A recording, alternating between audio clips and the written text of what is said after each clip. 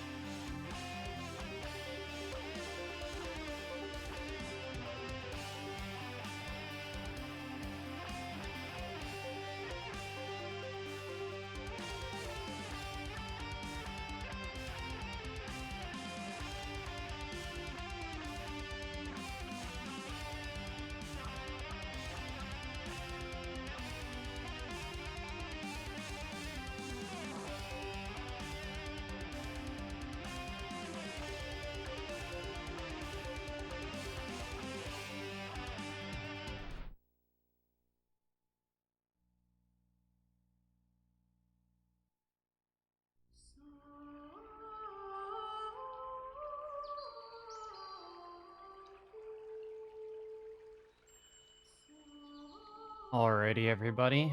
How is everybody? How has everybody been enjoying really long-a-thon? Hope you're all ready for a comfy turn-based RPG with Lovecraftian horror themes.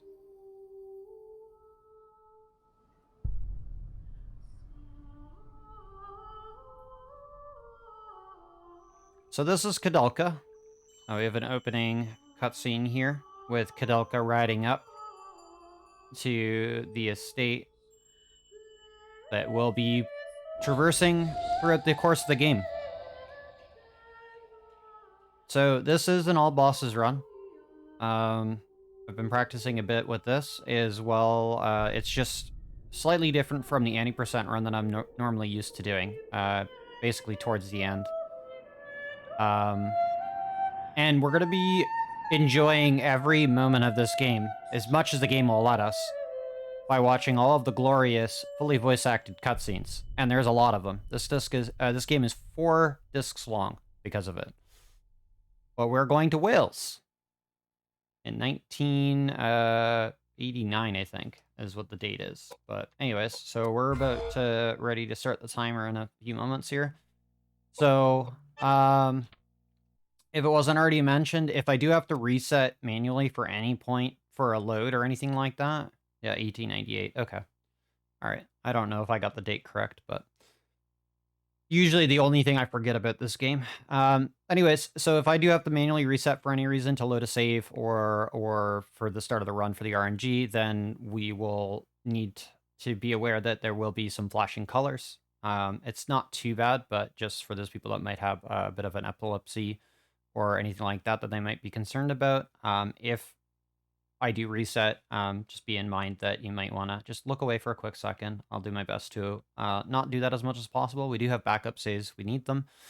Hopefully we don't. We have a nice comfy estimate, but even then, the RNG could, be unkind. But anyways, if we're ready on time, we'll start the run in 3, 2, 1, go.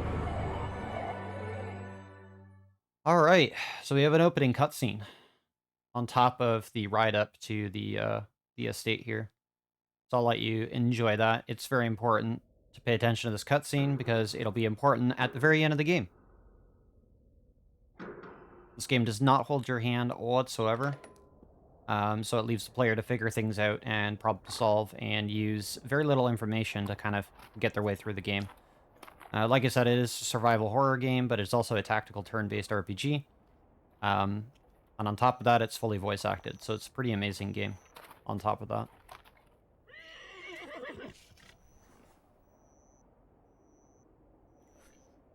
So this character that we see here, the lovely Koudelka, we'll get introduced to her very shortly. But yeah, so this run could go good or bad at any point in the run. Generally, the worst parts are going to be the start of the first disc and towards the end of disc 3 and 4. Those are the points where things could go kind of rather sideways.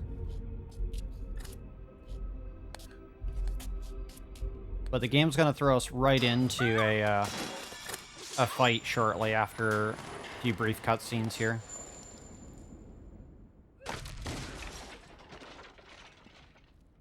And then we'll begin to explain things as we go through. So there is, in this game in total, there's over an hour worth of cutscenes. Just so we're aware of that. Which is figured into the estimate.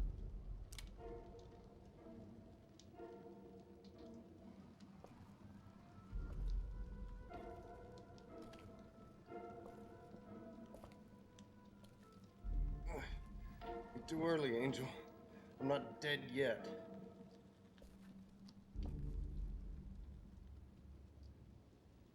Not yet, but it looks like you're going to die soon. Maybe. But you'll have to pardon me while I tend to some unfinished business first. Business? What can you possibly accomplish in your condition? You can't even hold your gun steady.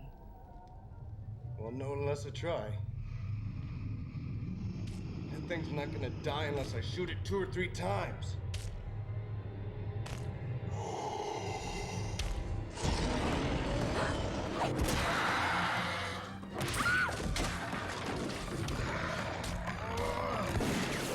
Damn it! Here, use this. Alright, and just like that, we're already in our first fight of the game. So this is a mini-boss, it's the Werewolf. A good werewolf fight will end in 3 to 4 turns. All we have to do is attack. Forced fights you can't run from, so we'll be using that to kind of quickly skip turns. So we want to make sure that we hopefully get high damage rolls.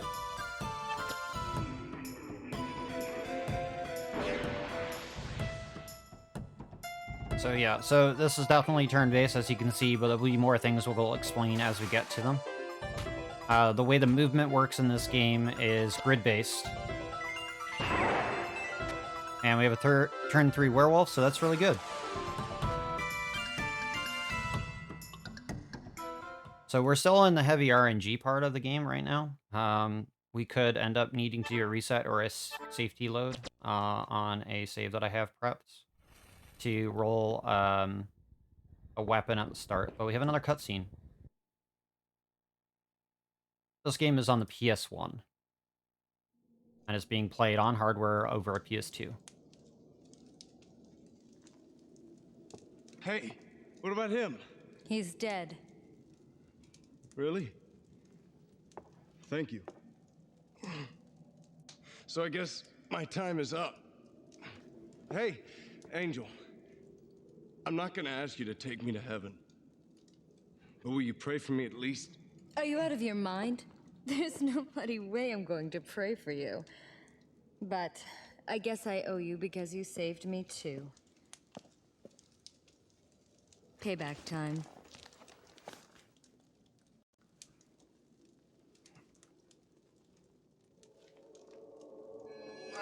Yes, there is Keep it down. optional bosses. 2, in fact. One of them is undefeatable, so we don't count that one. Okay, let's go. Actually, there's 3 optional bosses. Stand up or I'll leave you here. What happened? It doesn't hurt anymore.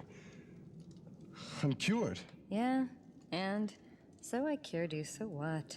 You? You cured me. But I was almost dead. I'm confused. So you really are an angel? Don't be foolish. Do you really think that there are angels on Earth? I'm no angel. I'm just a medium with a little curing. I'm Edward J. Plunkett. I know I look pretty shady, but you don't look too wholesome yourself. No, I'm not like you. And this is no place for people like you. Why did you come here? I heard a rumor. A rumor. I heard something in London. That the son of some rich family bought an old monastery. Spent a ton of money to convert it into a house. I heard he brought quite a lot of harlots here. Seems like he was having a great time. So, where is this monastery? That's what I want to know. I came all this way to put a poor man's fear of God into this rich bastard. So far, I haven't found anything. Then this monster attacked me. I almost got killed. If you'd come any later, no doubt I'd be singing hymns in his stomach right now. Shouldn't have bought such a good horse. She's too fast. Too bad you won't be hearing me sing those hymns. When I was a boy, I was a pretty good soprano. If you don't stop talking, I'll leave you here. My name is Koudelka, and I'm only going to say this once, so don't forget. If you want to get out of here alive, I suggest you stick very close. Got it? Charmed, I'm sure. Yeah, so though, if anybody hasn't guessed already, I saw a mention of Shadowhearts in chat. This is the prequel to Shadowhearts. Just gonna throw that out there now, and we'll find out more of what the links are as we go through. So, we group up with Edward. We don't get along very well right now. We're gonna pick up a safety potion. We might need it later, so we have 2 now. And we're gonna be heading down some stairs to go visit the caretakers of the estate here. And that'll bring us into another cutscene to get some more info on like what's going on here. As we go through the game, the plot will thicken. And we have our first set of our heavy RNG coming up shortly after.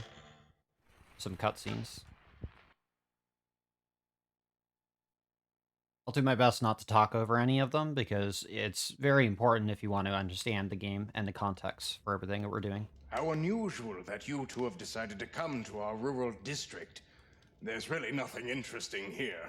It has gotten so cold outside. We weren't expecting any visitors. The soup is all we have. Please, have as much as you want. Oh, yes, please. Thanks. Smells great. Wouldn't you like some, dear? Don't you like potato soup? No. It's not that. I'm all right for now. Thank you for your hospitality, though. No trouble at all. Please let me know if there's anything we can do. We are the only ones who live here, and it's so rare that we get any visitors. So are you two really the only ones who live here? Why do you ask? Well, it was pretty foggy, so I couldn't tell for sure. But this building looked like an old church or something. Seems a little big just for the two of you. You're right.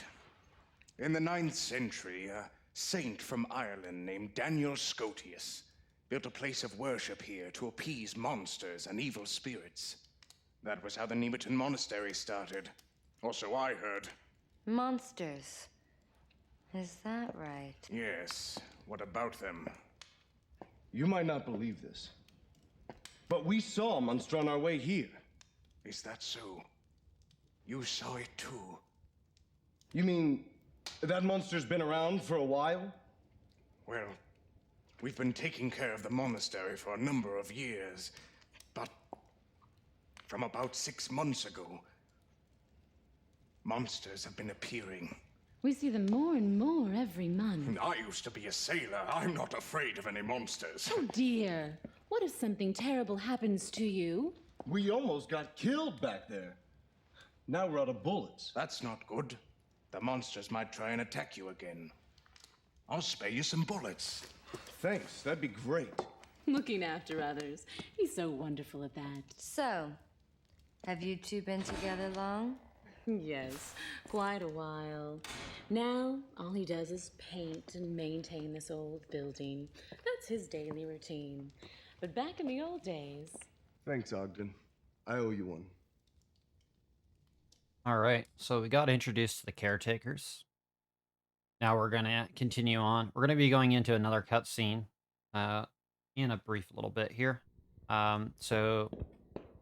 won't have too much time to explain something, but we will explain the RNG heavy portion of the run shortly after.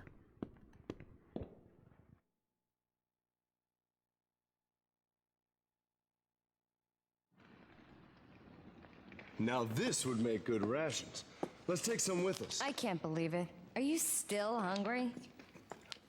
I didn't have anything to eat or drink for 3 days. Of course I'm hungry.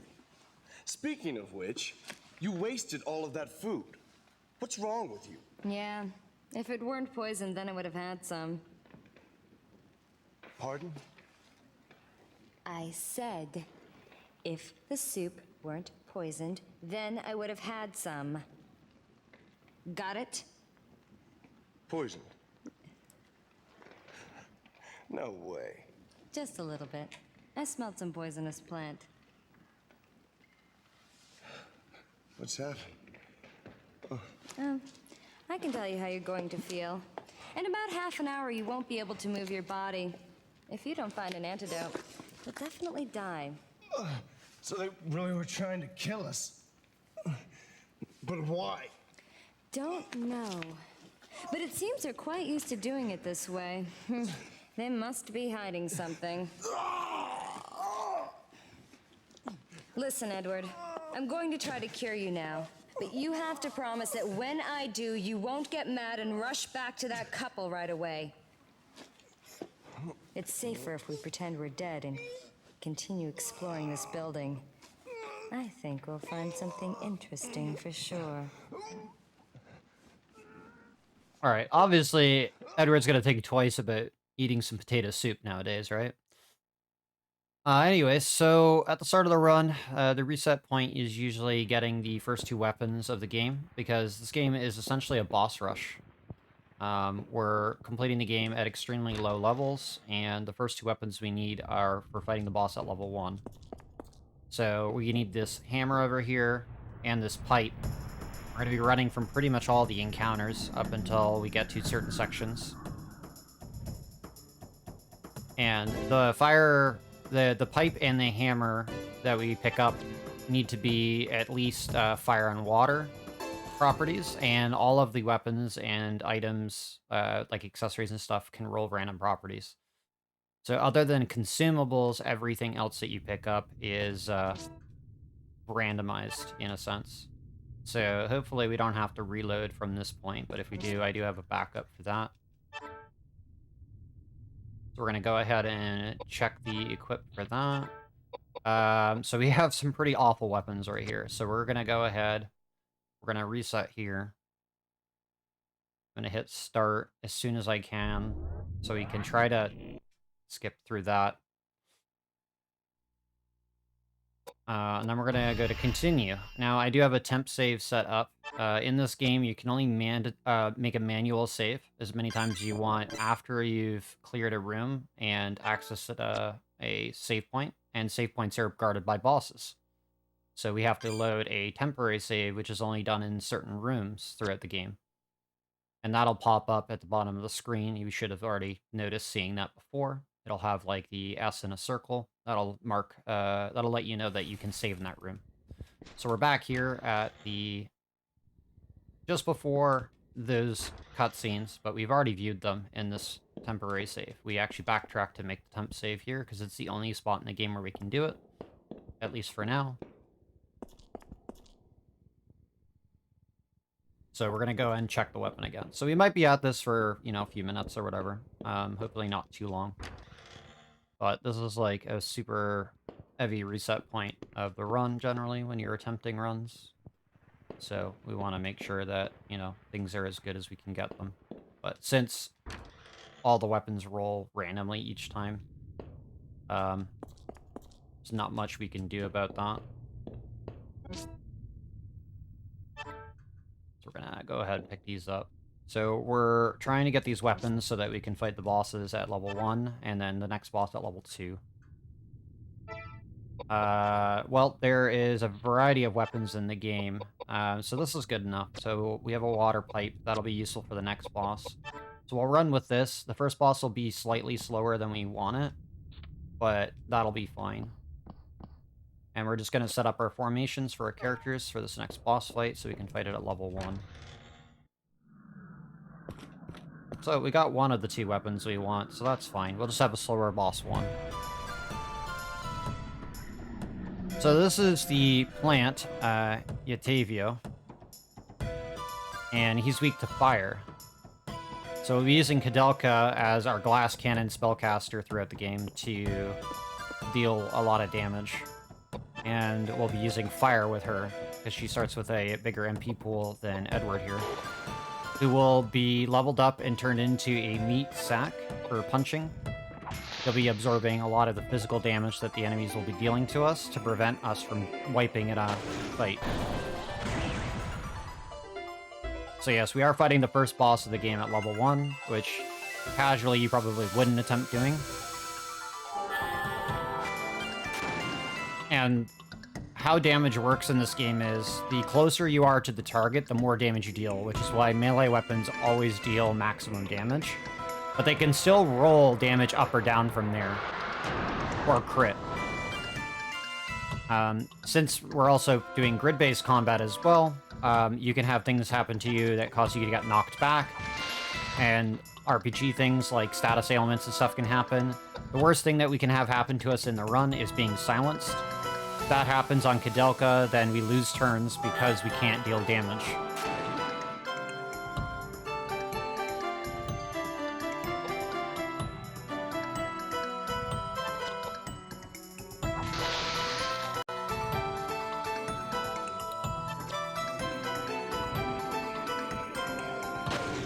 I don't know the exact math on the odds of getting a fire and water weapon, but it's super low.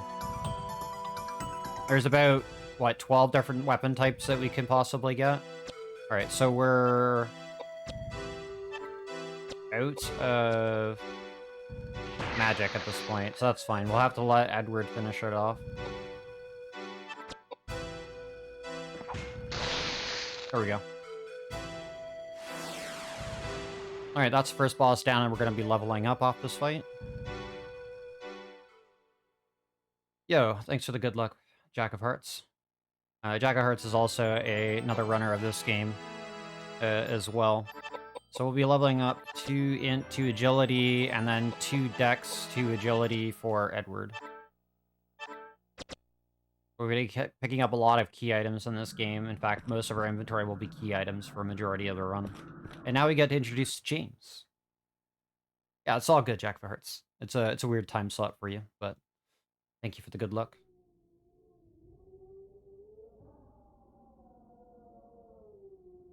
Oh, my head. Oh, what happened? Oh, yes, that's right. That monster. Oh.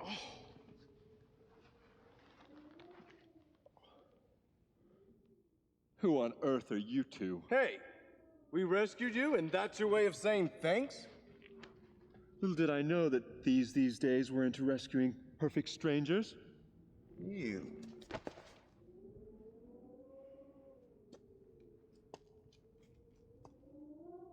My name is Koudelka, and this is Edward. Would you mind telling us how you ended up collapsed down this path? My name is James. James O'Flaherty. I've been searching for something, and it took me to the monastery. Little did I know that it'd become a breeding ground for demonic spirits. Then how did you get in here dressed like that? Through the main gate, of course. The caretakers welcomed me with open arms. That husband and wife team? And the food? Was there no poison in your food? What are you talking about? Are you out of your mind? Those caretakers tried to poison and kill us. That's not funny. I find it inappropriate for you to try to dupe an upstanding believer of the Christian faith. So nothing happened to you then? Of course not. Not until I encountered that monster. Yeah? And we're the ones who took care of that monster. Far be it from me to expect any words of gratitude from you. I see. And I can tell from your appearances that the power of your faith alone was not enough to smooth things out with that monster. It wasn't the kind of problem that faith alone could solve. Ugh.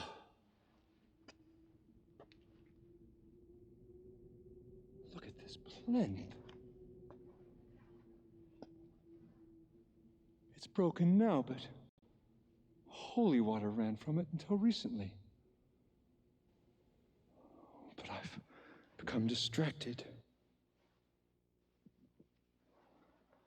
Almighty God, please give me the strength to ward off these monsters. I can see that we've wasted our time here. Let's go, Koudelka. Just a minute. Although I'm under the protection of the Lord, it doesn't hurt to take precautionary measures. I think I'll go with you. All right, James, thanks for joining our merry band of misfits. All right, so we have James. He's level 1 when we get him. We're going to equip that other weapon that we picked up. That'll be useful for the upcoming boss fight. But first things first, we need to get into a few encounters to get him to level 2 as well. So first things first, we're going to equip that water pipe, and we're going to update our formation with James. We're going to put him to the front, just like so. And we're going to leave. We're not going to be making any manual saves if we can help it. Maybe at a few points, just in case. But for the most part, I've done this run plenty of times without saving. But we'll definitely be making saves on sections where things could go pretty wrong with some of the fights. So we need to get into 2 encounters with James in our party so that he can level up. But the fights that we want to take are with groups of enemies with 2 to 3. If it's any less than that, it's going to set off, put the XP routing off a little bit, which we don't want to have happen if we can help it. So we're only going to take fights if there's 2 or more enemies. So we're going to try to take those fights in the slightly stronger area of the game. So we're going to be going back up the stairs. The door where the caretakers are is locked currently. But now that we've passed the RNG reset point, we've thankfully only needed to load the backup save to continue the run just the once. Or else we'd have to go through all of the introduction and all the other cutscenes and the werewolf fight all over again. We're going to grab a hidden dagger, or dirk, hiding behind this painting, which we'll be using with Koudelka later as a weapon improvement, because guns fall off damage-wise pretty fast. And the only way for guns to deal more is by leveling the associated stats. which is ideally dexterity and agility, as well as using the weapon more to level up the ability of using the handling of it. So these knight enemies that we see here, the armor suits, they have the possibility of dropping armor. Normally we would fight that enemy and try to get an early armor drop because that would save some grinding time a little bit later when we're trying to get some really good accessories and stuff, if we wouldn't happen to get it then. But again, it's only one enemy and not two or more, so we're going to avoid that. We have another cutscene coming up here.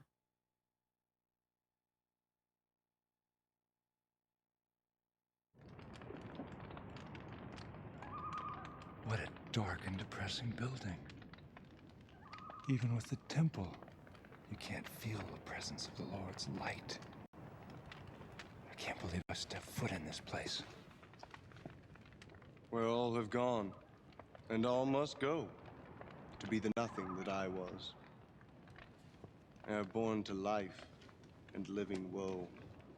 Lord Byron, no? I am not an admirer of his. In the first place, his poetry is unrefined. And who gave you the right to judge the refinement of poetry? Poetry should delve into the depths of the souls of the faithful. And others.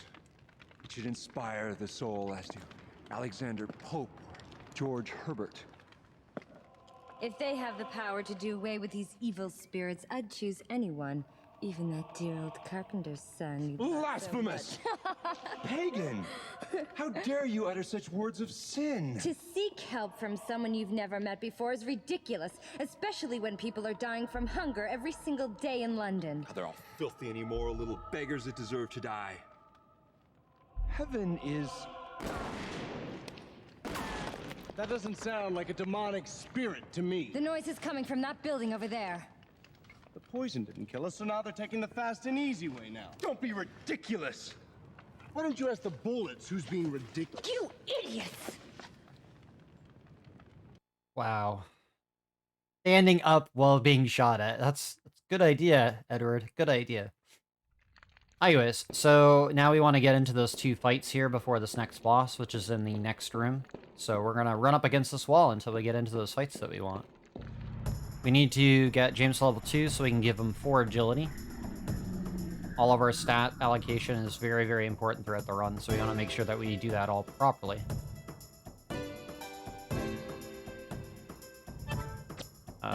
So we're going to skip that turn with Koudelka, and we're going to move these two in to do wacky whack on these floating boys here.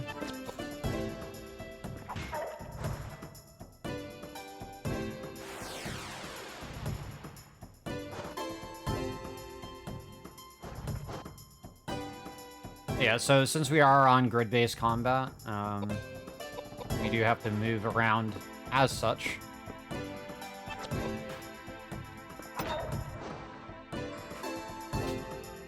Thankfully, the weapons we have are pretty strong, so we can handle these enemies pretty easily.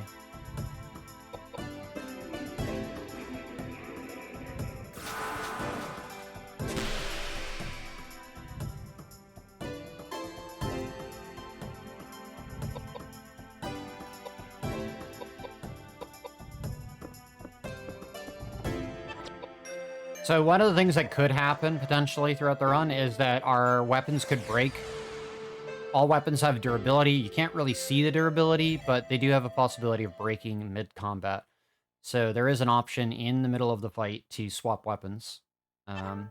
Some games I've known in the past have that ability. We also got Panacea, which will be a curative for status ailments. So if we do get silenced from a boss during an encounter, we can quickly unsilence Koudelka by using the Panacea. So that is a very important item to be having. There's a lot of alcohol in this game. Alcohol is used for healing as well as reviving people. If your party member is dead and on the ground, just pour some whiskey on them. They'll get back up in a flash. So, we don't have any whiskey right this second, but we will hopefully get some in the run and hopefully not need to use it. But it's always good to have, because using the revive spell costs a lot of mana, and we currently don't have that much.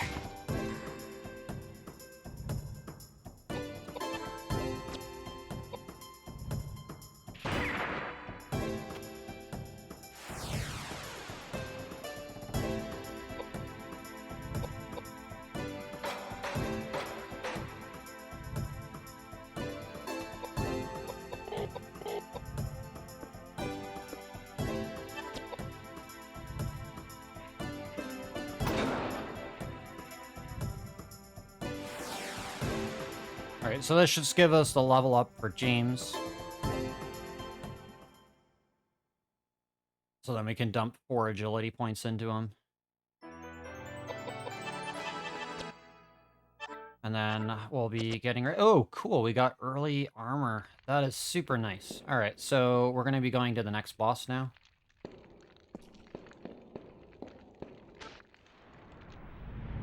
So this is the Seeker Trio. It's 3 mini-bosses at once with varying amounts of HP. The red one has a little over 1,000, almost 1,200. The other ones have almost 700 each. So we're going to open this fight by casting Fortify Vitality on the enemy. And you might be thinking, well, that sounds like really bad. Why would you be giving them Vitality? Well, the funny thing is if you cast a buff spell on an enemy, it actually counts as a debuff. So, yeah. So I'll be doing that to lower the maximum HP of the red guy in the fight.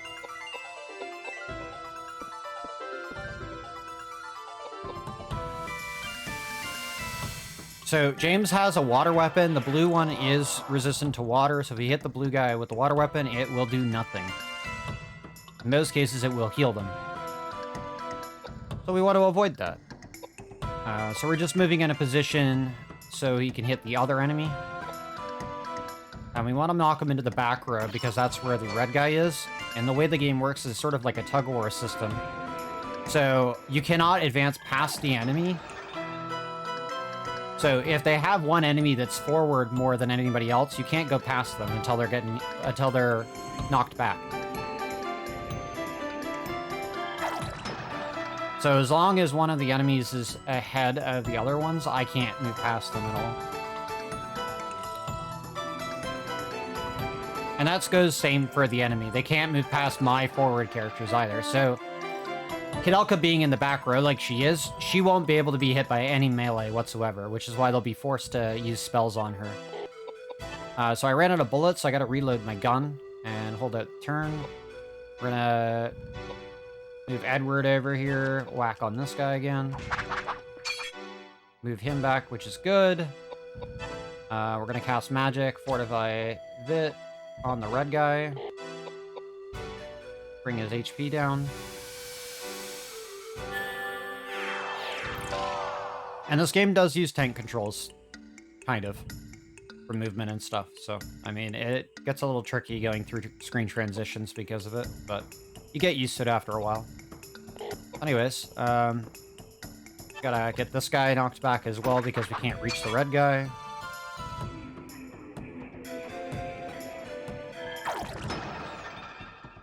And so far, this fight's going pretty straightforward.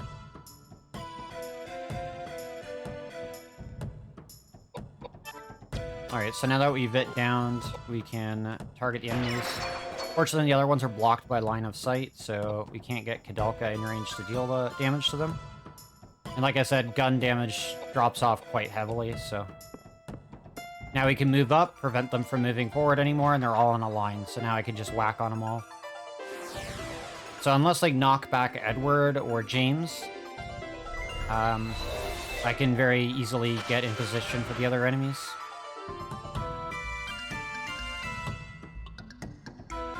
So at this point, they can only go left or right.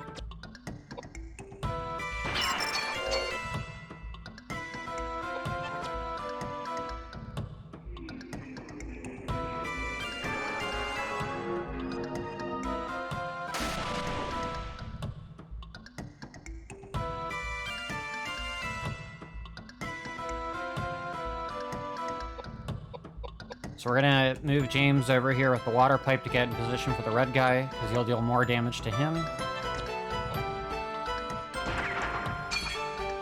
And then we're gonna go have Edward go deal with the green mirror over there, which is resistant to air. There we go, one left.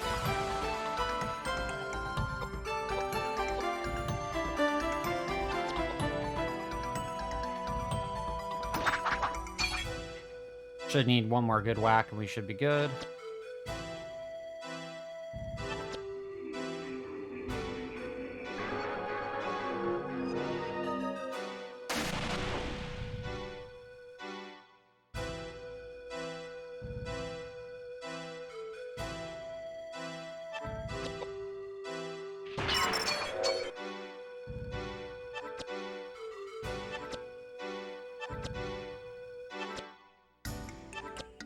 Come on, give me James. There we go.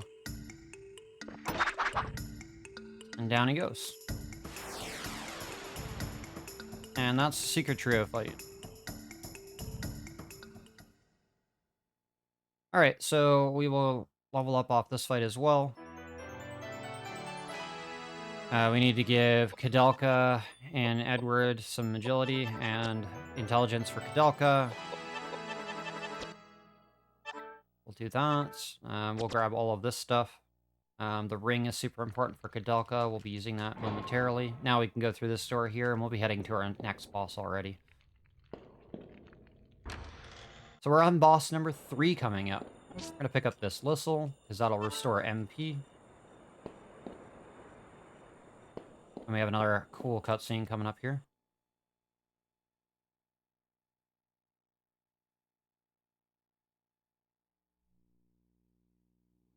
My goodness. This building is full of dead bodies and skeletons. It's full of ghosts and spirits. Oh, I can feel them. Oh, my head hurts. I got a bad feeling about this. Horrible. Dear Lord, please save these lost souls. This must have happened a long time ago. Oh, and the power is so strong. If I can channel some of these spirits, maybe I can find out what happened here. Channel the spirit? Shame on you. You two should be praying for their souls. The spirits floating in this room. I can let them possess my body so they can talk. Oh, the reason I came here is I heard the cry of one particular female voice. She was... I will not stand for this. Not only do you not believe in God, but now you're going to disturb the spirits? Shut up! Would you stop bothering me? Oh. Chains and darkness. Oh. Death. Oh no. Oh, there were so many of them. This is hell. What? What's going on? Oh, they were imprisoned and tortured and, oh, thousands of them. Kill them! They cut off my fingers. They crushed my legs. They smashed my head and cut out my guts. They took everything from me. They locked me up and chopped my body. Oh, my eyes! Oh, my ears! Oh, they're burned! Help! Help!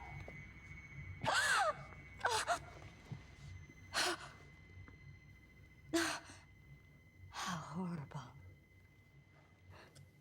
This place used to be a prison. For hundreds of years, kept in secret. Whoever went against the authorities or misconducted themselves in any way were locked up here and killed. No! Don't touch me! You piss off! Go to hell!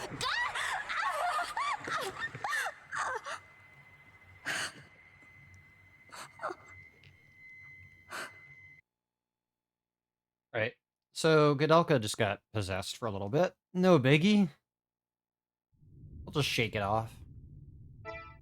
Alright, so that dagger that we picked up, we're going to go ahead and put that on Koudelka now. And we're going to equip the ring that we got a little while ago for this next boss fight. We're going to open this closet, get a rope ladder. But oh no, there's a mummy in the closet. Who would have put that there?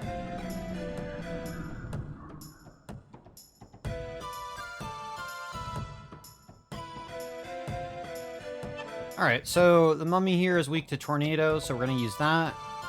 And with the ring and the dagger we put on, we have higher intelligence, which is going to help boost our damage with Koudelka.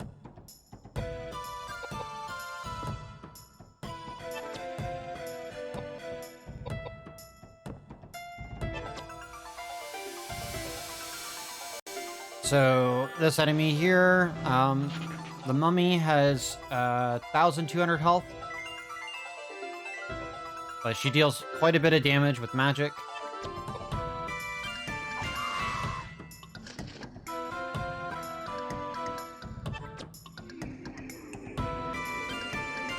Our formation that we have right now is going to basically manipulate most of the fights going forward into doing almost specific actions. Like, there's still some variance to it. But for the most part, if they will be trying to target Koudelka at range, and since she's got higher magic stats, she can resist a lot of the damage, even with her low HP pool. And down goes the mummy.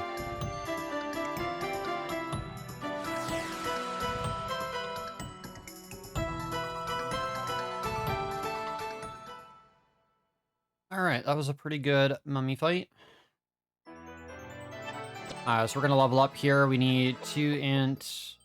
No, we need 20 agility, so we're gonna do 1 int, 3 agility. And then we're gonna do all agility for everybody else.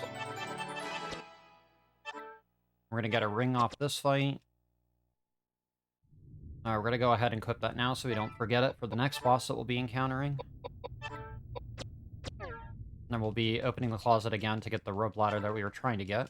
And that'll allow us to access another part of the game. So we have one more boss before we're done disc 1, but we have a couple more cutscenes to go through.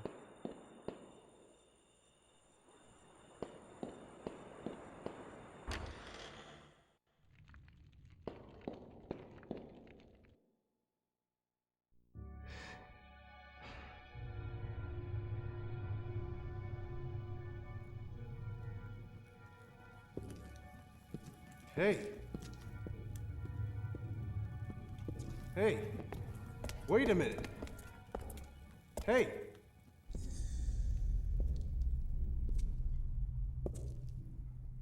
Edward.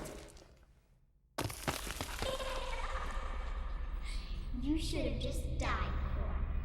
I wanted you to lay down and die. A ghost? Alright, we'll see more of Ghost Girl a little bit later. In the meantime, Edward almost fell off the ledge there. And we're going to use a rope ladder to get down. And we'll be running up to the next boss in just a few moments here. So in this next room, we need to pick up a stained glass piece that's on the ground. There's going to be 5 of them throughout the run that we'll be collecting along with other various key items that I've mentioned. A lot of key items in this run, so if you forget any, then a lot of backtracking and a waste of time. Anyways, this is probably one of the harder casual fights in Disc 1. It's the doppelganger fight. Essentially, we're fighting ourselves, but these doppelgangers are significantly stronger and have access to level 2 magic. So we're going to try to get through this fight without getting into Monka S mode. So we're going to open up with fire on James. And then we're going to move Edward into position here, which will force them to move towards us. We need to take down their spellcaster James as quickly as possible because he has access to healing magic on top of being able to deal lots of damage. So their 2 spellcasters in the doppelgangers are their Koudelka and James. Very similar to what we're going to be outfitting our characters to do throughout the run.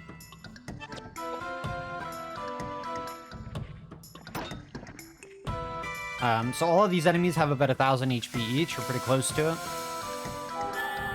it. Their James in the back only has about 800. So it doesn't look like our stat rolls are too good on the items that we picked up earlier that we equipped. But we'll do the best we can to get through this fight.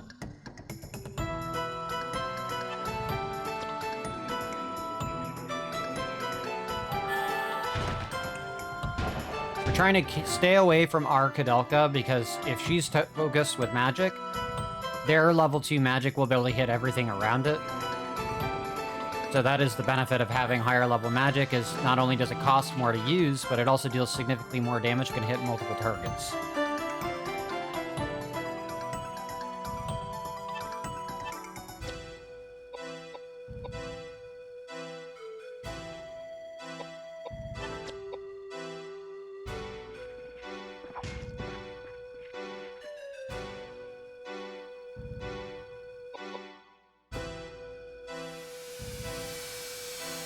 Be very careful here not to get knocked back at all.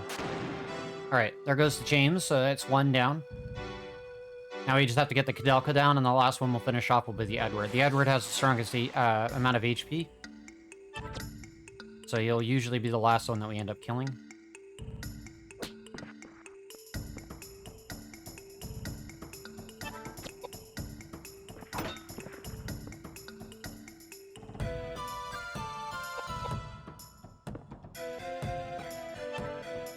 Alright, so I'll cast another fire, and then I'll be on their Koudelka.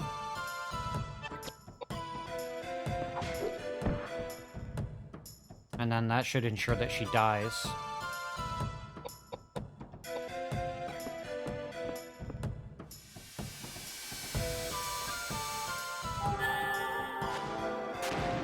There we go. One left.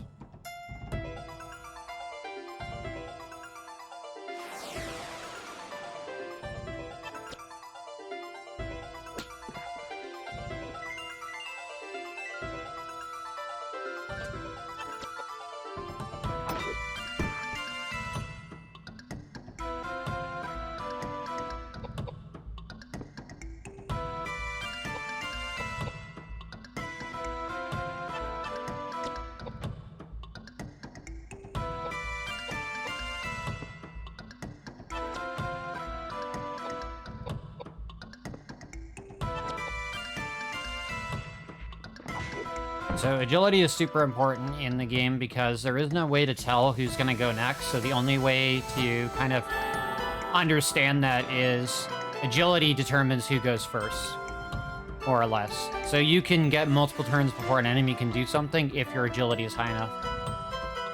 So throughout most of the run, we're going to be trying to outspeed the bosses with Koudelka so that we can get as much damage in with our magic as possible.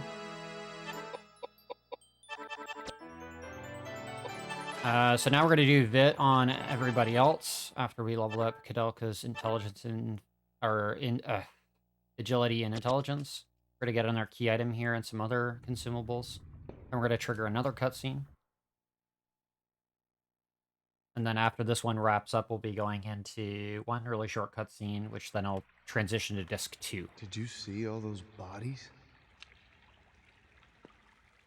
Be quite a party if they were alive. They've probably been abandoned for hundreds of years. Must be some fascinating old stories. I saw some pretty fresh ones, too. One who was shot, one who'd been cracked in the head with an axe, and some with no visible signs of injury. They must have been poisoned. I bet the new ones were fortune seekers like us. That old couple must You mean to tell me they killed all those people? Rubbish! All those deaths are rubbish? They're all liars and thieves anyway. This is still a monastery. This is still God's house, prison or no. Why all those liars and heathens are killed is none of my concern. How could you possibly say a thing like that? That doesn't sound very priestly. I am not a priest. I am a bishop. I don't give a rat's ass what you are. Look, I'm not saying that all of those people were saints, okay? But that doesn't mean that they should be put to death. You saw that old couple. They're so well-mannered, kind. You think they're killers? Good manners? Yes. Think about it. Why would they leave the place such a mess? I don't know. You think they'd at least bury the bodies? Possibly. Anyway, I have this strange feeling we're not alone with all these bodies and ghosts. You'd better keep your mouths shut. If you want to live.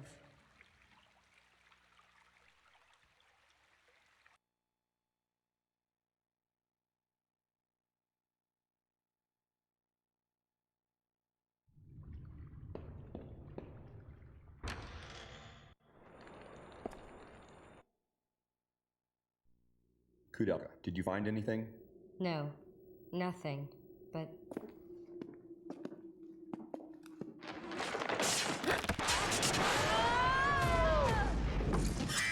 Who's that? Alright, and now we're on disc 2. So this is on hardware, so I have to manually disc swap here.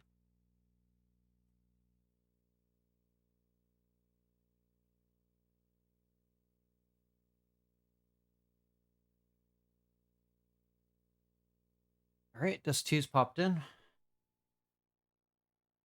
Alright, so I have a couple short cutscene coming up here, and then we'll be into our 5th boss fight of the game.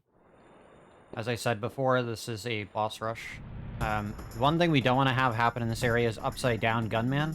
If we see him, he's going to instantly shoot and kill Koudelka, just because all these enemies in this area are extremely strong, and we're like, what, level 4 right now? 4 or 5, something like that.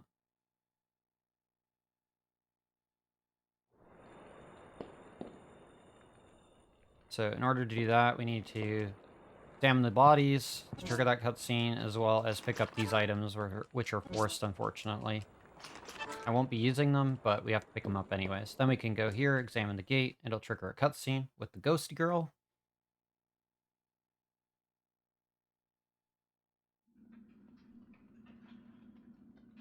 Darn!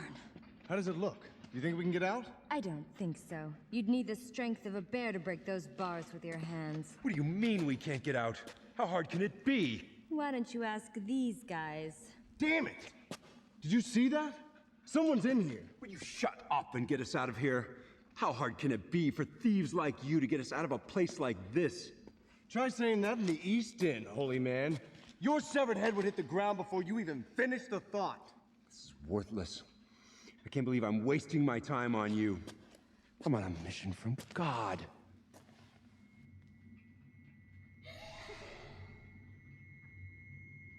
What a waste. Such a terrible waste. My name is Charlotte. Not that it means anything. Not that you have a prayer. I'm talking to 3 dead people. Nobody's gonna save you. Nobody. So you died here as well? Yes, I died here too, hundreds and hundreds of years ago. They locked me up in here right after I was born.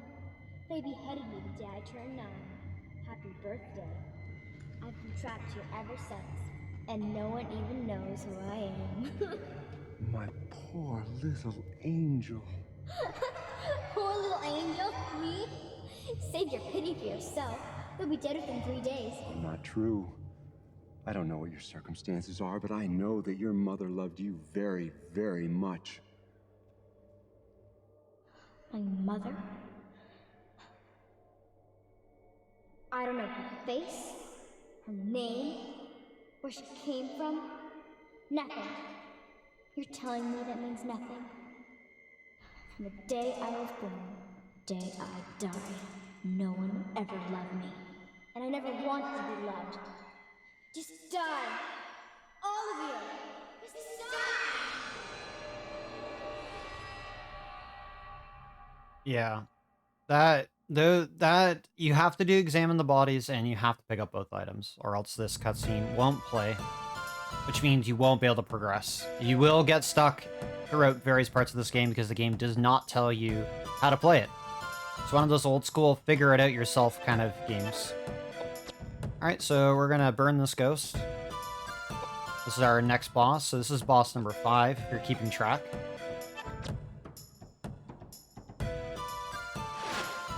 Yeah, the voice acting is amazing for this game. For a PS1 game, it's superbly amazing.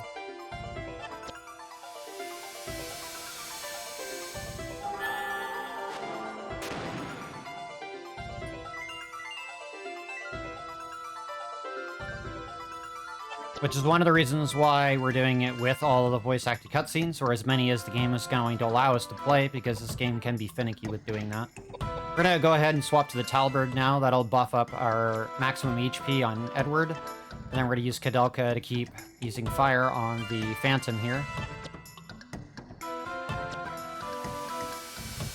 The Phantom here has about 1,200 HP.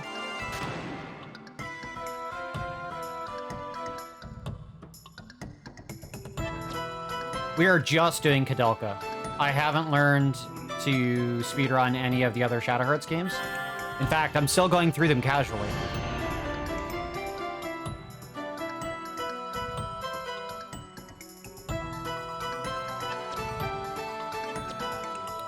So one of the important things to note that we'll see throughout the run. The enemy, we normally don't get to see them do it this early, but anytime an enemy backs off after being hostile or aggressive and advancing on you means that they're low on HP, which means they're close to death. So that's a good indication that we're nearing the end of that enemy. So now that the Phantom's dead, we'll level up off this fight.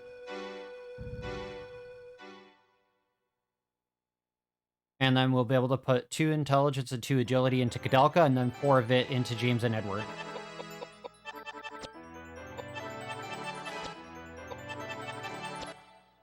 Just so they're a little bit beefier. And like I said, Koudelka will be glass cannon. We're going to say no to picking up that rifle, because you do have the option of turning down an item.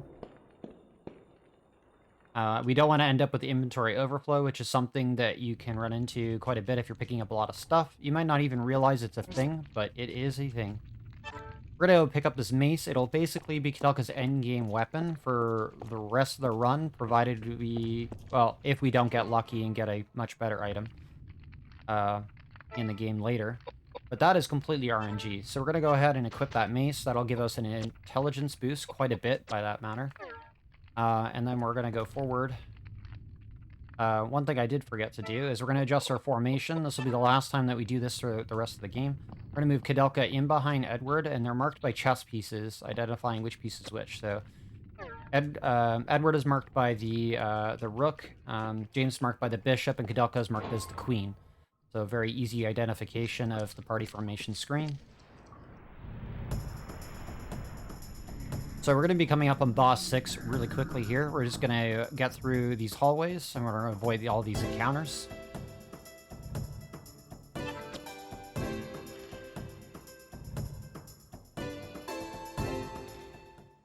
And if I didn't mention it before, again, this run is mainly a boss rush. In fact, almost the entirety of Koudelka, as far as speedrunning goes, is a boss rush. It's the fastest way to go through the game without losing a whole bunch of time. There is a few points in the game that we'll be doing some grinding. In fact, we'll be doing some grinding after this boss, but only for a short little bit. And that will just mainly be to get accessories and armor, which we'll be using for a couple bosses coming up and to push the progression of the rest of the game. But, I mean, if we don't get those, then obviously it'll be a good benefit to us because we'll be able to get some levels out of it as well. Alright, so this is the Mad Fly, or aka Madone.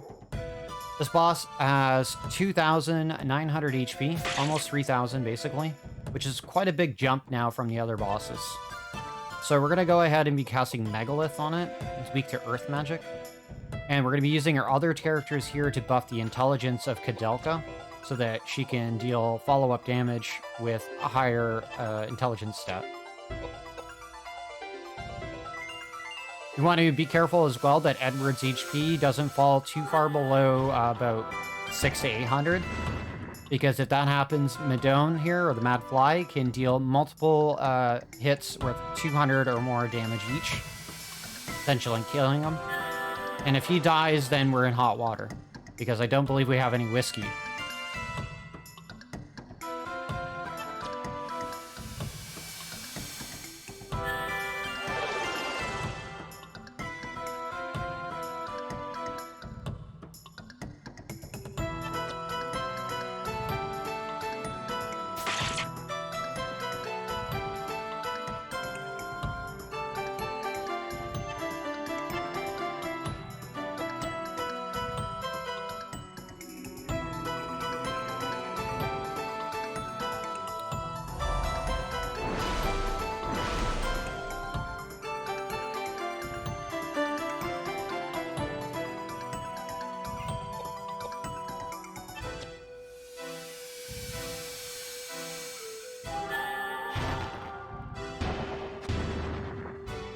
Doing pretty good damage so far. We should be able to kill him in one more Megalith.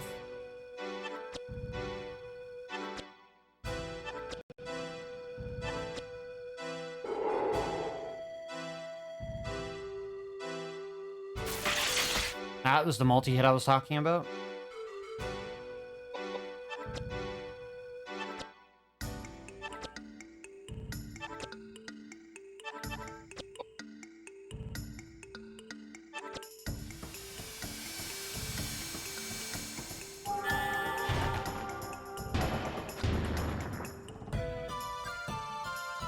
Alright, and there we go.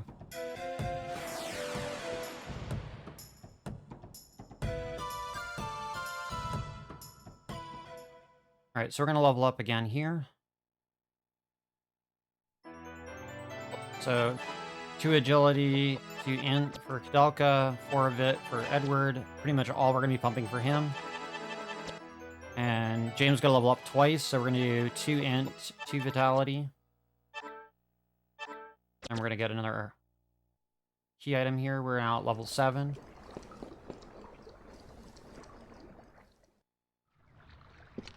So, 4, 5, 6, so we fought 6 bosses so far, or maybe 7? I think it was 6. Got 6 bosses now. Coming up on the 7th boss shortly. But again, we're significantly under level. We have a cool cutscene here, and then we'll be doing some grinding shortly after.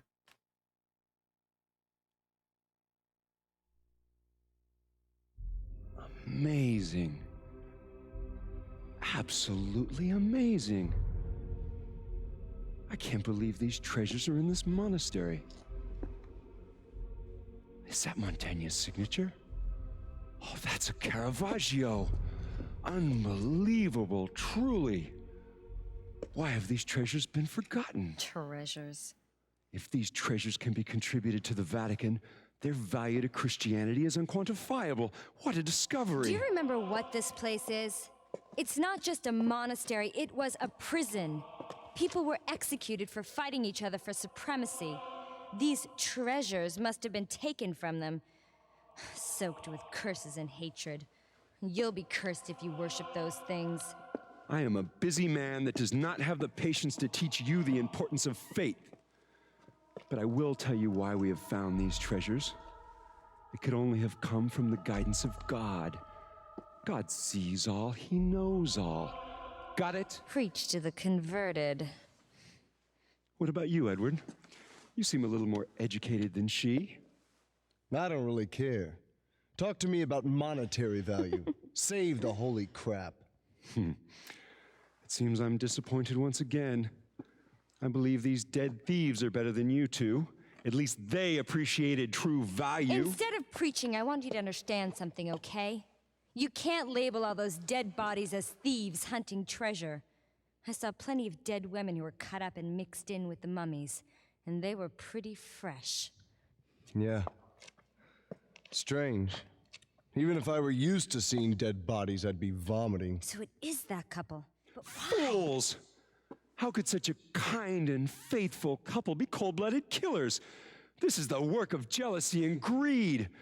And pagans born of savagery, immigrants. I will not be a party to such abusive slander. This is so unpleasant. All right, so in this room, we're going to be picking up a bowgun for Edward and some bowgun arrows. That'll be mainly what he's going to be using for the rest of the run.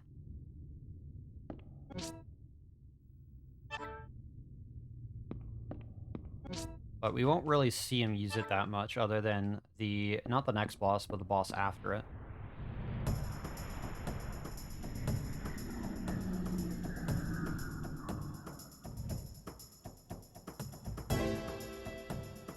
So now we're going to be coming up into a room where some key items are. We'll be doing a little bit of grinding there for hopefully not longer than about 10 minutes. We're going to do about 5 or 6 fights depending on RNG, maybe a few more. And honestly, it's going to depend on what we can get out of those fights. There's going to be several encounters in that room, 4 in fact, and out of those 4, there's 3 potential encounters that can give us something that we want, which will be either accessories, armor, which are extremely valuable going forward with the run. That will help us pump up our durability as well as our character's durability for health, as well as their ability to deal damage, especially Koudelka. This is on the PS1. It's being played off hardware on a PS2. So in this room with the key items, we're going to pick up this lion statue, which we'll be using later. To access disc 3 to fight the last boss of this disc. Alright, so this is one of the encounters that we want.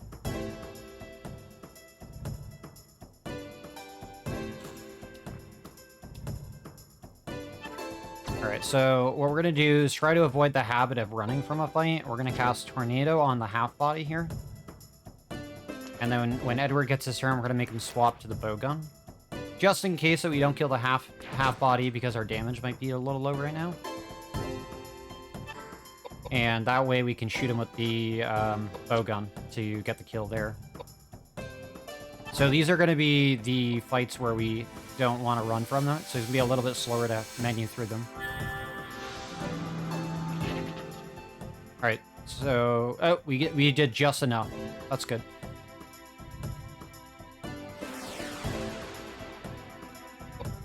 You don't do over 1600, the boss, that enemy won't die. We're going to be using Koudelka to deal with all these enemies in this room, because her damage is where it needs to be.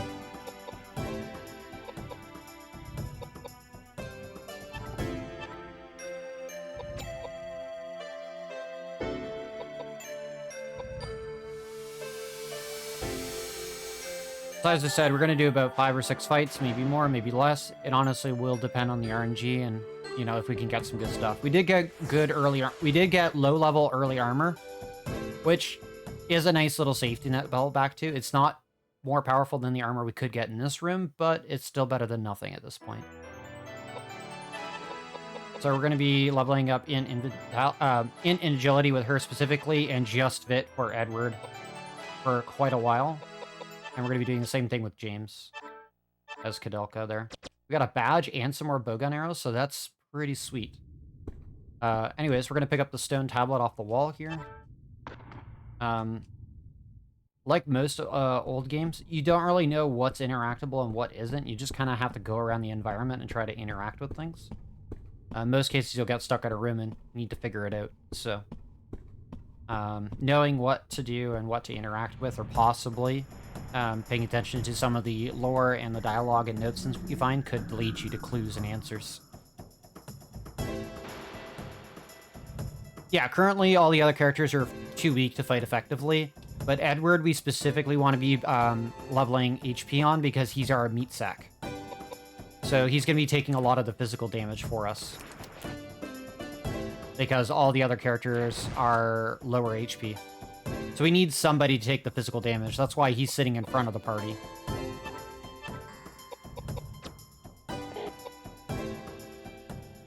The other enemies cannot reach us unless they're using ranged or magic attacks.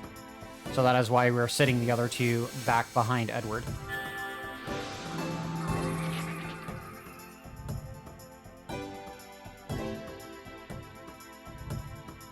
Any extra accessories that we get off from these fights, as well as armor, will end up going to James to help him out.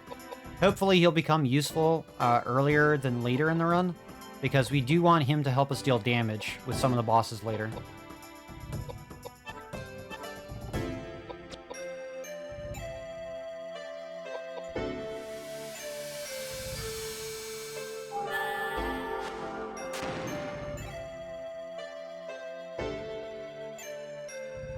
Yep, Edward will be the meat shield for the entirety of the run. Now, I remember earlier on, since we're here and we have time to explain it, some people mentioned when I was talking about, oh, cool, we got another badge. That's really good. Well, it's tier 3. It's not that great. I would have liked to see a pendant, a J-ring, a jewel, or a flare brooch. That would have been really nice, but, I mean, I'll take any accessories I can get at this point. So that was fight number 2.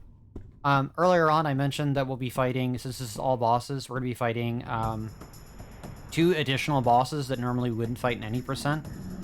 There is technically 4 optional bosses. One is unbeatable, and you can't win the fight, so it's not counted. In fact, it's an optional thing. There is a requirement to advance the story in which you need to deal with that boss a slightly different way than you would normally think. So we're going to cast Megalith on this enemy here, and then we'll deal with the Knight with Fire. So we're fighting 2 additional bosses, one of them being a super boss. So that will be kind of a scary fight.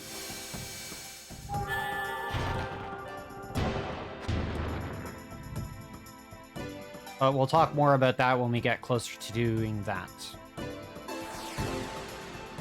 Or at least when it comes up.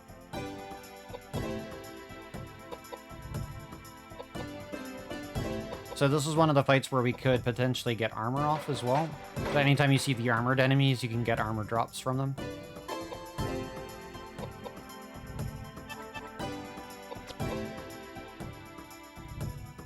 But yeah, so enemies in this game have very specific drop pools.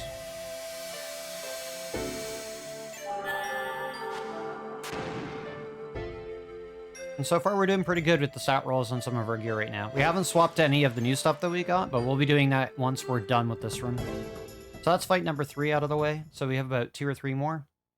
Hopefully we get another piece of armor or a better accessory. That would be kind of nice.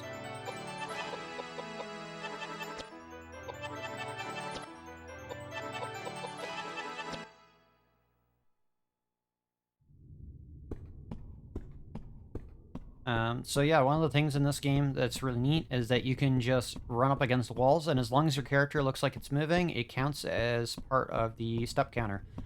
Step counter starts at a certain value and then lowers every movement, lowers the number. The lower the number, the higher the chance for the encounter to go off. We'll be getting an item a little bit later that'll increase that number and make it go down slower, obviously, and that will decrease the chances of getting an encounter, which kind of hurts us a little bit later when we're trying to grind again, but it's really important because it does save a lot of time overall. So we've seen 3 of the 4 possible variations for fights in this room so far. This is being the 3rd. The one other variation in this room that you can see for enemies is a noble and a ghost. That fight isn't really worth doing because it will only net you weapons, and we don't really need them. So normally you would only do that fight for the XP, but I like to just run from that fight because it's not worth the time investment.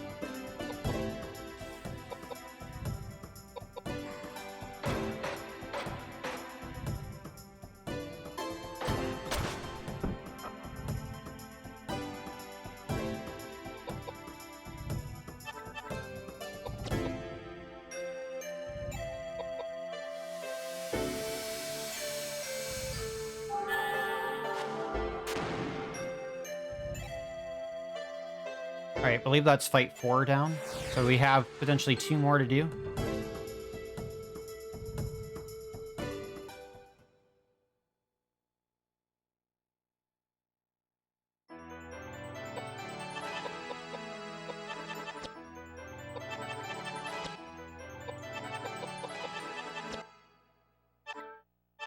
Alright, we got armor, so that's good. So turn order, you can't see it, but it's determined by agility of the characters. So that is the important thing to note about that. So yeah, the lower tier armor, we're going to go past that to James, so he's not too squishy.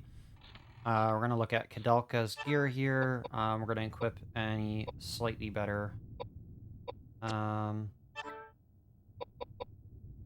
slightly better gear, accessories. I think that's the best that we can give her for intelligence, and then we'll pass the rest to James, so that hopefully he can deal damage as well. So the way stats work is Vitality controls your HP, Strength controls your physical damage, Dexterity usually controls ranged weapon damage, and Agility improves your character's casting speed as well as turn rate. Then you have things like Intelligence, which boosts magic damage. You have Piety, which improves your magic resistance. And then you... Oh, so this is one of the fights we don't want. So we now have seen all 4 possible encounters in this room.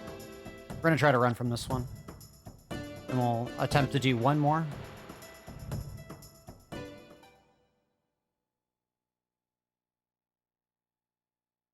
But yeah, so putting that armor on that we got now on Koudelka boosted her HP above a couple hundred now into, I think, somewhere in the neighborhood of like 800 plus, which is ideally where we want her to sit at, because if we go into not this boss but the next boss after, he starts the turn by dealing upwards of 600 to 800 damage right off the bat to Koudelka, potentially killing her before we get to do anything.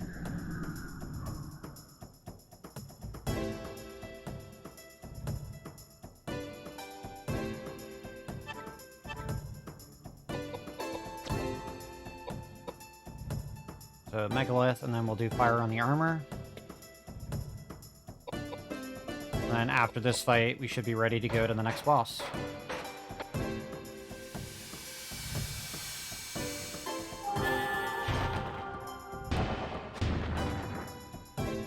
So the weird thing about Piety as well, so not only does it help your resistance against enemies' magic attacks, it also hinders your ability to cast magic on your allies as well. So you do have to be very careful about having too high Piety, because if the character casting a spell has too low intelligence, it won't go off. It actually reduces the effectiveness of the ability.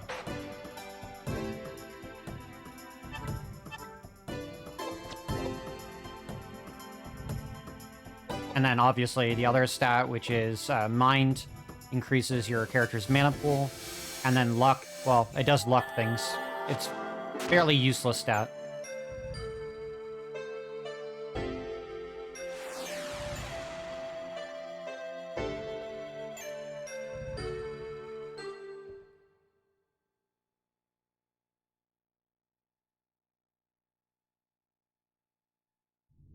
Alright, so we're done with that fight.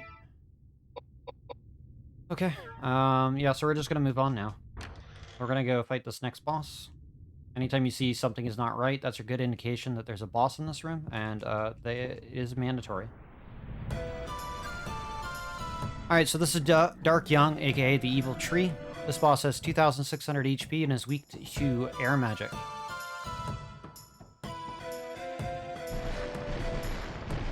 If our stat rolls and on our gear are good enough along with our stat increases, we should be able to kill this boss in 2 tornadoes. If not, then we do have Edward ready to help us out.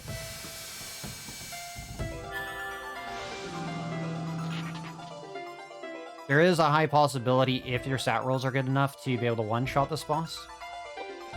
Sadly, we do not have those stat rolls. So it's going to be a true turn fight.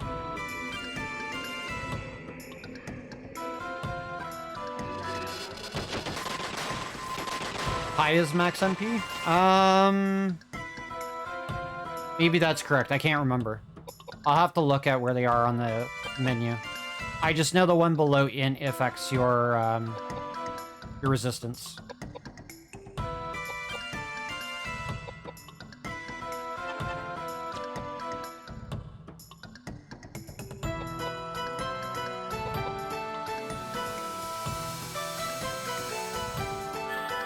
Yeah, there is one that does affect accuracy as well. Yeah, that is true.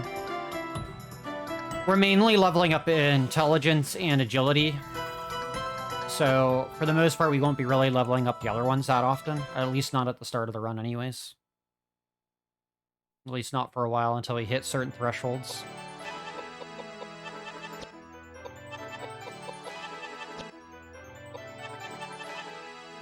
Hold on. We need agility.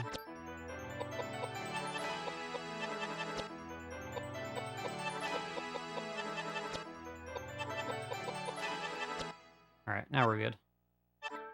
Grab the evil horn, we'll be using that with James later. Now we can leave. We'll have another cutscene as soon as we walk in this room. You always blame everything on the savagery of pagans.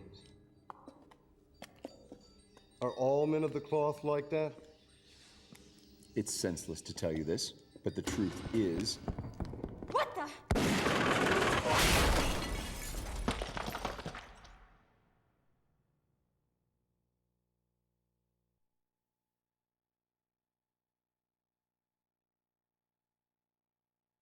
So as we saw, the gunman tried to knock the chandelier down on us to kill us, but doing so broke a statue here. We're going to pick up the arm that we'll use at the end of the game.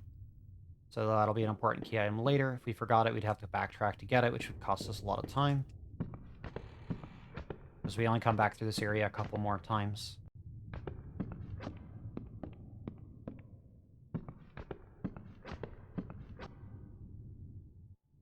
So as we approach the top of the stairs, we get into the fight with the gunman, also known as Alias. Alias has a little over 2,000 HP. If our stats are right, we should be able to kill him with Edward in 4 hits. He's immune to magic, but before we can actually deal damage to them, we have to take care of these barricades here. No, the statue did not have bones. But yeah, having that armor on Koudelka prevented her from dying there.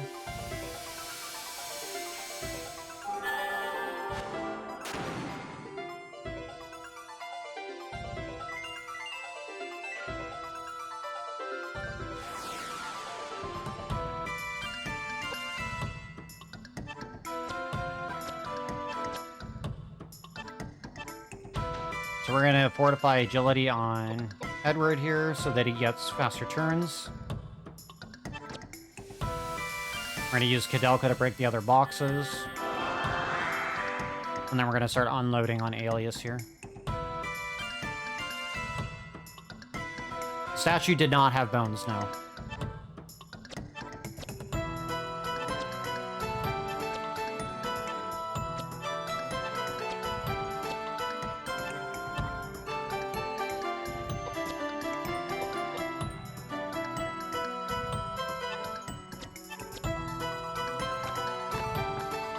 So Alias will always attack Koudelka, Edward, then James in that exact order, and then repeat it.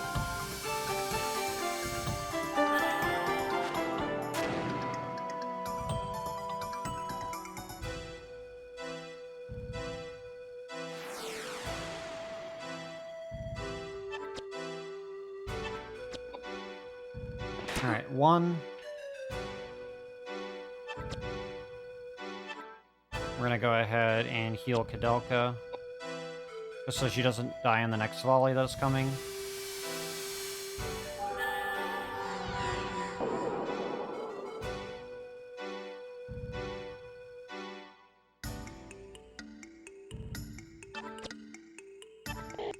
Alright, now I gotta reload the bowgun in between shots, unfortunately.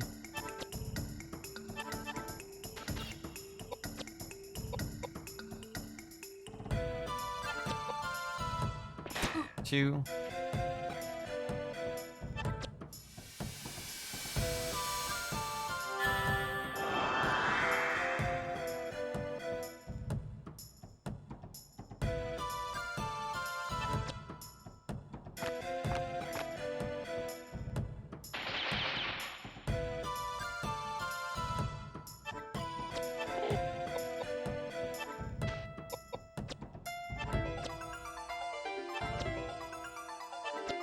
Three.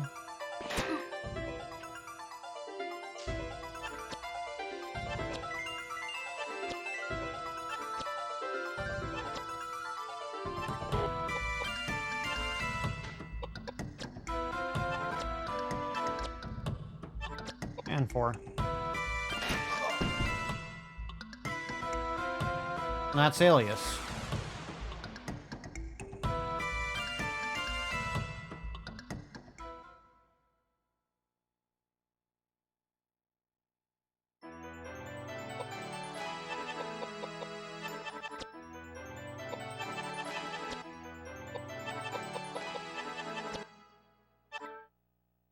Alright, so we're going to take all of that. The red key is the important thing that we want out of that, and then we're going to go into another cutscene with Alias here.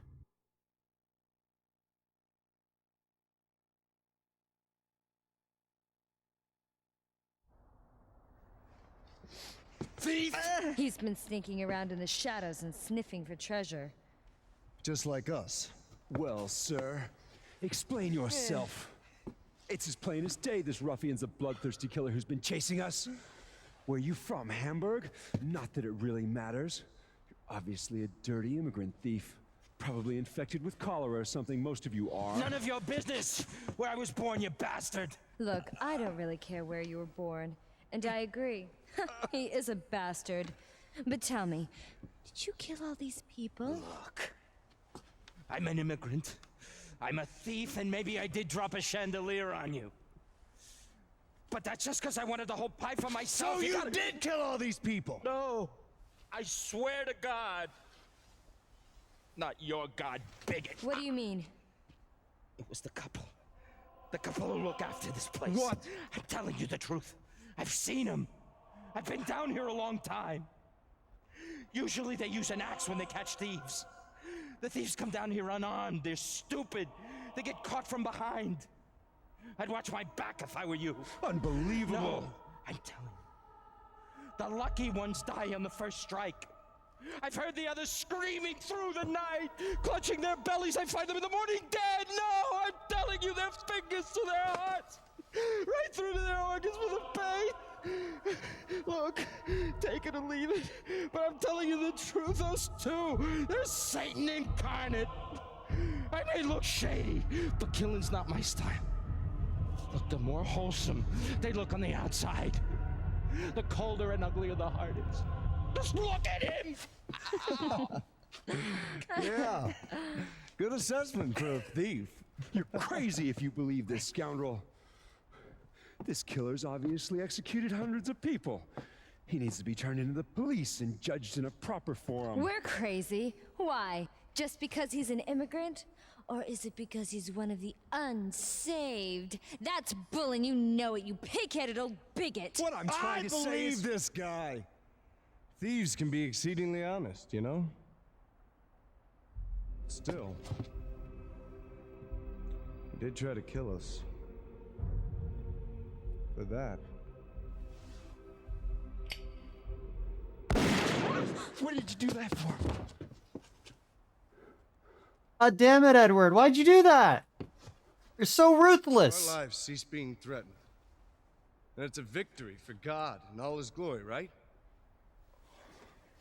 But if we go on letting them attack us, then the filthy, godless pagans win. Which would you like to bet on?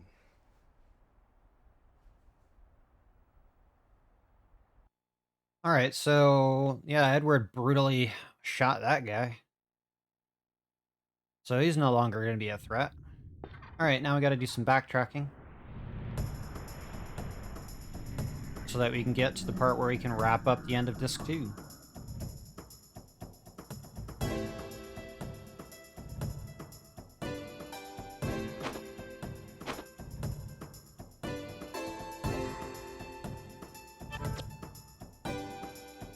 Yeah, the mocapping and voice acting are really, really well done for this game.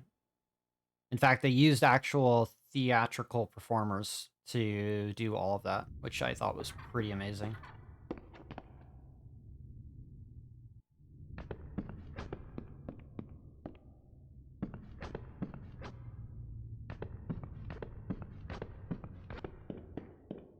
Alright, so Koudelka has a hard time climbing boxes, but we'll do our best. Up the box. Thank you, Koudelka. Up. Koudelka really doesn't like climbing a lot of things. Anyways, we're going to backtrack to where we saw the caretakers of the estate earlier. So this place should be familiar. We got to go pick up some key items that we need to progress the game.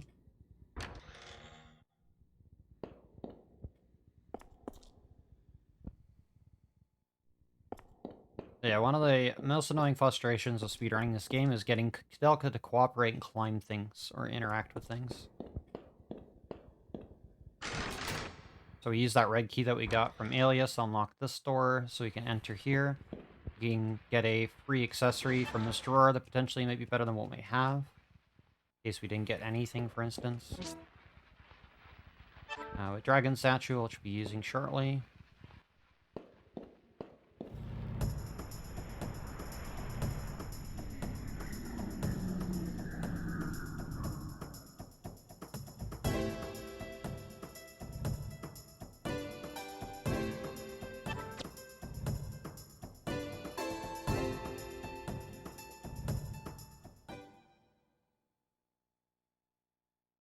So we do have one more boss to kill on this disc before we're done with it. But we still have a bit of backtracking to do before we get to that. So we pick up the stall that we'll use on disc 3. Pick up this mask, which will double our step counter so that our odds for getting into an encounter will be much lower. Take longer to tick down. Like a forever not running at repel that only kind of works. but that will save us time and reduce the amount of encounters that we get throughout the run. So now they'll become a lot less frequent as we progress. It doesn't mean that they won't happen, it just means that the odds of them happening are going to be lower. I still could get terrible RNG and the encounters could just go off anyways, but let's just stay on the positive side of things. So we're doing all of this backtracking so that eventually when we get to this area that we call the library, we'll have all the key items that we need to get to disc 3. So we really don't want to be forgetting anything. So there's one more area we need to backtrack to, and that is the room where we got the bowgun in the antique room. And that'll have key item there, and then there's one more along the way that we need to grab.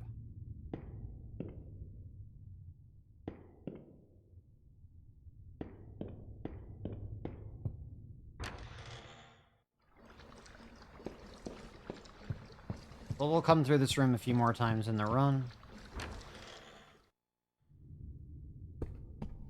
We avoid passing right in front of the fountain to avoid a screen transition, because if you can help it, reducing the number of screen transitions does save you fractions of seconds.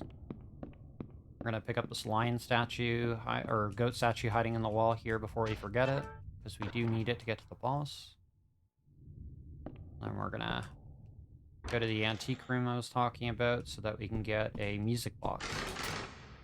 And then we're also going to look at a box over here which has part of a puzzle on it. Can't remember if I already examined the other part of the puzzle earlier, but we'll do that on the way back up. So we need this music box as well. There's some Roman nuts on the ground. We're going to avoid those. We don't hopefully need them. So, interesting fun fact while we're backtracking to where we need to be now is you can rename all the items that you pick up, weapons, accessories, and armor in the game. Up to 12 characters. So if you ever feel like, you know, naming something so you know what it is, or like giving it a signature so it's like, oh yeah, this is the weapon I want to be using, or, you know, you feel super happy about a weapon, then you can definitely give it a name. So now that we have all that stuff, we can go back up to where we killed Alias. And we can progress on from there. So we needed to know those patterns there to be able to get through a floor puzzle coming up.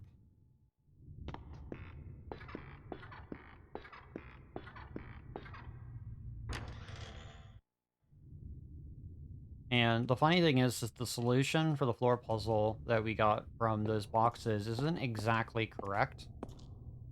So it kind of left me trying to figure this out for quite a while, like several hours.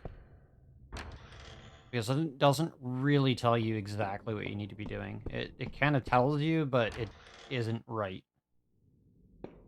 So if you ever got stuck in multiple rooms in this game, don't feel like you're alone, because everybody who's played this game has gotten stuck in some weird area before. Alright, so now that we got that glass piece that we need, we gotta make sure that we grab that. Whoops, accidental screen transition. Like I said, the way the game decides movement is based on screen orientation, so tank controls really do play a factor into that. I got a cutscene coming up as soon as we entered this room over here.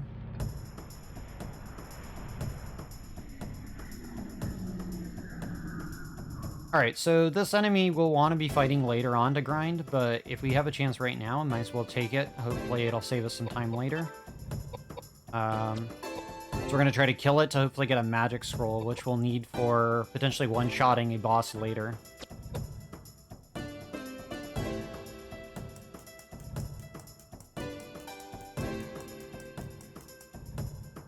And yeah, if we can manage to get one, it takes a 10 to 15 minute boss fight and turns it to like 1 minute or less.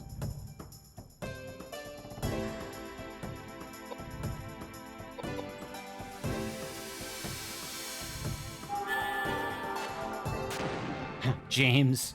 All right, so James still isn't doing damage. That's unfortunate. I was trying to give him a chance. Well, now we know.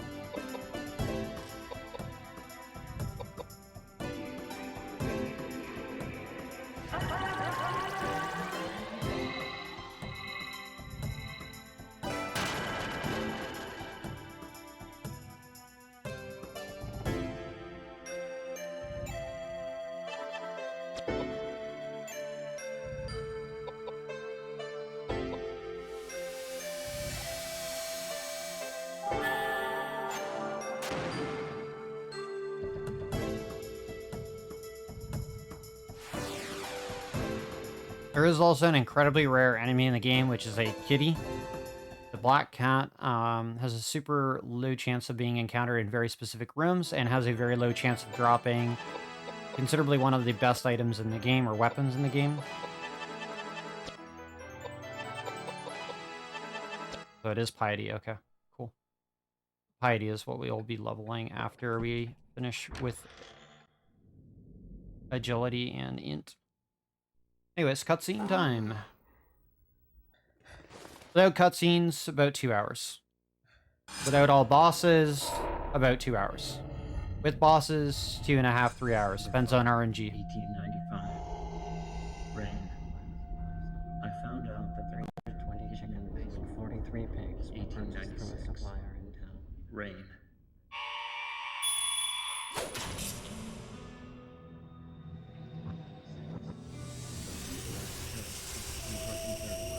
How I have been waiting for now I only long to sleep in peace with my wife.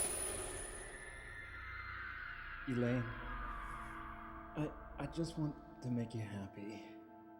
Will you marry me?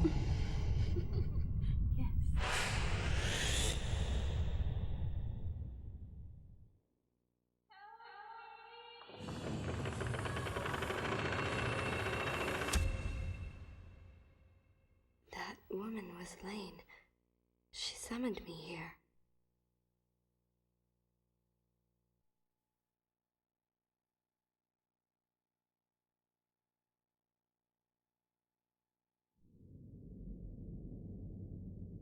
Alright, anyways, so we're going to the next boss. After that cutscene there with the glance at the Illuminati. Wonder what that means. Anyways, the statues that we picked up, we're going to slot them into this door to unlock the way to the next boss. ez0MASH and MASH are the exact same person. At least I'd like to think so. I mean, sometimes they could be two different people, but, you know, I like to not think about that sometimes. Anyways, so we're going to equip the Evil Horn for this fight, and then we're going to go fight this next boss, which is the Chimera. So each of the statues we picked up, which was a goat's head, a dragon statue, and a lion statue, are all heads on this boss. Who would have thunk? So anyways, this boss is weak to water, not fire. I know it sounds like it's a monster, so we should burn it with fire, but it doesn't work on this boss.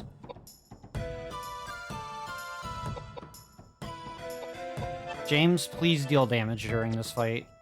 So this boss has a little over 4,000 HP. James can actually deal triple-digit damage. That'd be great.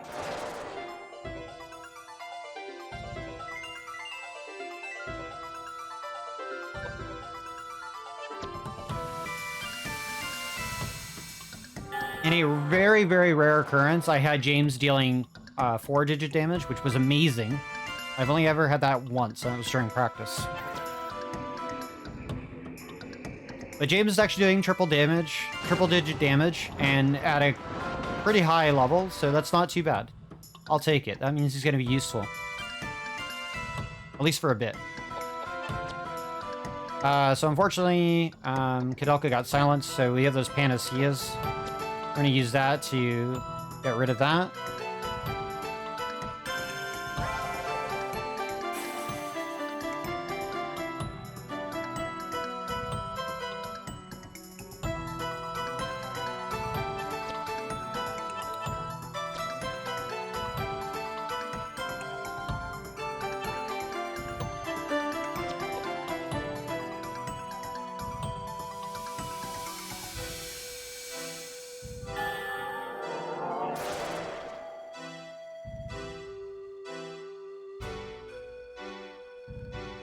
That was a really good fight. We did that really, really fast.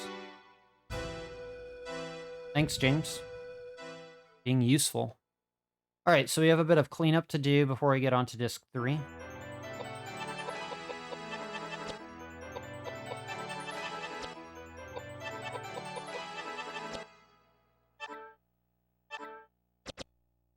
Alright, so that'll be our last icon piece for the run. We have to go into this corner to get this cutscene in order for us to advance and leave.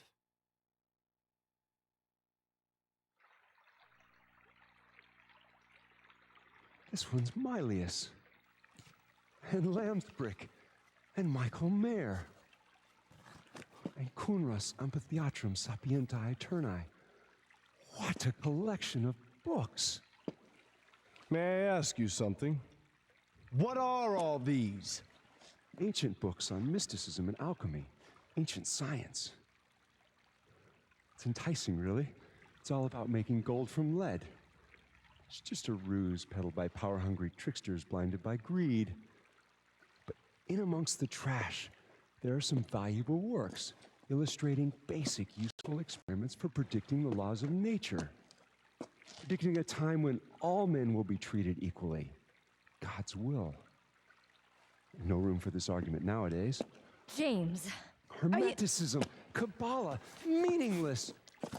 Why? Why is it not here? What? Where else can it be? Are you looking for something? I don't understand.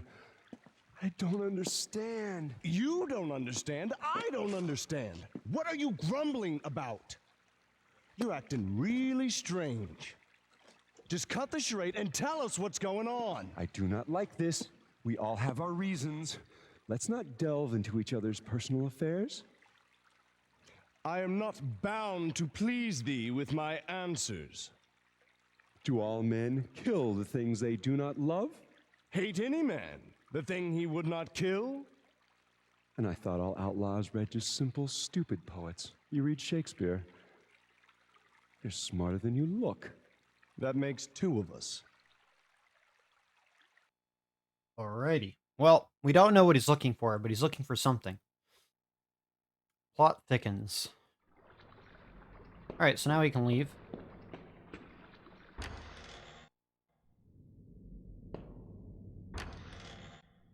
We're gonna go over here into the corner and use that stone slab to get a map that we'll never use.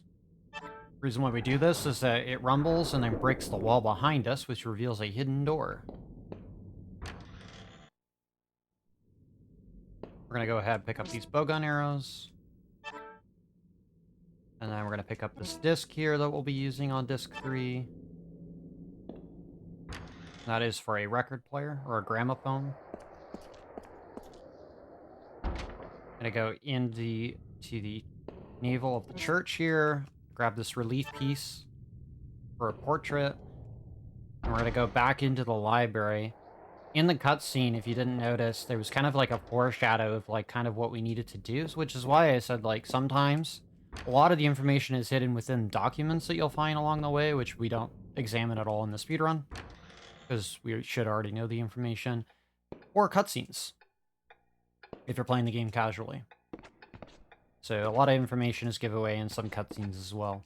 But you really do have to kind of keep your eye open or pay attention for it. So anyways, we're going to go up here, plug that in. That'll open a doorway here. And the music box that we played will begin to play. And that'll give us the melody for this music puzzle here. Go to the center of the room and trigger these in the correct order. Music box will then break and then open the door, and we have some cutscenes. So enjoy.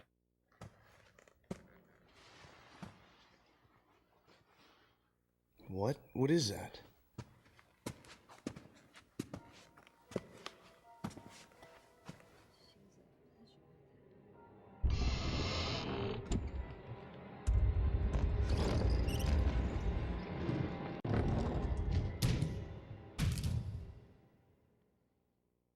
Is that just a mummy? Cross your fingers. That was disappointing. Holy Savior! The secret of the Fomors from the bottom of the sea. Immigrate!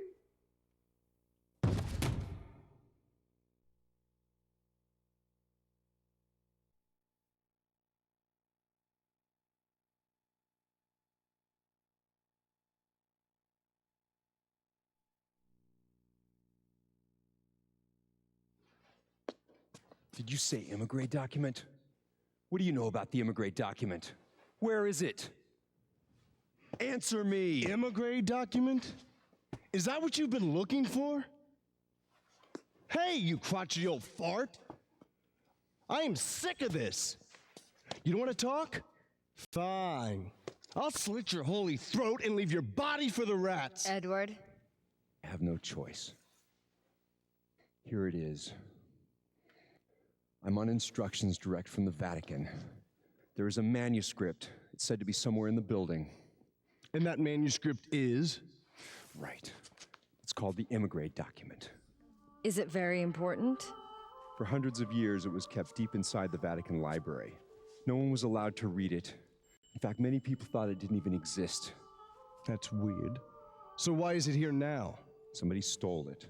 Stolen? From the Vatican? Right. No way. Not many people could steal a thing like that from the Vatican. You really have to know the place, or have enough money.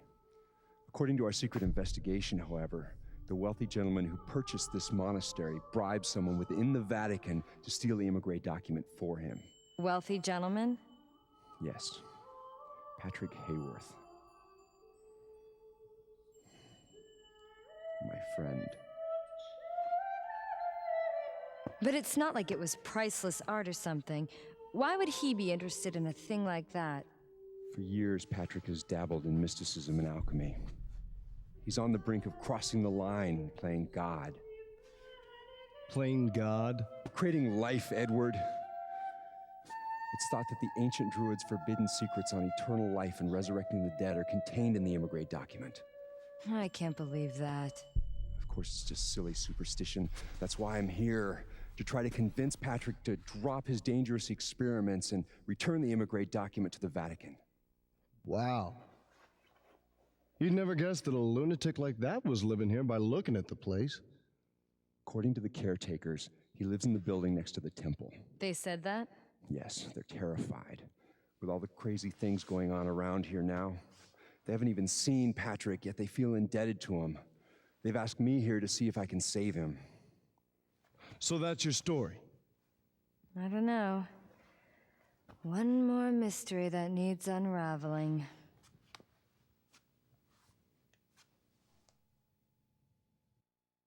Alrighty, so we did meet a character of the game that was hiding in a coffin.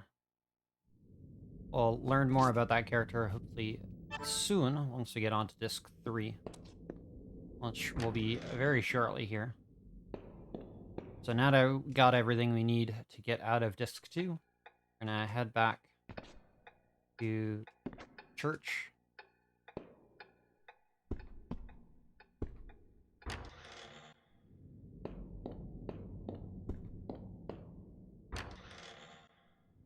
Were some pretty wonky lines.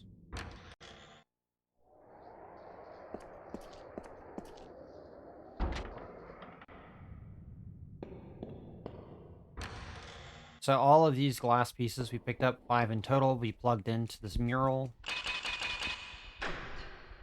And then that'll unlock a door, and then give us a code for a safe that we won't use.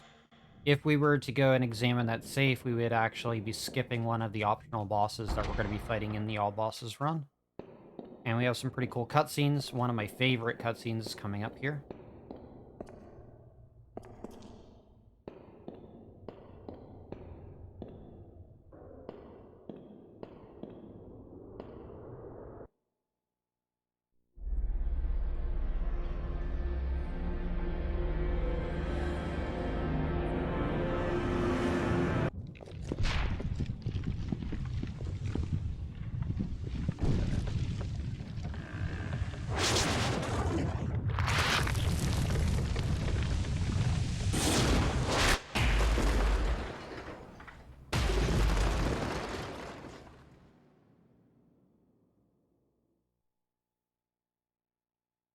That was not the cutscene. We needed to get that cutscene in order to get this other one that I really, really like.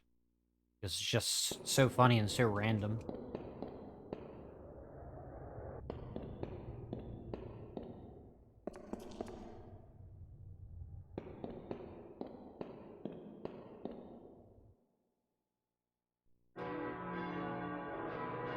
What the? What's that bell? Just the passing of another day. Oh no, today's All Saints' Day.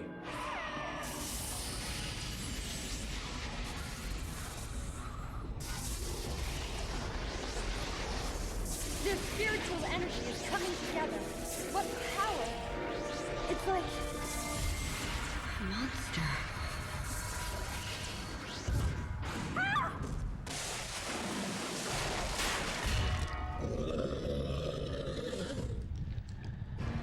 What?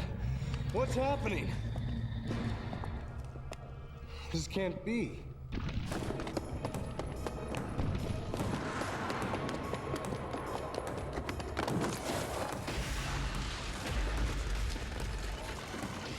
No! Koudelka!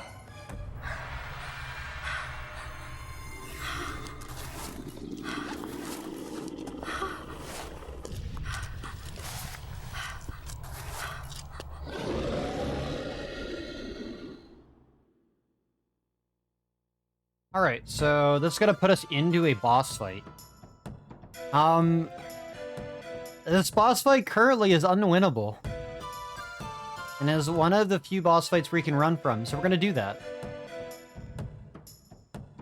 So we're gonna leave. So we're gonna run away from this boss. This boss will fight later on Disc 4.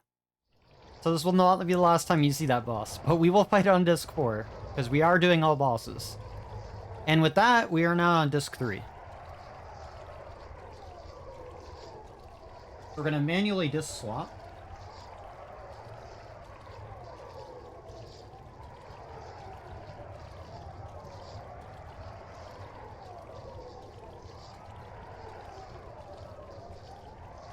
And start Disc 3. So we're in a courtyard here.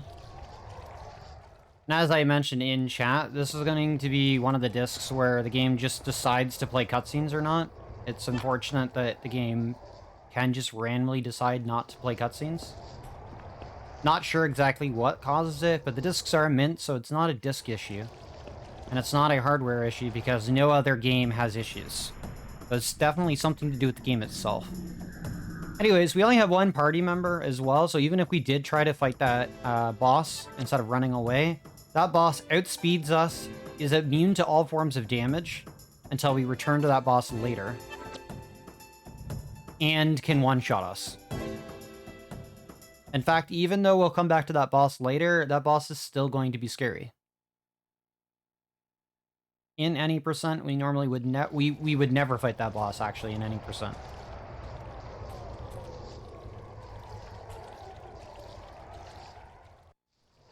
So throughout the courtyard, we're going to be using the 4 icon key items that we picked up to plug onto these statues. And the reason for that will be to gain access to an underground area so that we can progress.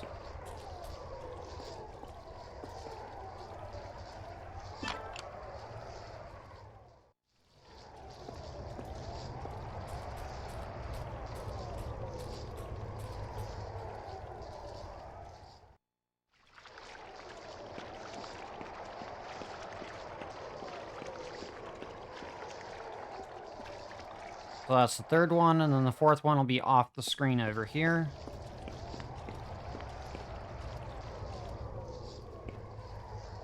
Which apparently most people find it difficult to find sometimes.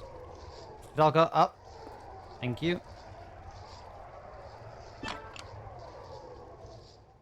Now, that turns off the fountain, which will gain us access to a door that's hiding behind the water. But before we do that, we gotta go behind here. So where some of the water was coming out to pick up a pendant that we'll need to get through the rest of the game later. It is an accessory as well, so we can wear it.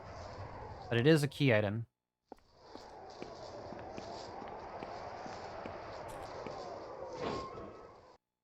So now we're going to enter behind the fountain here, or inside, to getting inside the fountain.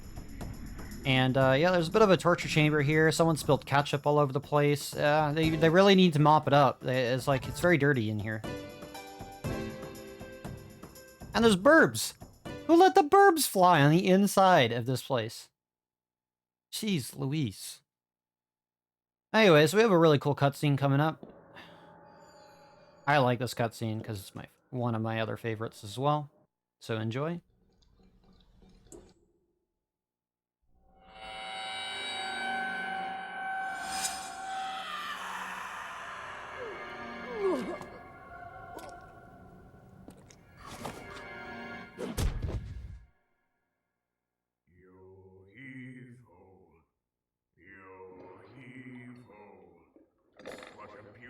Sunset. Bring our boat, boys. Quickly. Steady. And shallow waters. Now slowly. Lower the anchor. Don't be unreasonable. We can't handle that many passengers. The sky is getting dark. The draft. We're sinking. Bessie. Bessie. The meat is burning. It's burning. No! It's not working! No! Hey! Hey! Where are you going? Where are you going? Hey, you! Oh, no! We're sinking! Wait! My boat! My boat! My boat!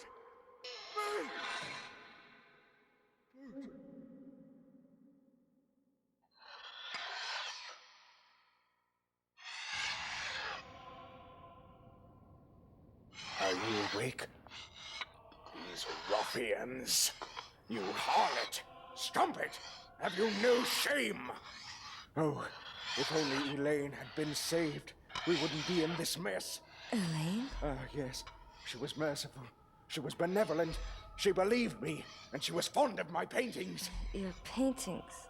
The sunset It wasn't ball? my fault! All of a sudden, there was a cold ship out of nowhere. It was dark. What could we do? It sank so fast. I was faultless. Elaine. Poor Elaine. If only I'd stayed with her. Hey, you! Hey, how's that? Just a lamp? I'll make you just a lamp. You're crazy. Shut up!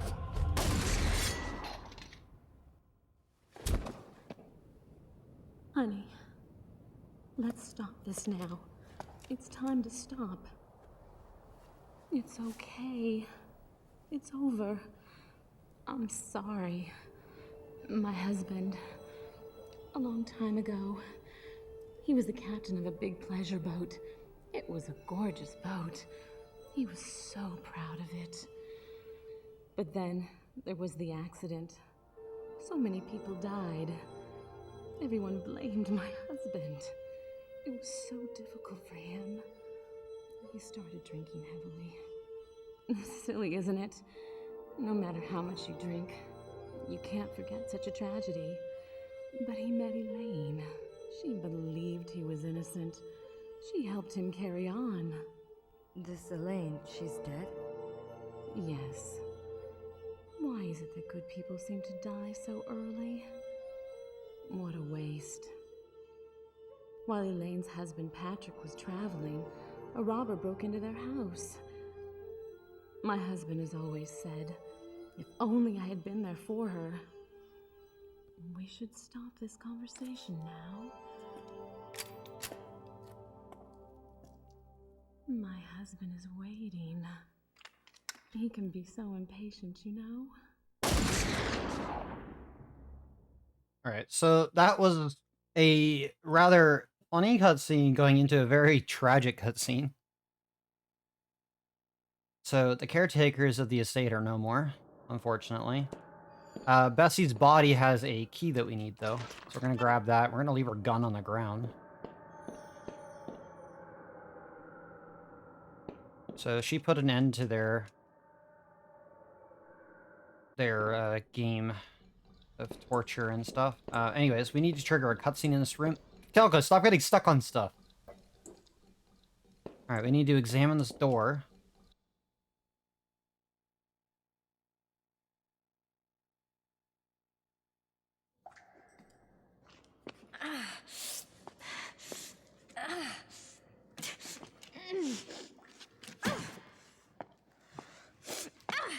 Koudelka!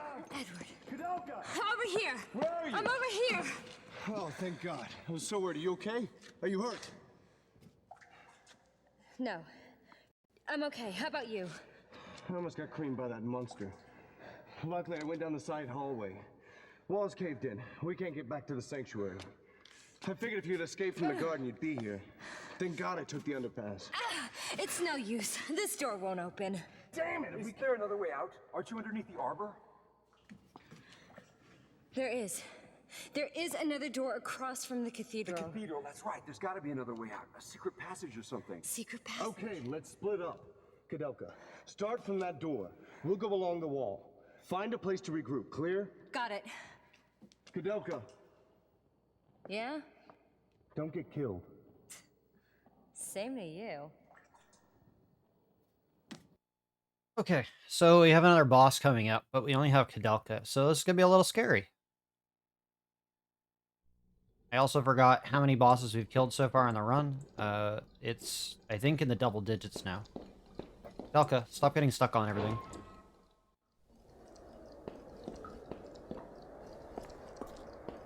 So now that we have the plan to meet back up with our compatriots, gonna walk into this room. Something's not right, so we know a boss is coming up. We're gonna double check our equipment here and make sure that we're wearing the best stuff we possibly can. And it looks like we are. Okay, so we're good. All right, let's do this.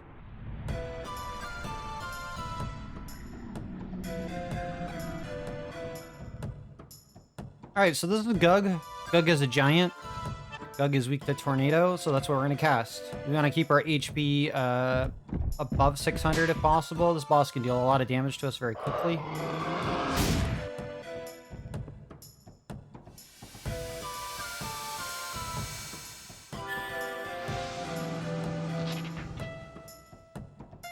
Gug has like 5,000 HP or something about that, so I want to be a little careful about that. He can also poison us.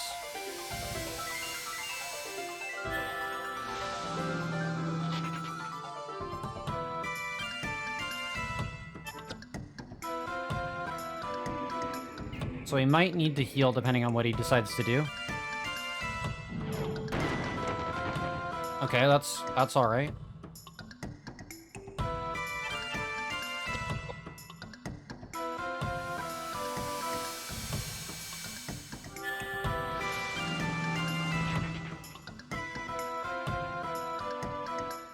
Should need one more tornado to kill him.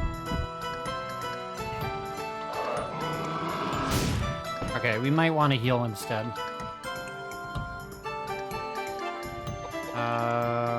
High potion. I'd rather be safe because, again, we haven't made a save in the speedrun. And I don't want to default to my safety saves. And since I don't save in the runs because it costs a lot of time, I'd rather be safe than sorry.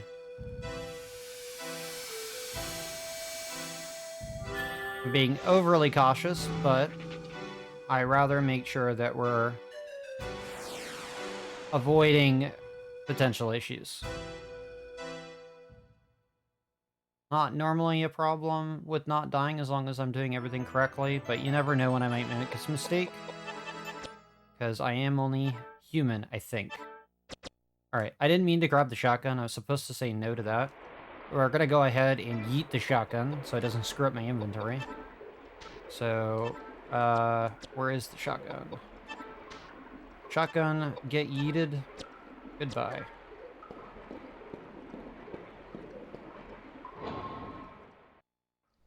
And as I mentioned before, the game will decide if you get to watch cutscenes or not. So this next cutscene potentially will play or not. So we'll see what happens. And that will introduce a character which we briefly saw a little bit earlier. A lot of the cutscenes do a lot of the explaining for the lore, which is fantastic. So it'd be less for me to go over unless it's in better detail. So before that cutscene fires, there'll be a doll that we'll be picking up near a gravestone, which we'll then end up spending some time at praying at, which will then activate the cutscene. So upon exiting the underground here, Gonna walk over to this area here. Pick up the doll that's laying on the ground, which is the other doll that we need. And pray at the statue. And hope this cutscene plays.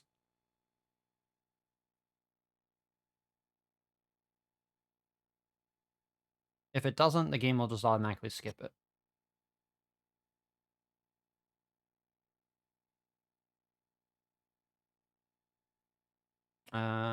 Looks like the game doesn't want to play it.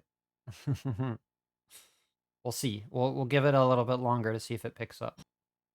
Nope, it doesn't want to play. So it's gonna skip it.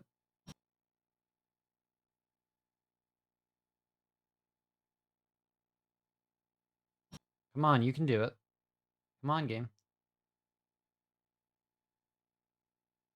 This cutscene is supposed to introduce Roger Bacon, which was the guy that we saw, but unfortunately it's not going to happen, so we're going to force it to skip. Since it's still trying. We'll just open the disc cover and close it again, which will force the cutscene to skip. Which is rather unfortunate. But sure, a little cutscene with Roger Bacon sneaking up behind us, saying that he's been alive for over like 500 or 600 years. And we don't believe him. He still thinks it's on the Gregorian calendar. So that's unfortunate. So you lose out on like a minute or two cutscene. And then he tells us he's opened the gate for us to go back to meet up with our companions here who are running around the library. And he wants us to quiet them down. Yeah, unfortunately I can't decide if the game wants to play the cutscenes or not. The game decides that. Koudelka! Edward. Oh, thank goodness you're okay. That's not completely the case. I have some bad news for you. I saw the caretakers, both the husband and wife. Really, where were they? They're dead.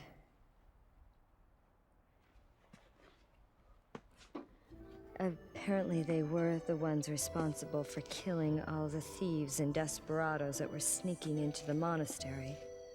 And with good reason. I don't know. I don't believe it. You should know very well what has been going on. Ogden was trying to avenge the death of Elaine. Death? Of Elaine? I don't believe it. This is preposterous. Who is Elaine? I have no idea.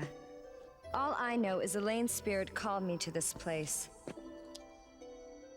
Tell me, who is Elaine? And Patrick? The caretakers told me that robbers broke into Elaine's home while Patrick was away and murdered her. Elaine was a benefactor for the caretakers. They took it upon themselves to murder every single robber and desperado that entered their grounds. It was a form of revenge for them.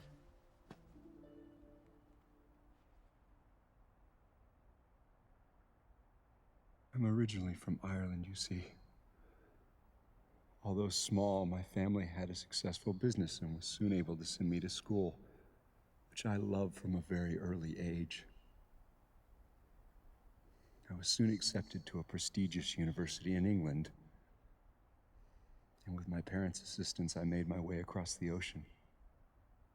I met Patrick at university. We were both studying chemistry and embarking upon similar paths.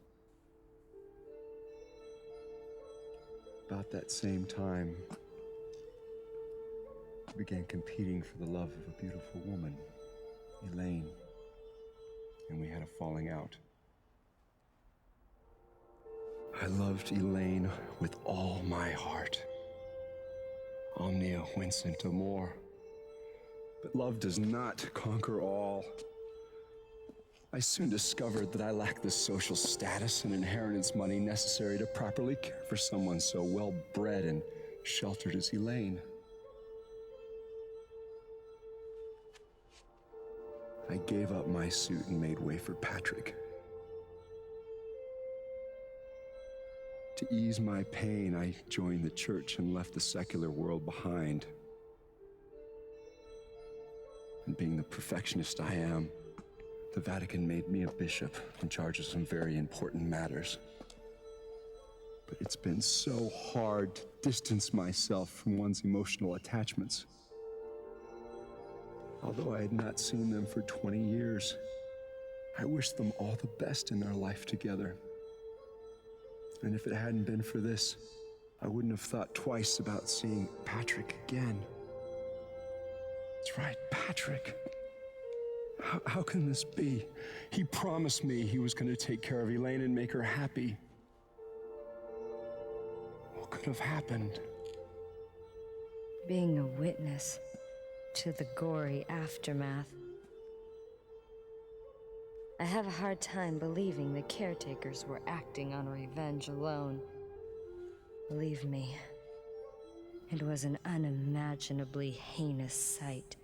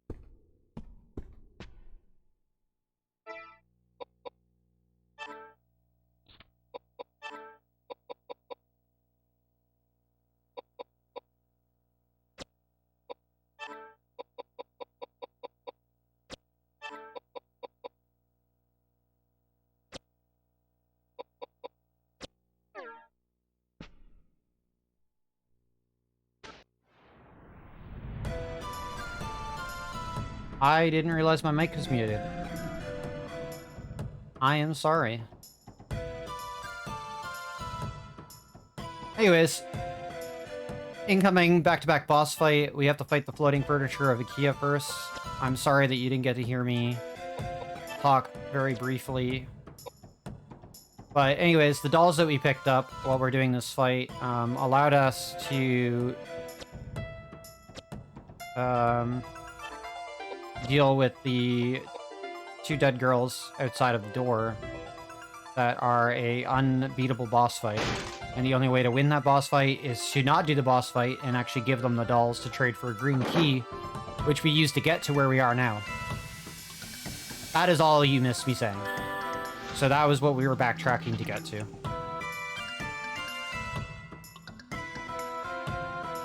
Anyways, floating furniture from IKEA.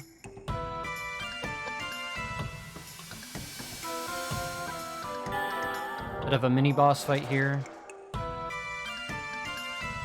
I accidentally casted the wrong spell with Koudelka, so this is gonna go 1 turn longer than it should.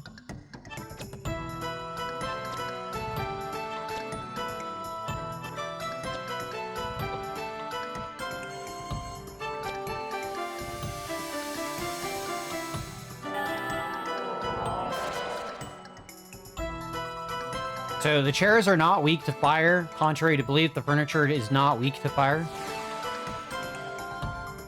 Yeah, this music is good slap. And then we're going to cast Megalith Earth Magic on the dresser or the wardrobe here.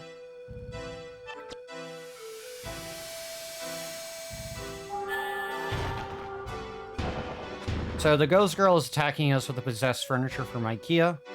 And then after we finish this fight, before we go straight into the next boss fight with her, we'll have a cutscene interaction with her.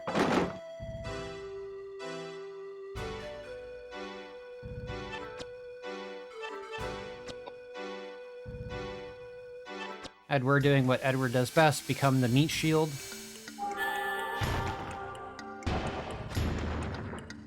Alright, and possessed furniture from IKEA is down. Now we have a cutscene with the ghost girl coming up.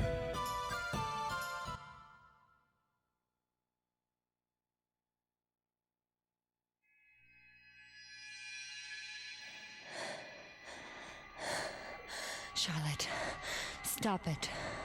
If you keep this up, you're the only one that's going to get hurt. I'm not fooling around.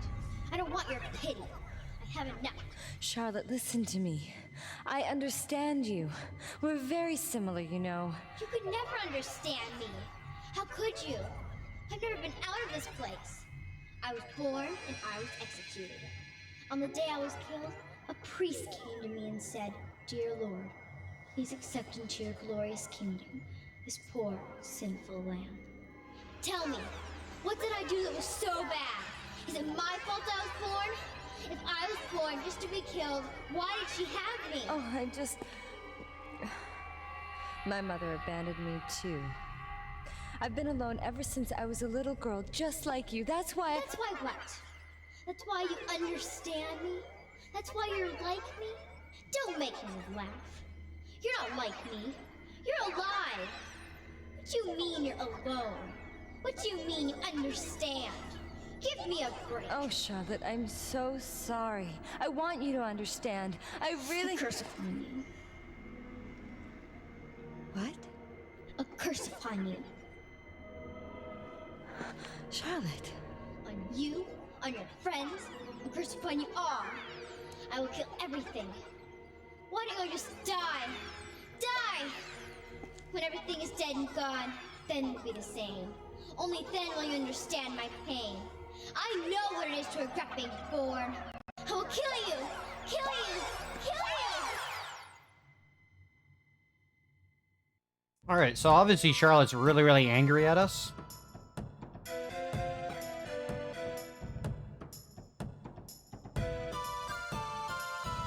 So, normally, if we went back to that vault that we unlocked with the Greek symbols from placing them in the mural, then we would have been able to convince Charlotte not to fight us and set her free and avoid this boss battle, which is why it's optional. But in the ending percent run, we still do this boss battle because it's XP and it can give us a guaranteed accessory, which tends most times be really good. And it just costs us time anyways to go back and do that whole bit with the with the safe. And we also get the longer cutscene out of it too, so we just avoid that altogether. And since it's an all bosses run, this is the way we have to do it.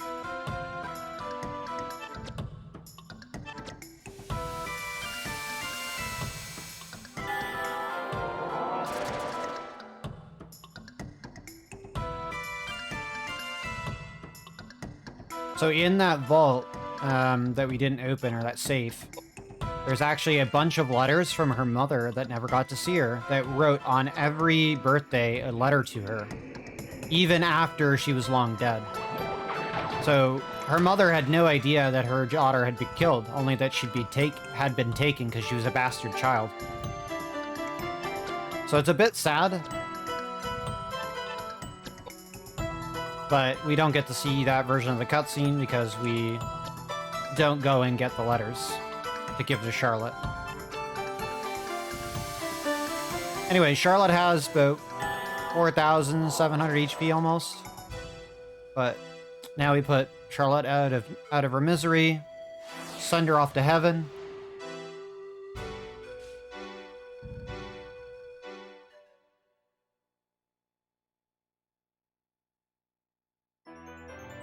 And we'll level up off this.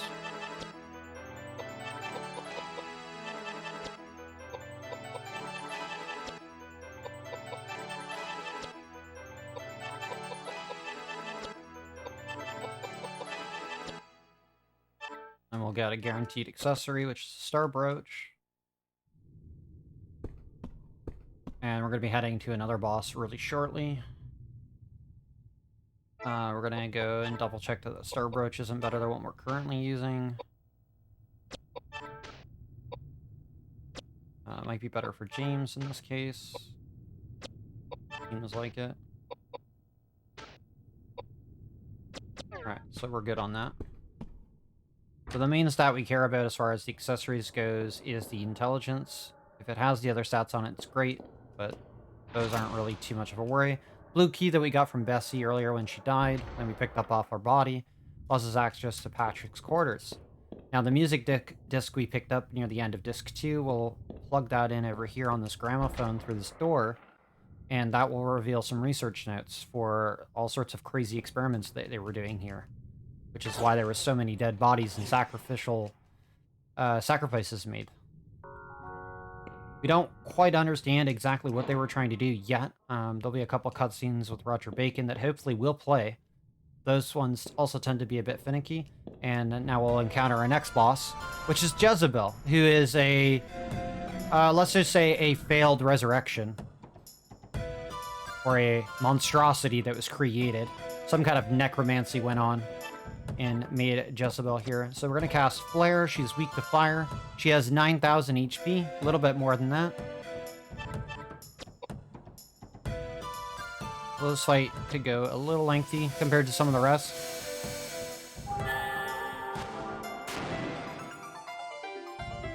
James still doing triple damage, but his damage has definitely dropped off because he needs some more intelligence.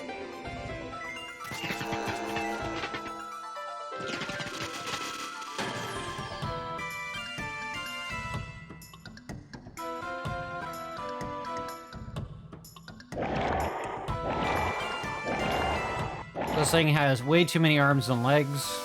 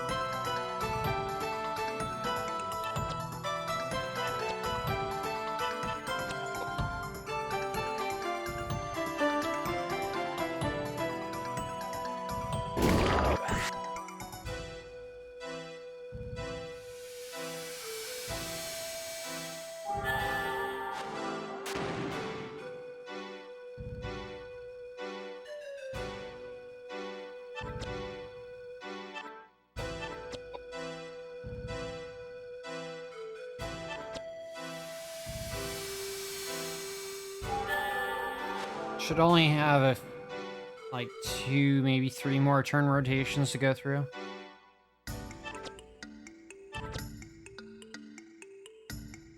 As long as we don't have to heal Edward, that is. Which we might have to do soon.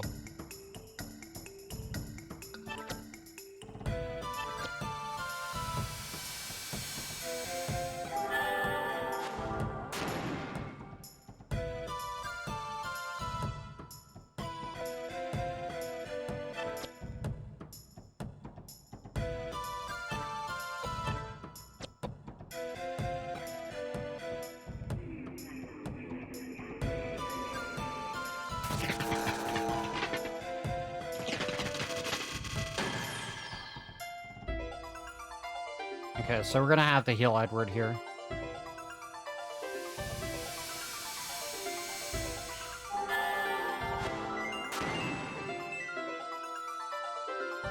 Thanks for the good luck. Alright, so we're gonna use one of those high potions. Have we got one? We don't. Okay. Koudelka hopefully can get the heal off before he dies.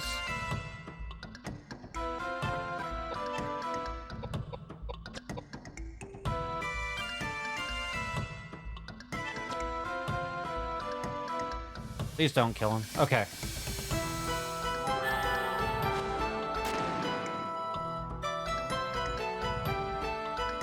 So we're definitely losing some time on this fight because our damage is lower than normal.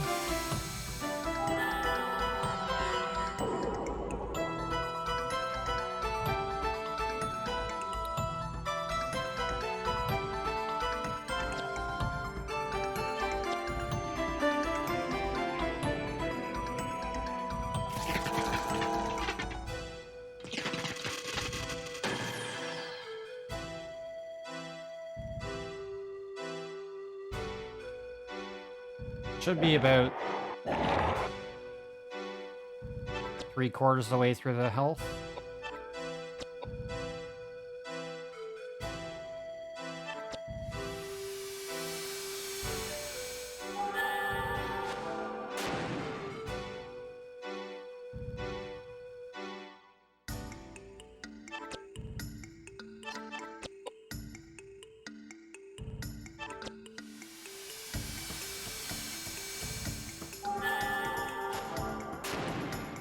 Here we go. Jezebel is down.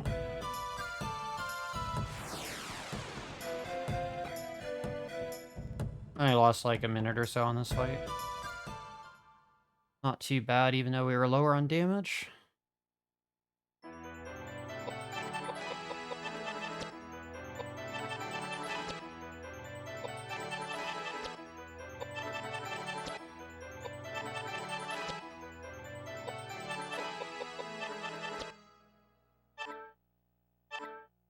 We don't want the automatic pistols, so we'll say no to that. As we turn around here and try to exit the room, we'll get a cutscene here with the portrait of Elaine, which Koudelka will try to summon the spirit from the portrait. Which will be a very emotional cutscene for James. So enjoy. So this is Elaine. Yes. She's the one I had the psychic vision of. Do you doubt it? No, indeed. Good. Let's begin.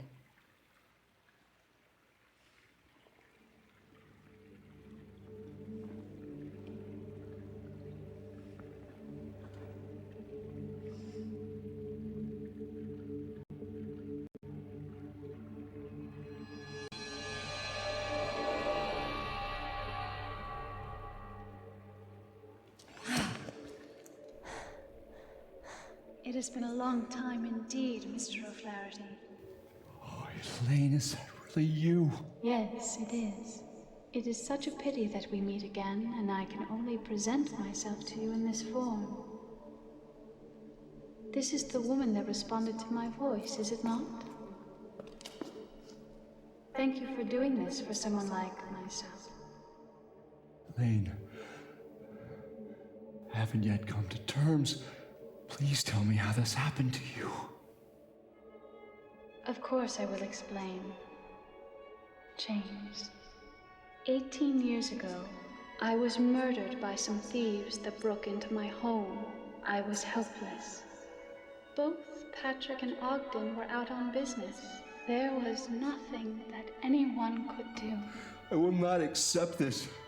This should not have happened. Yes, Patrick responded the same exact way.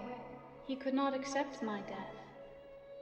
He spent years and years perfecting his craft in wizardry and tried everything in his power to bring me back to life. Resurrecting the dead? Is this for real? Hey, we're not talking about Frankenstein here. Frankenstein? That novel written about 100 years ago? He was taking it very seriously. And he had found the key to actually make it happen. The Immigrate Document. Yes. With Ogden's assistance and the powers from ancient druids, he held a resurrection ceremony in this monastery. But something went wrong, didn't it? He only resurrected my physical body. As you can see, my soul is still doomed to roaming the universe, forever separated from my body. And the terrifying thing is that my body was resurrected as a heartless monster. Monster? Although the monster may look like me, it is not me. Mr. O'Flaherty, please turn my body into ashes with your power. Ashes? But if I do that, we won't be able to bring you back to life. Mr. O'Flaherty, I was robbed of my life by those thieves, and I could hate them as mortal enemies. Choose to think that my death was preordained by the Lord. Please, do not mourn my death. It was wrong for Patrick to try to resurrect me, to undo the work of God. Please, do not be sad. Death is at the heart of God's reasoning. I urge you to destroy my body. Its existence defies the wise providence of heaven. It mustn't exist in this world. Wait! Elaine! God! Curse! What a cruel world! I gave everything for your happiness, and now what am I left with? I have no meaning in my life. Damn it! What have I been doing with my life? Elaine! Elaine! Poor James. Love of his life. Dead.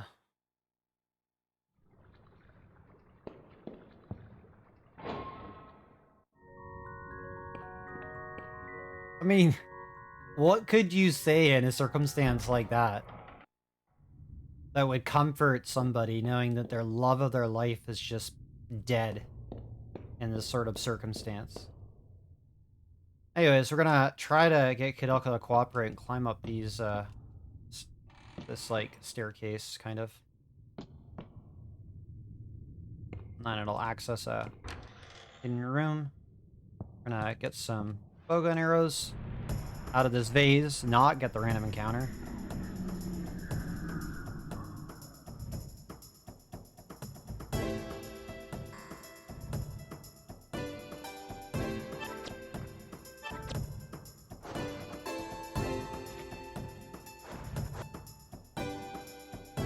Let me run.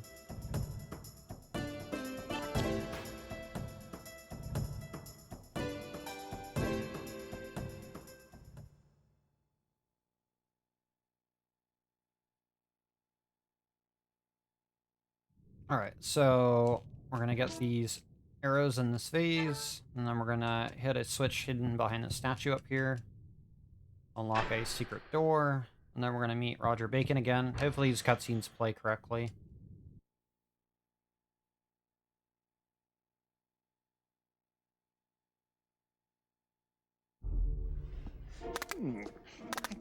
It's around here somewhere. Well, what took you so long? Roger, The mummy I that was haven't- in the coffin?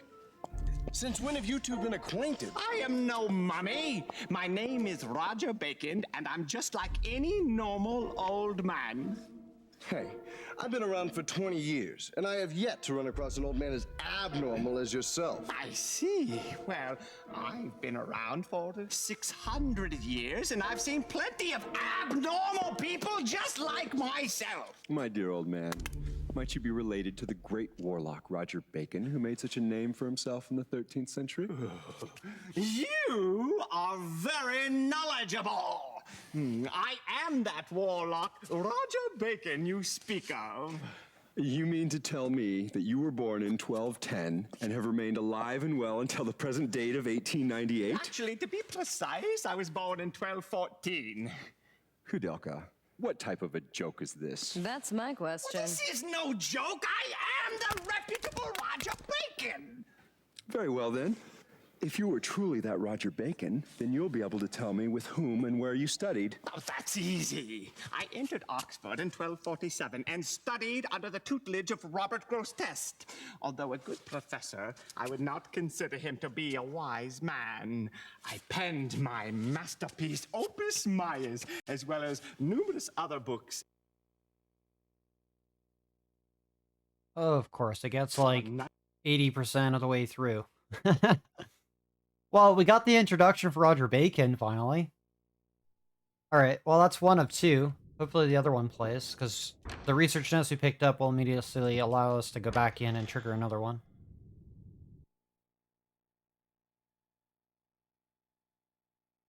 Thanks, game. We had like less than a minute left of that I know cutscene. it's here. I saw it here. I put it here. What? Have you come round to see me again? I want you to look at this. Research journals. I want you to tell us whether what's written there can actually happen or not. Well, let me see. Yes, I see. Oh, that's right. Resurrecting the dead. Ooh, a cauldron. The Branwyn tales, indeed. Yes. It is most likely that the events detailed here did take place. Just as I thought. But that's so frightening that Personally, I have not attempted it. I am certain that the Immigrate Document contained accounts of secret rituals conducted to resurrect the dead. But as you can tell from reading this, it involves complicated preparatory work. I had given up discerning the impossibility of using the psychic powers necessary to create such an immense psychic platform. Moreover, I never expected that people would attempt to challenge such a feat. The journals say that the physical body was resurrected, but not the soul. Absolutely.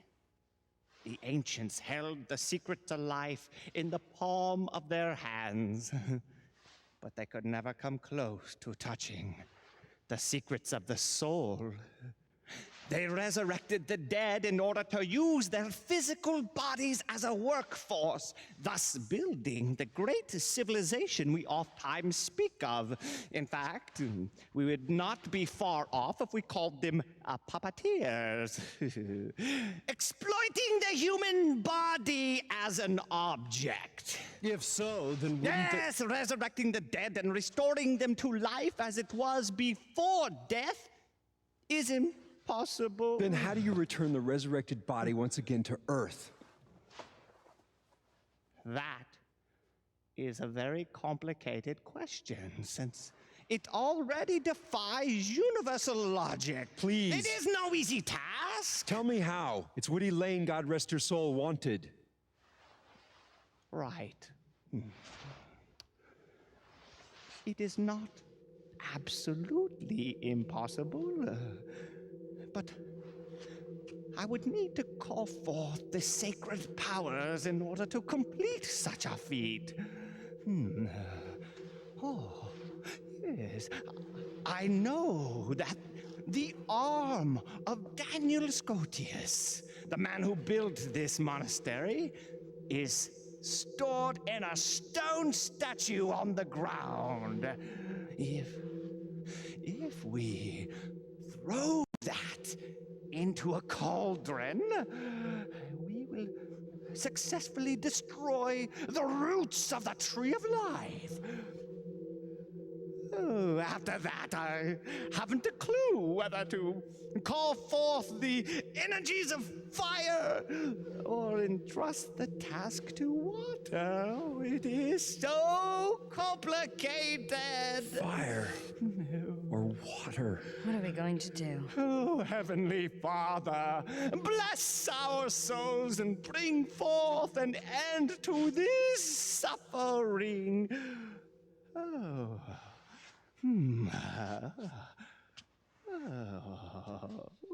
Thanks for your wise words, Roger Bacon.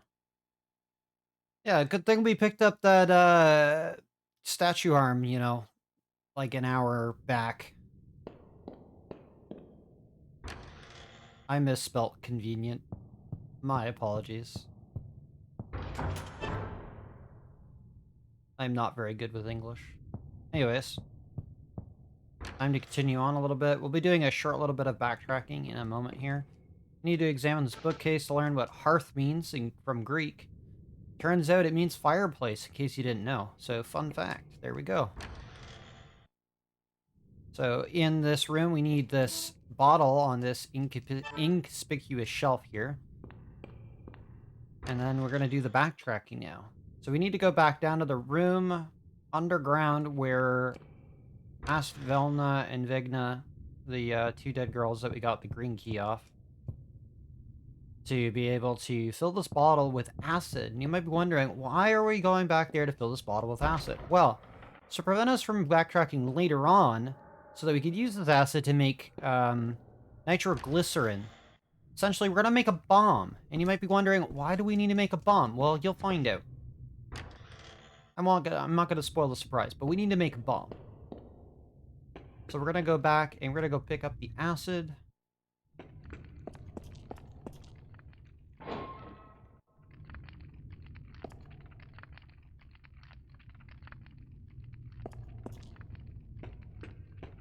Thankfully, it's right here. It's not too far away. Just gotta go through this next door here. And there'll be a tank in the upper right-hand corner, which we'll interact with to fill the bottle with acid.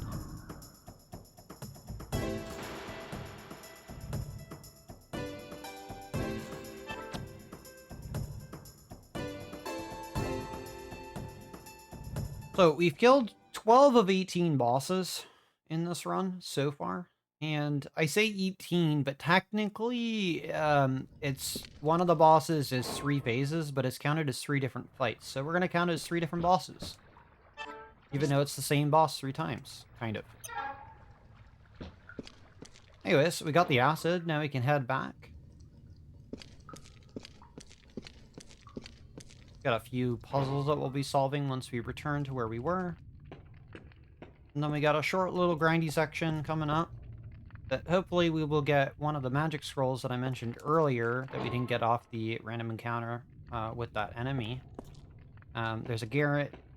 There's a room that we'll be going into to do the grind on that has a higher chance for that enemy to spawn. In fact, there's only 4 possible spawns in that room, and 2 of them have that enemy that we want. So that will be where we will be grinding off of. And hopefully we will get the scroll and not spend too much time there. Because netting that scroll will allow us to kill a upcoming boss, which will be the last boss of Disc 3, in 1 turn rotation or potentially just straight up one-shot it.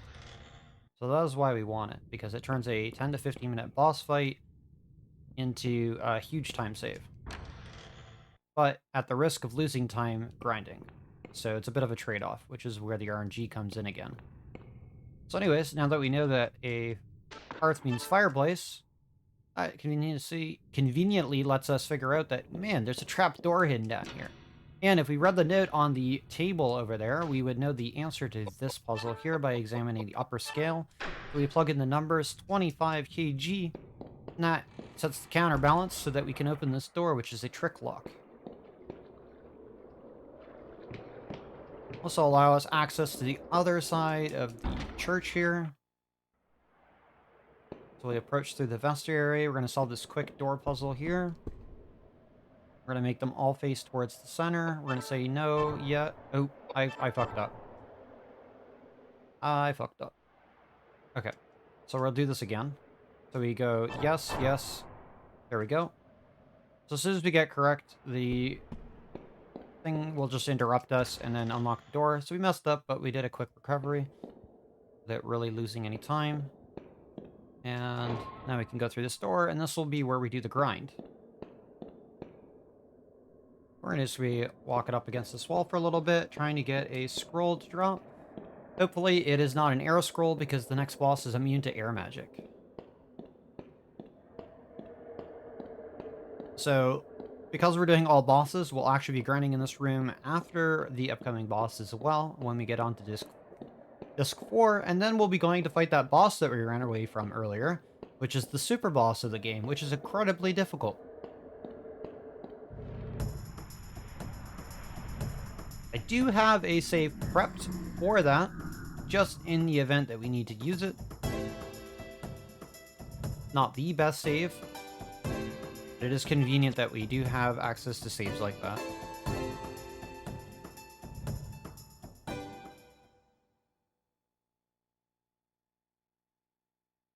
So we want the guy that looks like a sack with like tentacle arms coming out.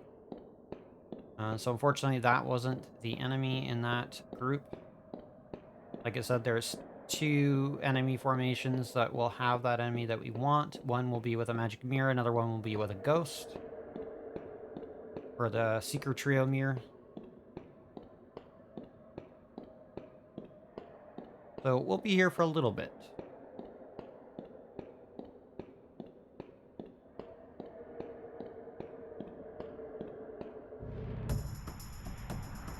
If we, for some reason, after a little while, after, 10-ish minutes, we don't get a scroll, we'll fight the boss normally. Which I don't really want to do, because I don't really like doing that fight normally, because, again, it's a pain in the butt. Because it's a 10 to 15 minute boss fight, and if we have to do it that way, I will explain it. If we can get the scroll and then kill the boss really quickly, I'll explain why that boss is so annoying, and why we choose to do this over fighting the boss normally. All I can say is, you're really hoping for the time save from the scroll here. And in the any % run, if you don't get the scroll, you would be losing time, but since we're doing all bosses, the extra grind that we do here will be required now. If not now, it will be required after that boss anyways. So let's just do a little bit now, make our lives a little bit easier potentially. And yeah. We'll be here for a little bit longer. We're just trying to get that fight to pop. Like I said, having the mask that we have on reduces our encounter rates. There is the enemy on the upper left there. That is the one that drops the magic scroll. We're going to go ahead and focus that one down.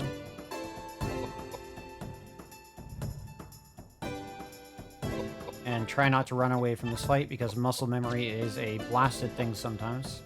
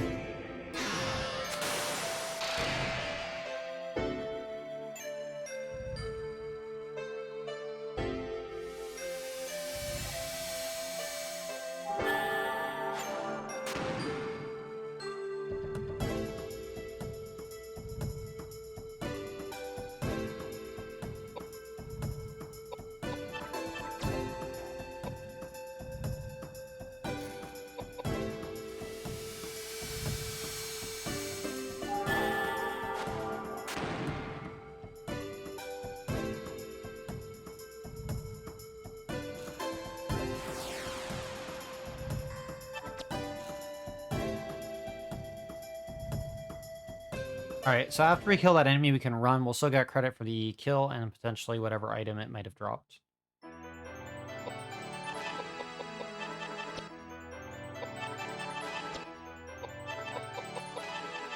Since these enemies are stronger, we also still get quite a bit of experience off this room, in general. Unfortunately, no scroll off that fight.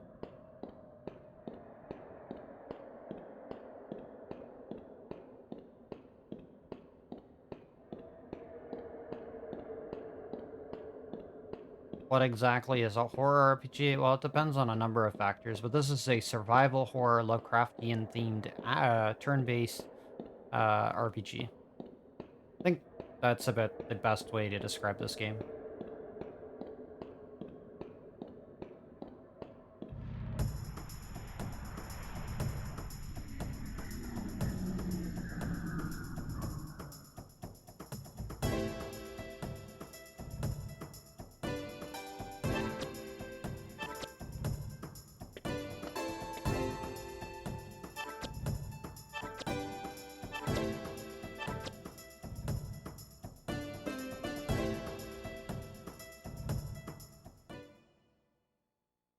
Yeah, that definitely is a mouthful.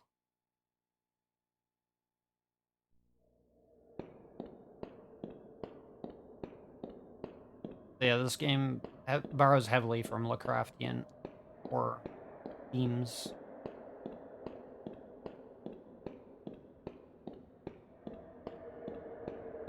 On top of its tactical turn-based RPG base.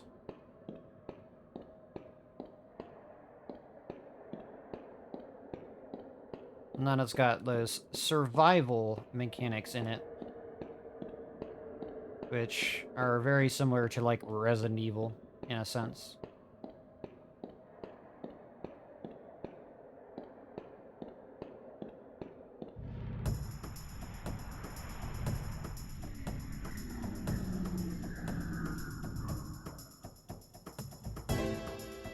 But at this point, we've seen almost every possible encounter in this room except for one.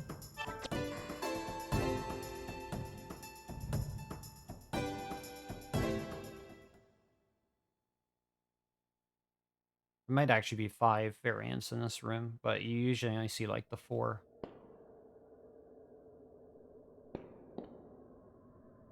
I'm gonna run up against the other wall. Yeah, so we'll do this for another 3 or so minutes. See if we can't get one. Or else we'll have to do the boss fight normally.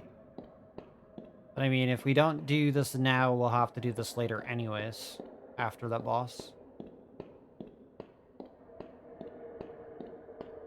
Yeah, I think they did the theme very, very well with the aesthetic as well. And the voice acting really helps tie it all together. And I just generally enjoy this game altogether. It's a very nice package. It's a bit slow for some people. Like, combat is very slow. But, I mean, it's really hard to get tactical RPGs to be fast. There's not too many back on the PS1 or PS2 era that are actually fast in combat. So they tend to suffer from being slow in those terms.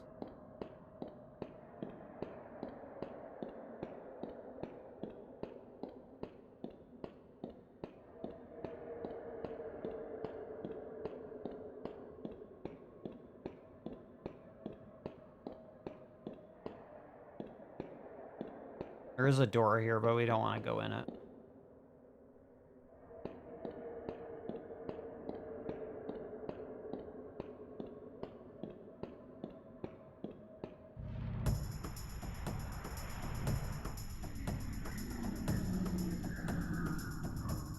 Alright, so here's the one with the ghost. The guy that we want is in the upper right this time.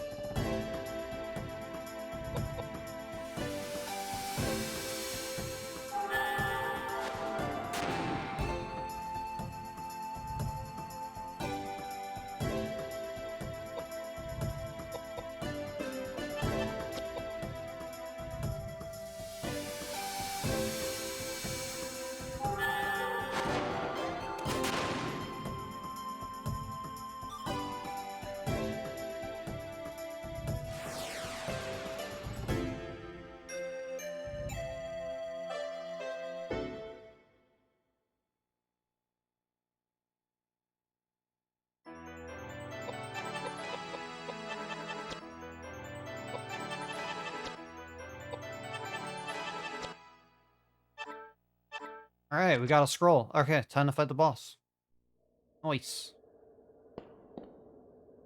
We'll be back here later to get more, though. I do want to make sure that the item does appear in my inventory for this fight. Okay, it is there. Alright, let's do this. Alright, so this is Apostle. Apostle has two phases. One phase that he starts with is damageable. The other phase is completely immune and will heal off all sources of damage. He will decide to randomly cycle between them at any given time, which is exactly why we want to avoid having the phase switch. Which is why we have that magic scroll to begin with. That is all you need to know about this boss fight, other than the fact that he has 8,000 HP. Alright, we were about 200 damage short, but James should be able to kill it off with the fire cast, and the fight will be over.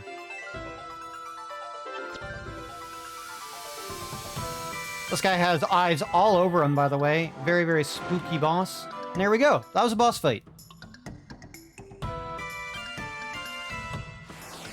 Only costed us about 5 or so minutes, but not too bad. Easy. We saved 12 minutes on that boss fight. Wowee. That's because I had to do it normally last time.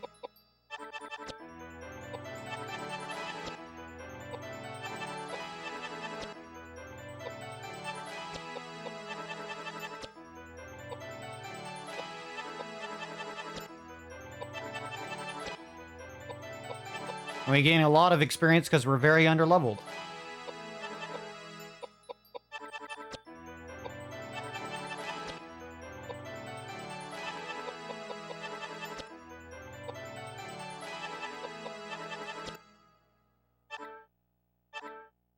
Alright, so we get this crossbow, which we'll be handing off to Edward here. That'll be his final weapon of the game. Let's go ahead and pop that on him. There we go. Also. Yeah, that's fine.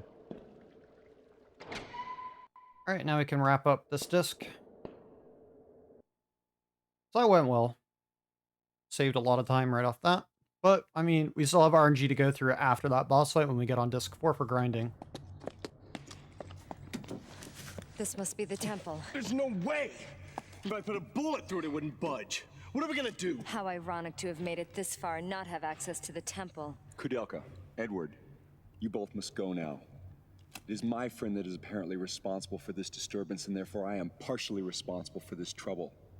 I have no intention of asking for your sympathy, and I'm in no position to plead for your help. So from this point forward, I can manage on my own. Don't kid yourself. We didn't come along just for your sake. No, Koudelka, you should go back now. It'll be far too dangerous. Edward, you're the one who should go home. You were not meant for this world. Granted, you are a good fighter, having had plenty of experience, and I won't deny the fact that you have the killer instinct either. But when all is said and done, you are an average Joe. I am not. I was meant to exist in this realm. It's the only place I can carve out an existence for myself. Quit lecturing me!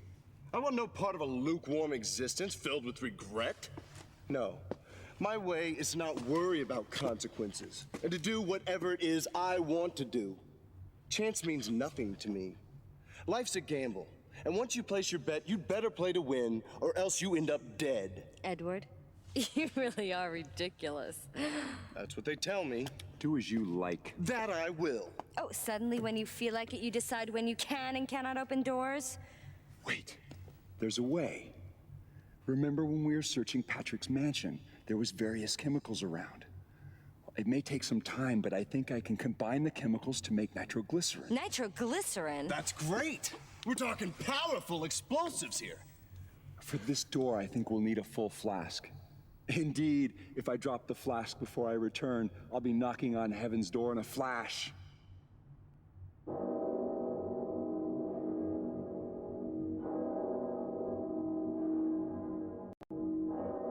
I go, and it is done. The bell invites me. Hear it not, Duncan, for it is a knell. that summons thee to heaven or hell.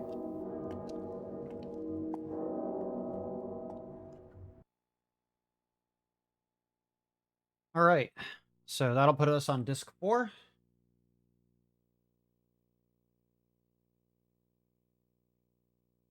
Manual disc swap.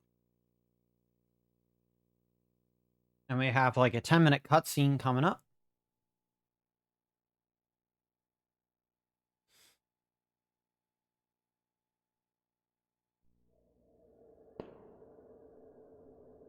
First things first, though, we're going to go over here. We're going to make a manual save. But we got to do we're going to do our grinding now instead of later. So we'll save the 10-minute cutscene for after our grind as a reward.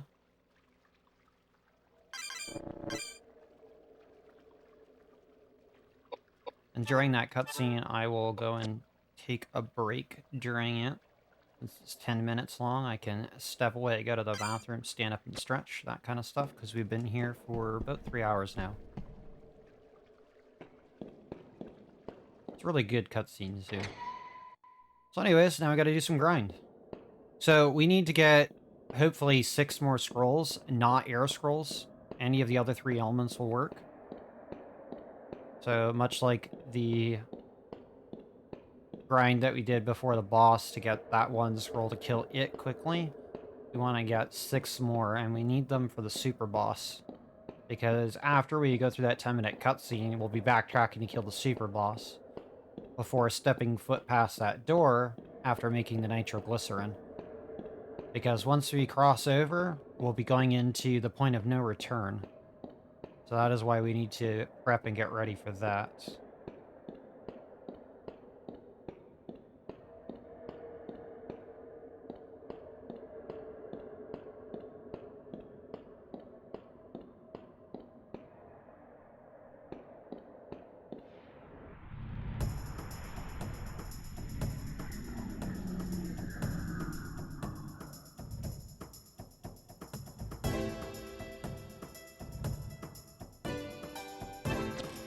So a nice level that we want to try to get to would be around level 34 by the time we get all the scrolls that we want.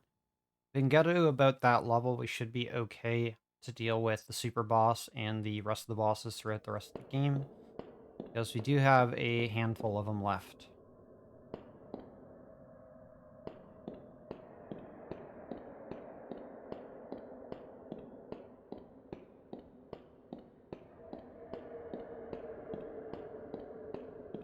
So we might be here for, I don't know, 15, 20 minutes, could be 30. It really is going to depend on the RNG that we get. Because we're only going to be taking the fights with the guy that can drop the scroll. Because any of the other fights aren't really going to net us anything other than experience, so. Try to minimize our time loss that way.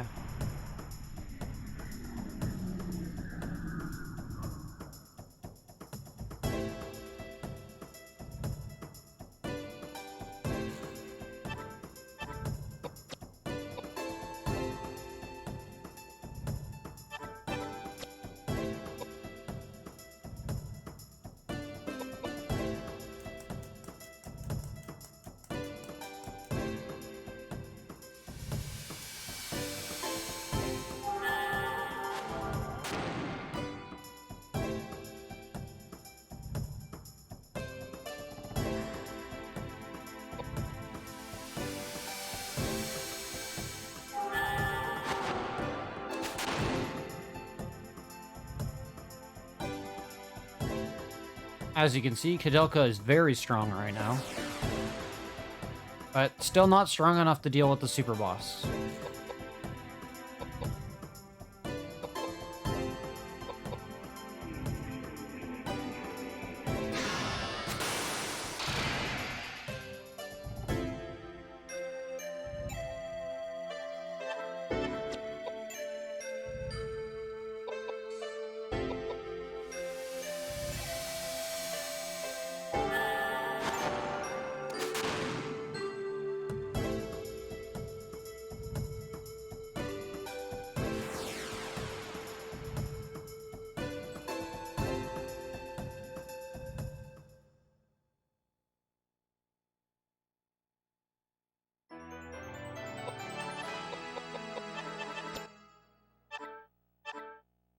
And we got panaceas. That's nice in case we get silence, but that's not scrolls.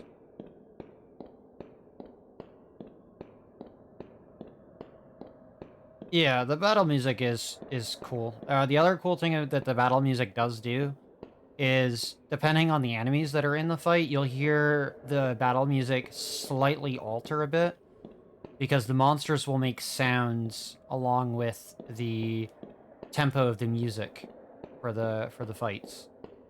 That tends to spice up the normal battle music quite a bit, because it's reused quite often throughout the run. Boss music varies slightly depending on some of the bosses. When we go to the last stretch towards the final boss, which we have to do in 3 separate boss fights, the music will definitely change from all the other music that we've heard. And I really do like that battle music a lot.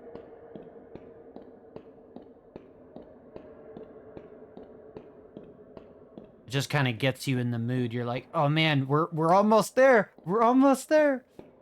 But yeah, if you don't know what to do with those fights, it can go pretty bad pretty quickly. But yeah, we'll be here for the next little bit. Just for a reference, like, we won't be fighting the gargoyle until about potentially close to the 4-hour mark, believe it or not, because we have several cutscenes to go through, one of them being 10 minutes long. And then obviously we have to backtrack to get to the gargoyle after we do our grind here, and our grind here could take a while because we're trying to get 6 magic scrolls. Hopefully all the magic scrolls are not air, because the air magic scrolls are going to be basically useless for the rest of the game. So we're wanting any of the other 3 elements instead. But we'll be grinding here for a while because we do need levels. So yeah. Yeah, there's a 10-minute cutscene, and it's really, really good. I'm not gonna spoil it. We'll get to watch it. It's a good one.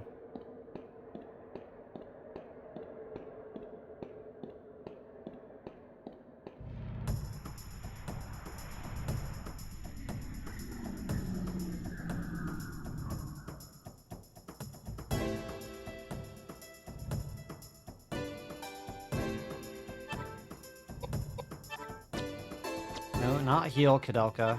Fire.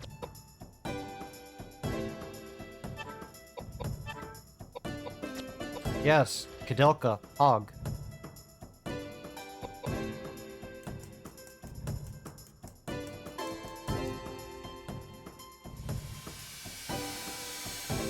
Uh-oh, I'm in charge. Time to break everything.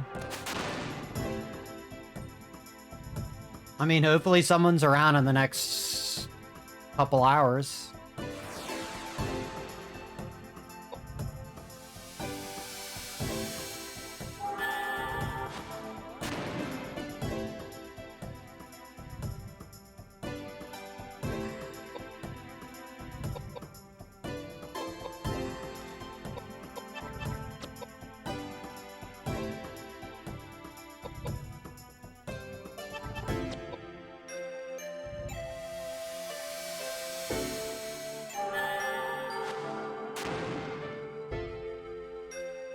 Cool.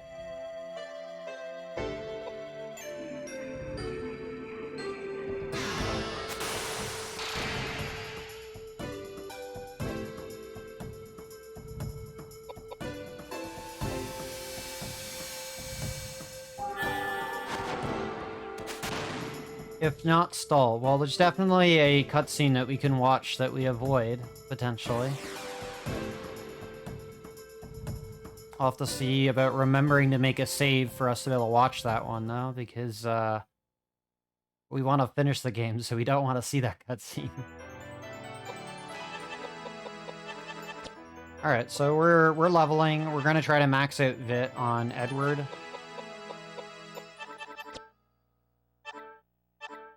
So we got an Earth Scroll, so that's 1 so far. Like I said, we'll be here for a while.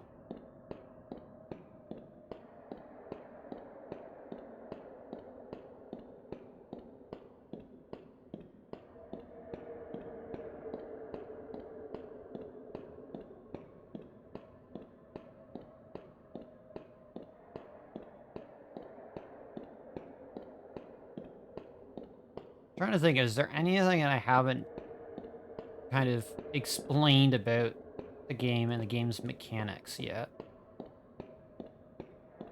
Trying to think.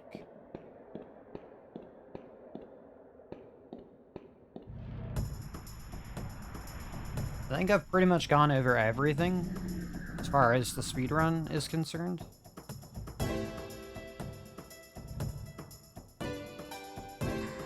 The encounter rate is bad because we have a mask that makes it take longer to get into an encounter. Which is what saved us time earlier on.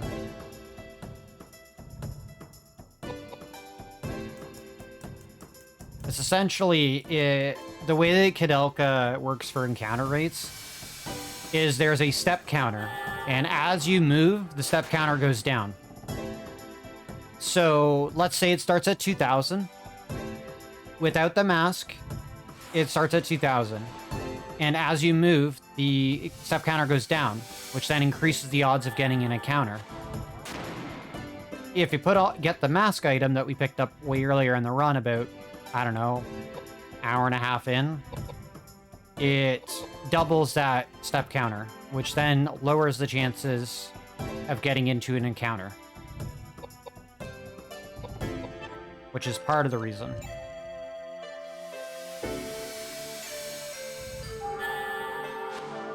"100%. The best part about this game in general is the voice acting, because all the cutscenes are amazingly well done for a PS1 game. If we're talking about the speedrun in general, I just like the comfiness in the fact that it's literally a boss rush. With very little grinding, but there is plenty of RNG to deal with.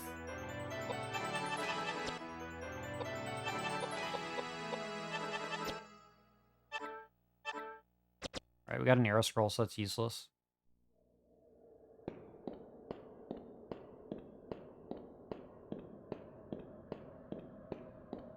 Yeah, this is in fact a PS1 game. Yeah, for a PS1 game, it's incredibly high quality for what it is.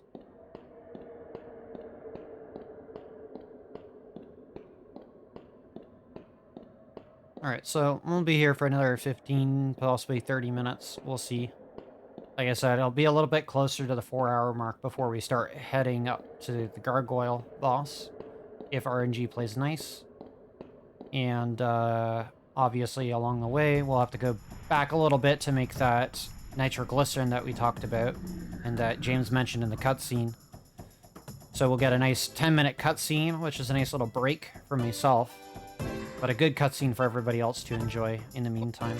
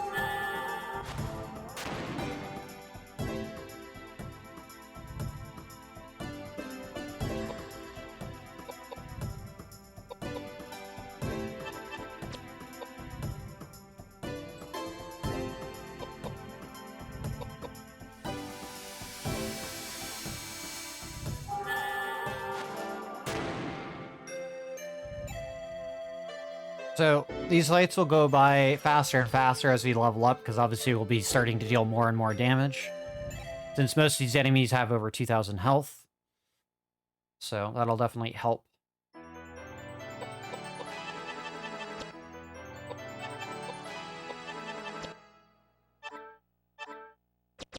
Pistol rounds, we don't really care about those. So we still only have one usable scroll on the super boss.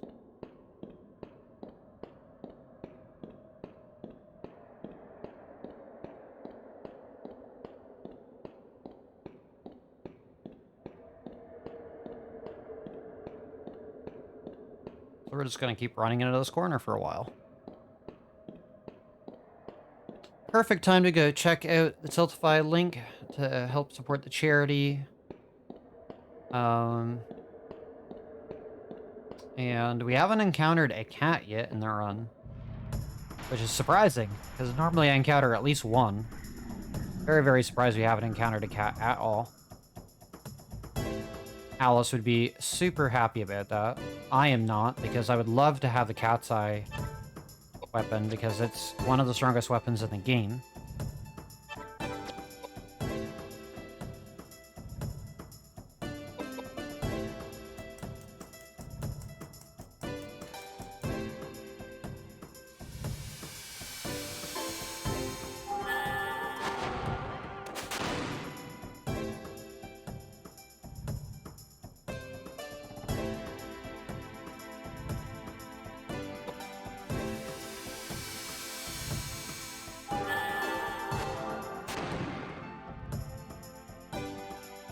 It's also a good way to level up our fire magic, which is going to be used for the majority of the bosses towards the end of the run.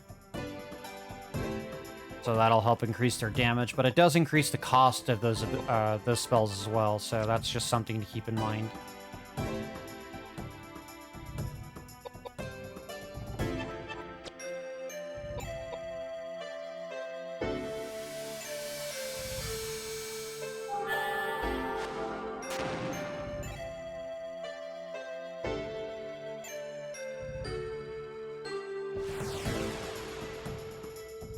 Yeah, so there is multiple endings to this game, and since we're doing all bosses, we're getting the good ending, which is non-canon.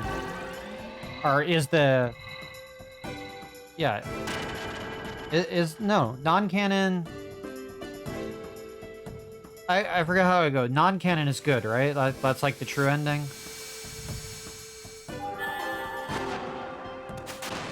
Any percent is what leads to Shadow Hearts. All bosses, which is the true ending, is what doesn't lead to Shadow Hearts. If that makes any sense at all. I always forget if it's canon or non-canon is, like, what it's called or not. That always confuses me. We're trying to get, like, 60 plus agility. Oh, bloody another air scroll, which is useless. Great. That's fine, though. We're still getting levels, so that's fine.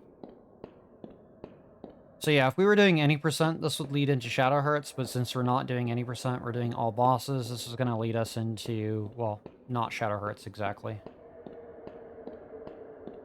So canon is the official. Okay. So yeah, it would be a non-canon. This would end up getting the non-canon ending.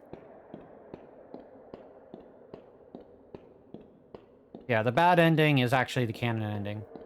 There's two bad endings, believe it or not.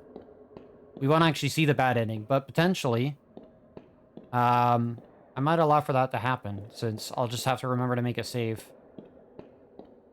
And then we can potentially watch it as like sort of like a bonus feature, depending on what time looks like when we get to that section. Because I think it's really funny.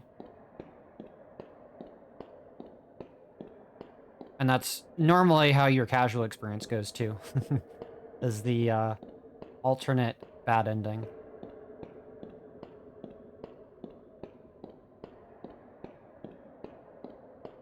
So in a way, there's 3 endings to this game.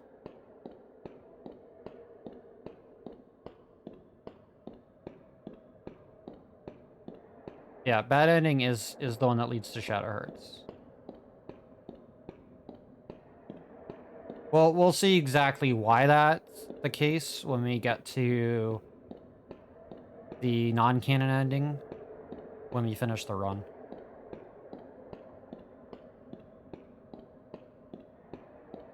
In fact, I'm not even sure what our donation total is, but if we want to actually see the alternate bad ending,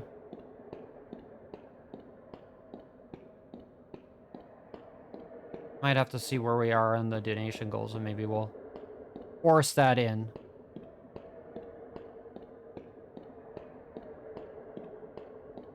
Yeah, it's based on the pace that we're going now, we might actually finish under estimate, so we definitely might have time for it.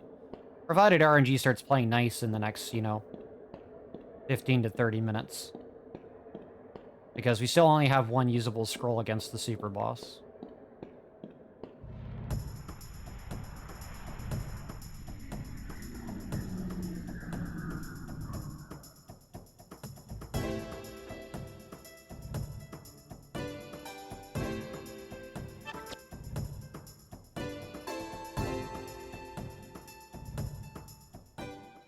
So yeah, we definitely want our agility for our casters to be at the 60+ range, especially going into the end of the game, because that'll allow us to outspeed bosses, which is very important. If you're a 66, you're golden. If you're if you're at 60 or above, you're in a good spot. But if you can get higher than that, that's good. You definitely don't want to sacrifice a lot of your intelligence stats points that you'd be putting on to get the agility, but you want to be getting the agility along the way like I have been.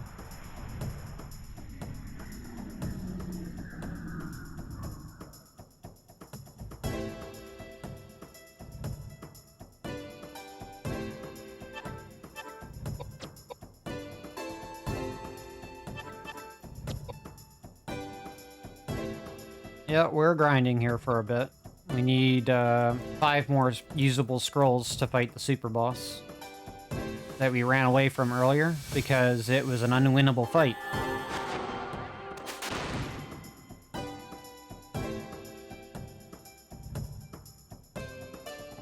That is the next boss that we're going to be killing before killing the rest of the bosses at the end of the game.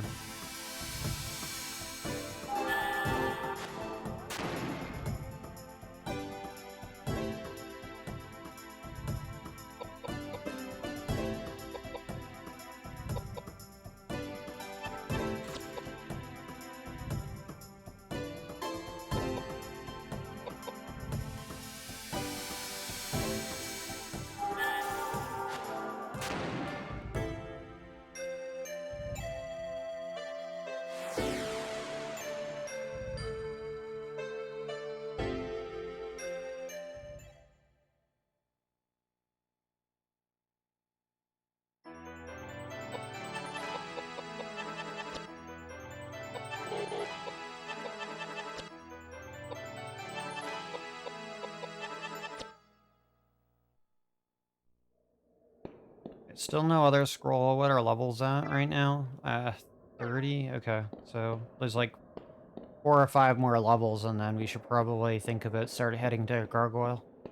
Regardless if we have the scrolls or not. I really don't want to do it that way, because that'll make that fight super scary. It's already scary enough as it is. But going there without all these scrolls would be really scary. It is a super boss for a reason, and to give a little bit more context to why that boss is scary is I completed this game all bosses casually after 3 attempts. I think it was like over 70 hours because I had to restart a couple times because of, you know, soft locking myself because I was dumb and didn't know how to play the game, because that can just happen. And I finished the game in around mid to high level 50s in comparison to what we're going to be attempting to do the rest of the game at. So we're going to be very weak compared to what the game kind of expects us to be at. Especially for the super boss.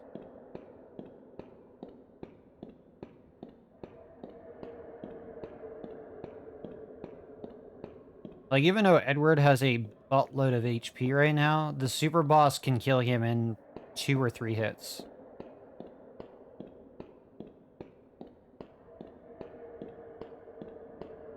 And it can kill everybody else in our party, obviously, because they can kill Edward in 2 or 3 hits. That means everybody else in our party dies in 1. So, yeah.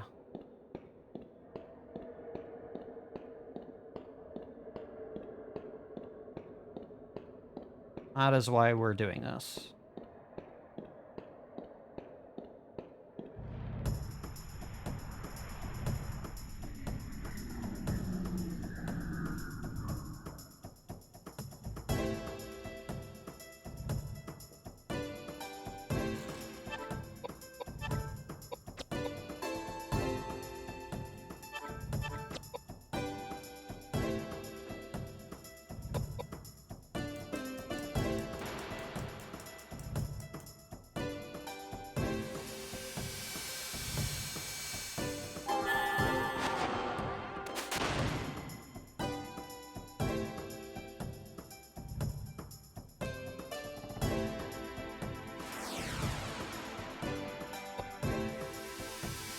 I guess I should mention too, one of the reasons why the combat seems to be slow as well is because every time a model isn't being used, it deloads all the other models on the screen. So that is why it takes a while sometimes between animations to load up or deload models.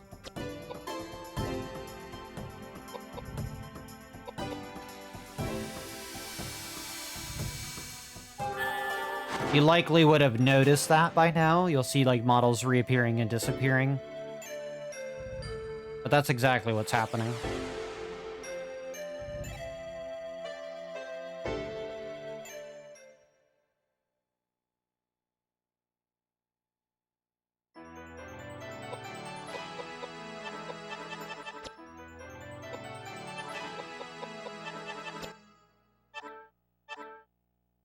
Rifle rounds, we don't need those.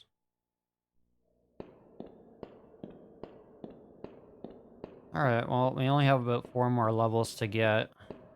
We still only have, like, what, 1 scroll? 1 usable scroll, I think, if I check. Yeah, 1 usable scroll. The era scrolls won't really help us at all. We need any of the other 3 elements.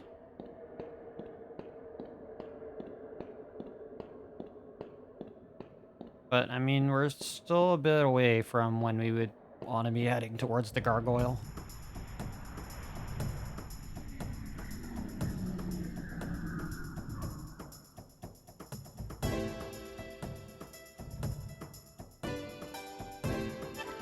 RNG can just be a cruel mistress.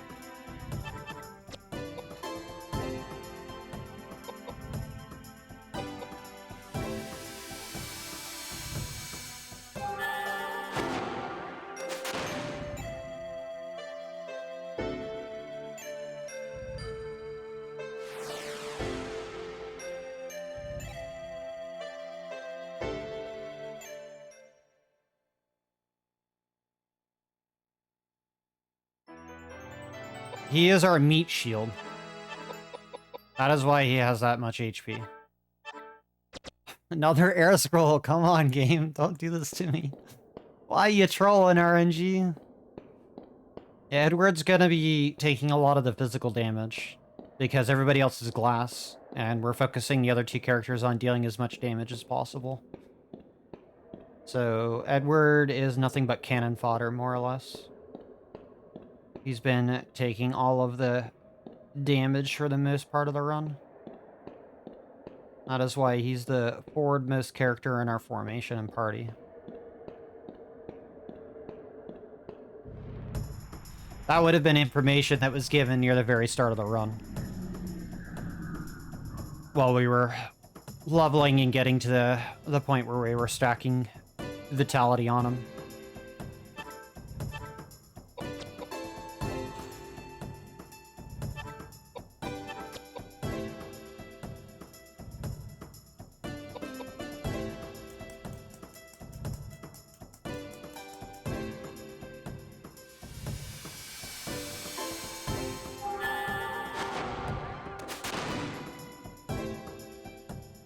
Yeah, we maxed out the Vit stat on Edward at this point, because that's all we've been leveling after Disc 1.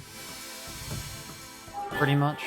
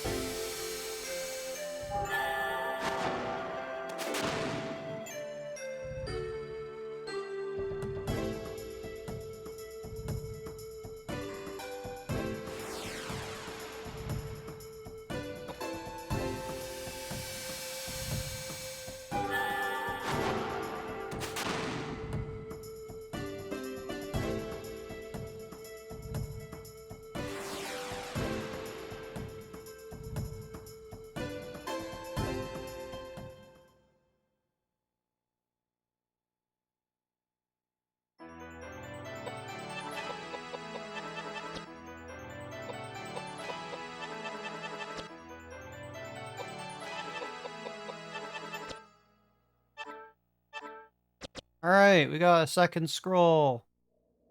Only a couple more levels and then we can leave for sure, but I would like to get a few more scrolls at the very least. I would be more comfortable with 5 or 6, but... I mean... depends on how much time we end up using because of RNG, right? Like, I mean, we're still about 20 minutes off from needing to start heading to Gargoyle, because we still have that 10-minute cutscene to go through.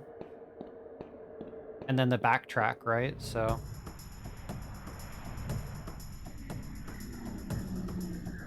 we're getting a lot more consistent with the encounters that we want, at least. It's just, they're not dropping the right scroll, or any of scroll for that matter.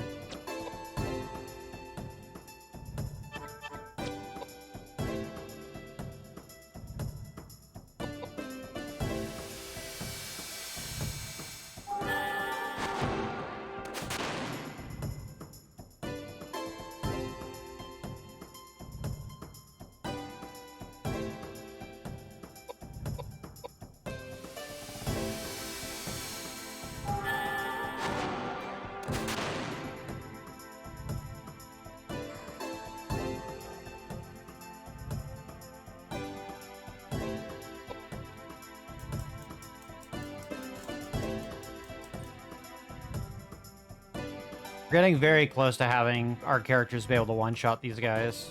They have about 2,000 HP.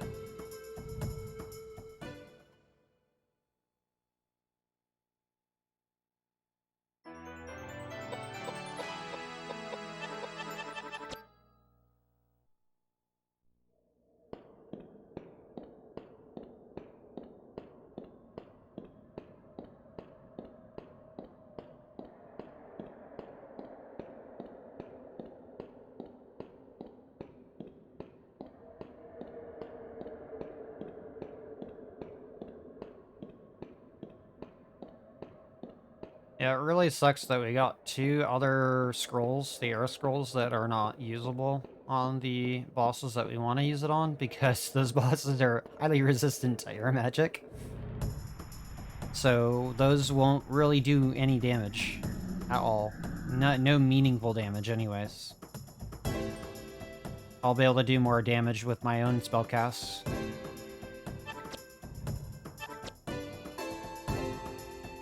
If we get any of the other scrolls, they'll deal quad-digit damage, which is what we're looking for.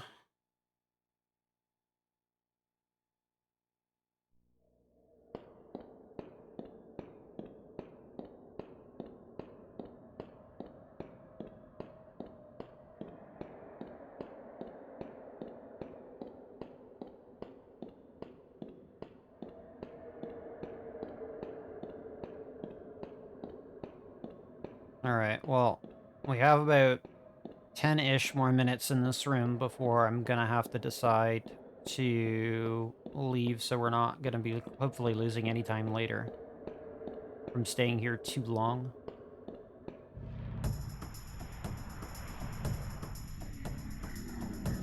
That does mean that the bosses will be a lot more dangerous, but if we play our cards right and we think about it smartly, we should be able to get through it.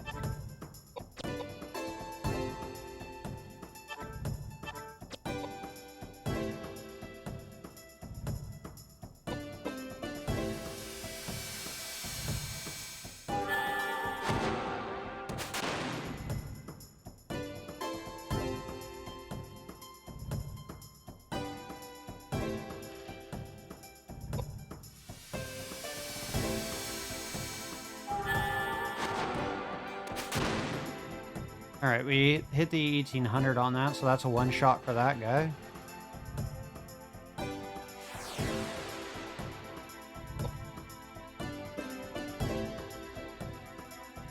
think Edward can actually kill this. There we go.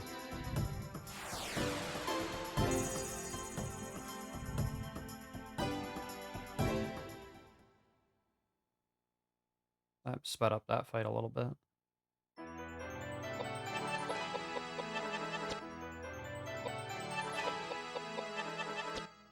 Alright, so we have the agility where we want. Yay! 3! 3 out of 6. Not too bad. We're getting there.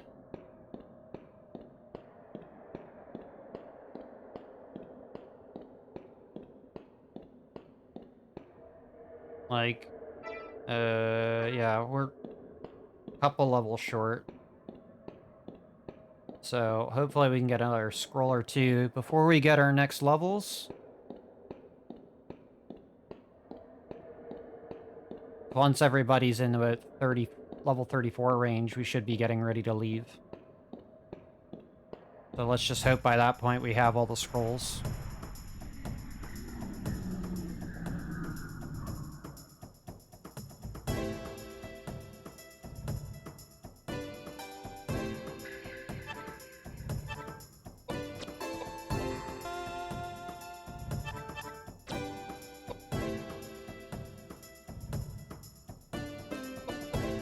Alright, so we gotta reload the crossbow, unfortunately, because we fired it.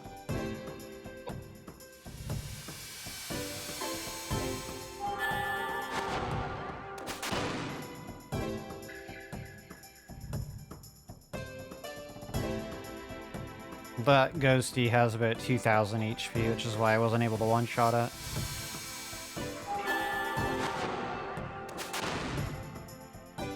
That guy only has 1800.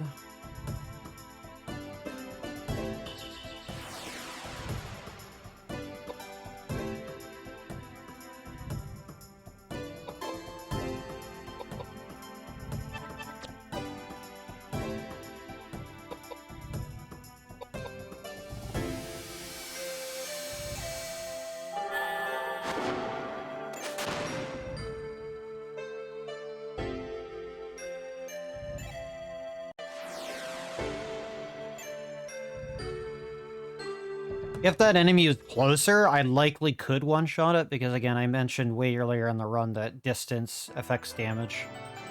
So the further you are away from a target, the less damage you deal, which is why melee always deals a lot higher damage in general. Hey, 4! And we still need one more level. Oh, that's much better shape than we were a little while ago. EV RNG is going to play nice for the next little bit.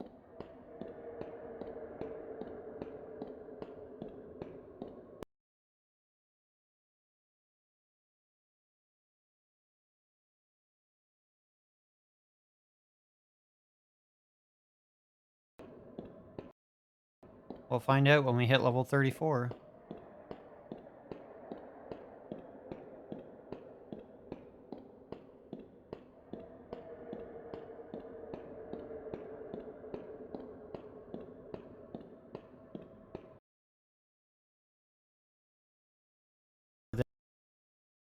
Then close to, you know, 8 or 9,000 HP.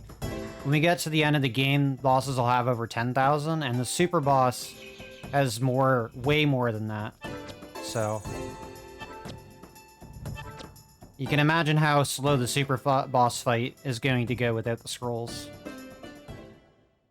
Because we're likely only going to be dealing, like, triple-digit numbers without the scrolls.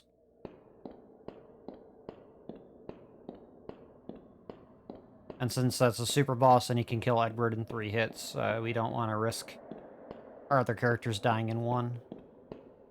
So, I'd rather be as safe as I can about that. We'll definitely be making a safety save before going into that fight. I do have another one, that's prepped and ready to go for the gargoyle. But that again, that fight, that save only has 4 scrolls as well. I think maybe only 3, actually. No, it has 4. Oh yeah, this game is expensive.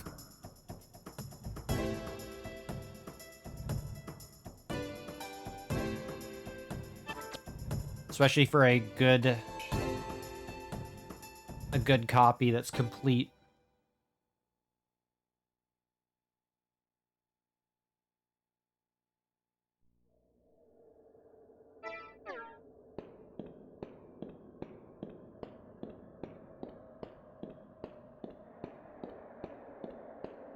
Alright, only a few more minutes here. Yeah, we're very vibing right now. We're very relaxed. One of the nice things about this game is the battle music is pretty chill. Yo, what's up, Alice? We're in the last hour or so of the run. Getting ready to fight the super boss. I'll have you know, Alice, I haven't run into any cats at all, which is unusual. Feels weird.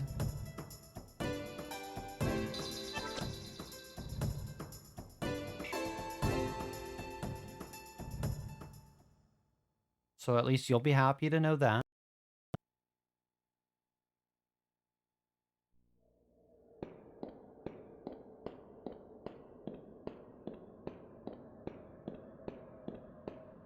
Alice hasn't even seen the super boss. Or at least not the fight.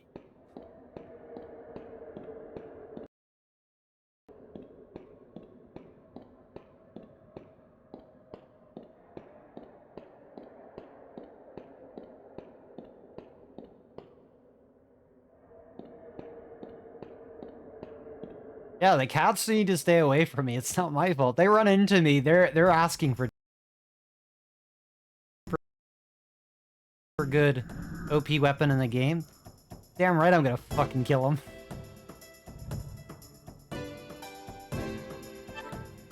The only way I wouldn't, people donate.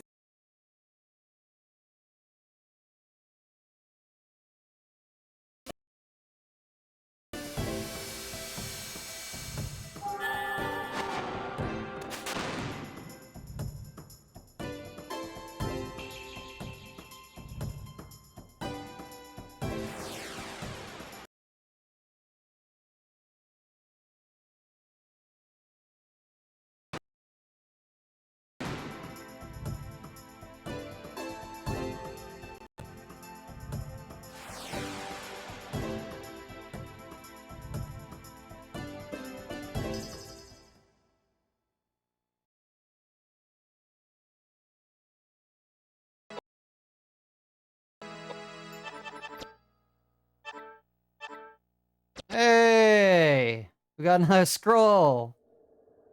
So we just need everybody else to level up.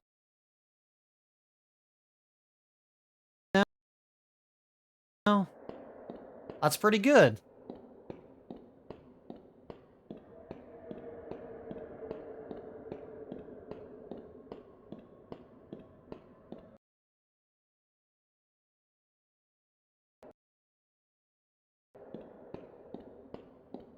Five is at least doable for the super boss. That just means that the last boss of the game will be slower. That's all it means right now. We can get at least one more scroll.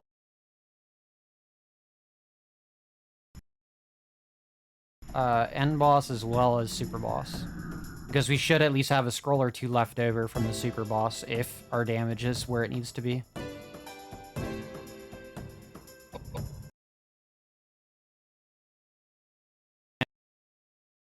And we're coming up on that mark that I said that we'd want to start moving for the gargoyles soon. Because we've been here for, whoa, what, 45 minutes?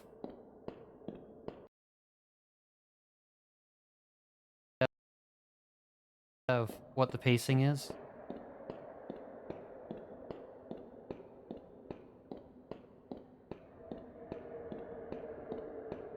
I mean, that also includes cuts.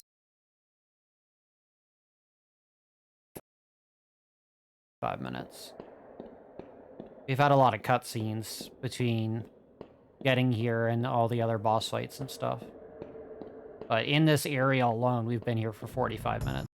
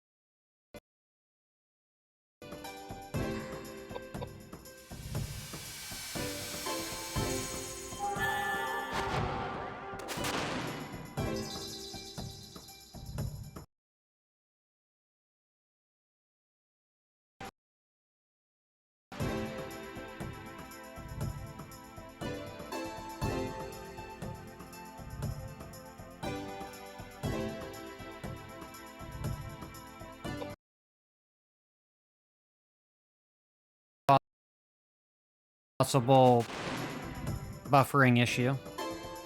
Because now everything's fine on my end.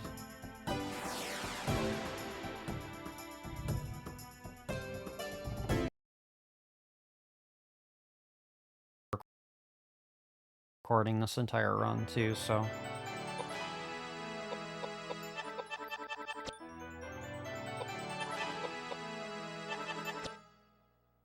Alright, well.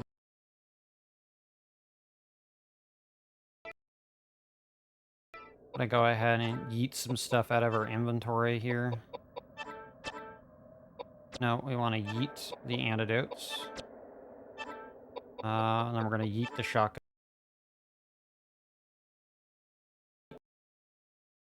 The rifle rounds. Yeah. And we'll want to yeet some of this.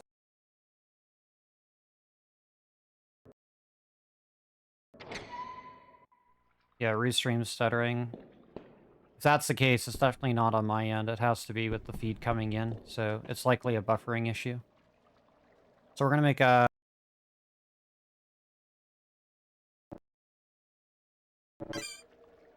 And then we'll return to Patrick's lab, and that'll allow us to start the...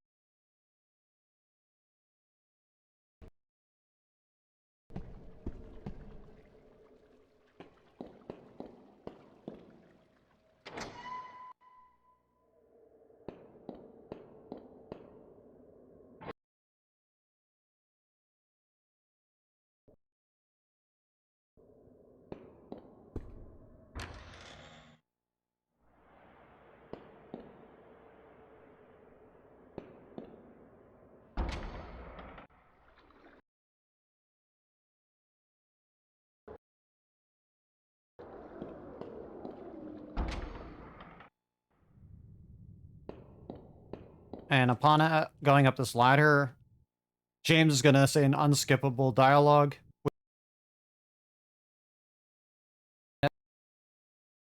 Stretch, go to the bathroom. My work. Can you two wait for me here? And get a drink. You all enjoy as best you can, and hopefully stream issues will be resolved.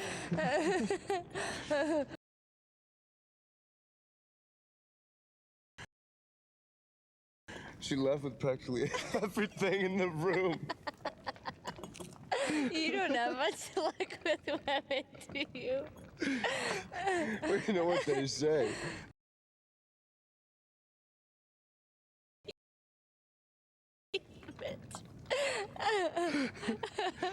Oh, but you're lucky. I mean, to have so many people to kid around with. For me, I'm all alone. I've been.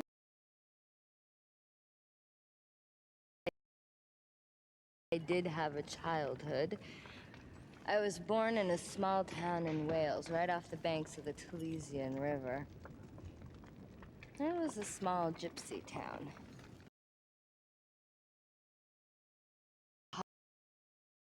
Call ourselves gypsy. We called ourselves Rom. See, a true gypsy is born under the blue sky and is destined to die under.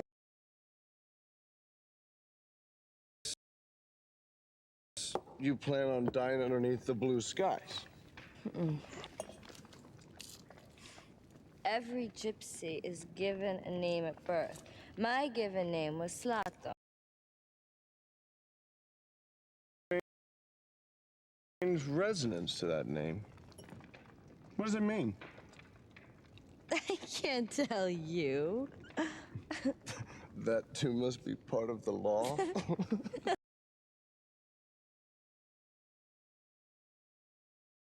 Seeing you. A glance from thy soul-searching eye can raise with hope, depress with fear. Byron again? Yeah. You must really like. I feel as though we're birds of a feather. Then he must be self-obsessed as well. I'd rather be classified as a romantic.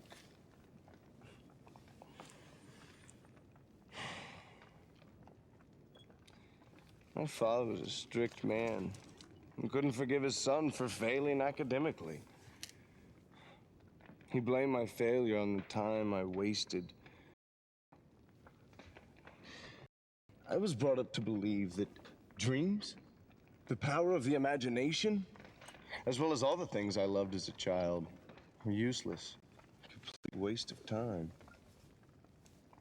It was as if he was telling me I was useless. And then again, it may be just that. I think I was probably born too late. By the time I was 15, everything there was to be done had already been done. The Western territories were colonized. The jungles had been explored. There was no wilderness for me to wander into. No jungles for me to cut my way through. I guess that's how I ended up roaming the country. Well, granted, I picked a few fights along the way, played with fire, gambled on my life a few times. But none of that comes close to the truth I'm searching for. I yearn for something far greater. I can't quite explain myself, but it's as though I'm on a quest for some intangible treasure of sorts. Koudelka, I envy you. You have psychic powers that few are blessed with. Being born a gypsy, you can choose to live how you wish. And who gave you the right to act as if you figured me out? Do you have any idea how I was raised? You make me laugh. Adventures. Please, you haven't the slightest clue. Do you have any idea how much pain my psychic powers have brought me? My father died when I was only a child. I predicted the exact time, place, and ending of my father's life Imagine that, predicting your own father's death. You know, I was cursed as a child, being given powers not meant for a child. And my mother, oh, she was so frightened and so full of hatred for me. She tried to kill me with her very hands. The gypsy elders got together and decided to excommunicate me. I was only 9 then. Do you have any idea how a 9-year-old child survives without the help of a living soul? Treasures, you must be joking. Have you ever cried and begged for your next meal? Did you ever sell your body, seeking shelter from the frigid night air? I used to be just like Charlotte. When she cried and said, "No one has ever loved me." Oh, her words cut straight through me. It was me she was talking about. Just like her, I wish that everybody would die and harbored a hatred for all mankind. But you see, Charlotte has made her peace. And gone to heaven. Me, I'm still alive and still all alone. No one has ever lent a helping hand. No one. Koudelka, you? I am not as free as you make me out to be.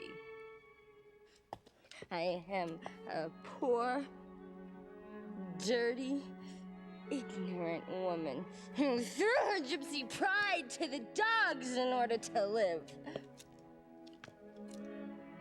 But you see, even someone like me can do good. Because with my powers, I can help ease the pain of others. That's when I feel good about living. I don't need to be loved. I just want my life to have some meaning. And just want someone to tell me they need me.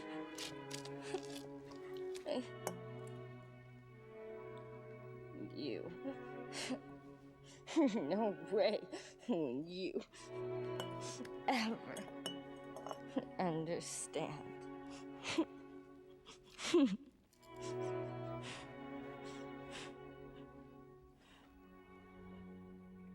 Okay, Koudelka, just go to sleep. Sleep it off. You're incredibly white girl trashed right now. It's done. It's completed. All right, so James is finished making the nitroglycerin. All right, now we're gonna go and fight the super boss. So we got to do some backtracking here.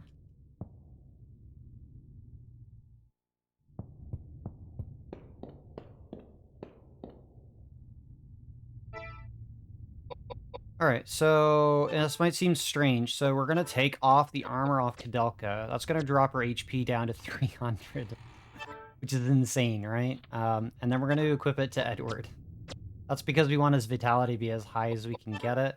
And then we're going to use James here to heal Edward so that he's full HP. So that when we go to the super boss here, we will make sure that Edward is as beefy as he can be, since he's got max vit and now he's got armor to reduce as much of the physical damage that this boss is going to deal to us. So we're going to enter, we're going to make a temp save here over the one that I already have. I don't really care about that temp save being deleted because we can always make a new one in the future. So not a big deal. So we're going to override that temp save. Again, we can only have one temp save, but we can have as many mandatory manual saves as we want. And you can only do these at certain sections of the game. So that gargoyle that we ran away from is the super boss, and we're going to go and re-encounter him. This is not the super boss fight. This is just a random encounter in this area, so we're going to run from that. Now, my hope is that we have a high enough stats and enough scrolls to get through the boss, and hopefully still have at least have a scroll or two left over for the last boss of the game, because we still have a handful of bosses to go through, this being one of them. So like I said, this is the super boss coming up, and yeah, he's super speedy, has a lot of HP. In fact, he has about 3 or 4 times as much HP than any other boss in the game. So here we go.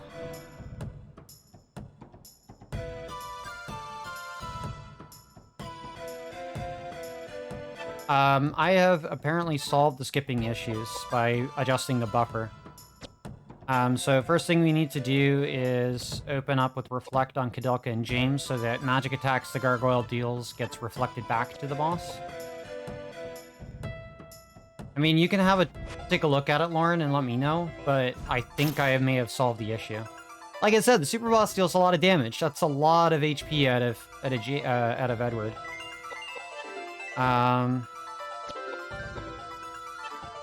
So we have to wait this fight, because we can still run from this fight, but we're going to avoid it. Yeah, if you want the audio skipping, shouldn't be. Nothing's wrong on my end, so that's concerning.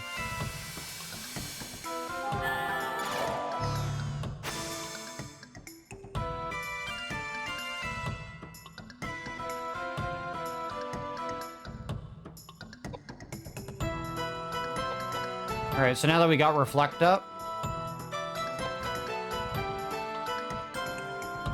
I'm gonna go ahead and start using some of the scrolls that we picked up.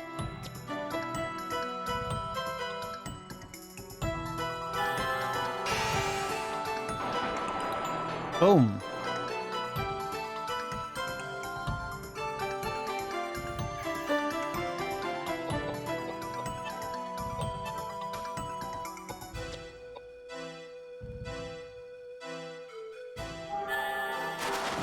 There we go. Over 10,000 now. Lots of damage. Edward has got so much HP, it maxed out his HP counter to 9,999. So even though the boss dealt 3,000 damage, it only looks like he got dealt like 99 damage. Just gonna point that out. He's over at 9,000 HP.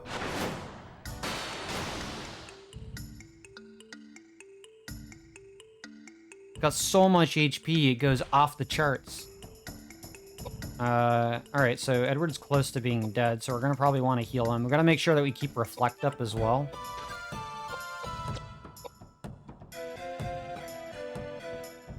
Thank you, Lauren, for checking in, though. Much appreciated.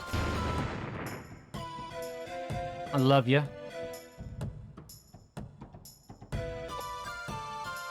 Alright, so we're gonna want to use James here to heal Edward.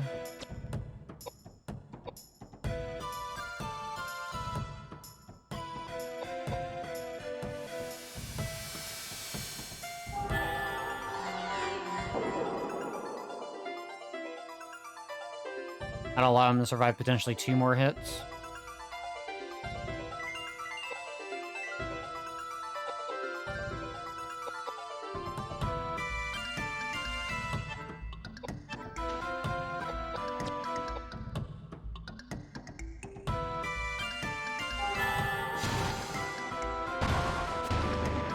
This boss is extremely fast, like I said, and has a lot of HP and does a lot of damage, so...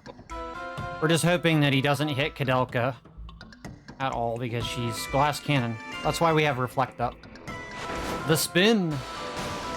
Yeah, so Reflect will bounce back the magic attacks, which is nice. In fact, that'll be a strat that we use throughout the rest of the game when we get to the final bosses.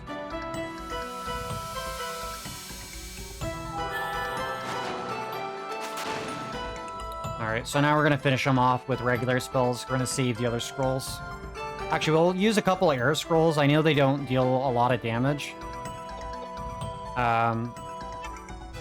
But I mean, might as well get them out of our inventory.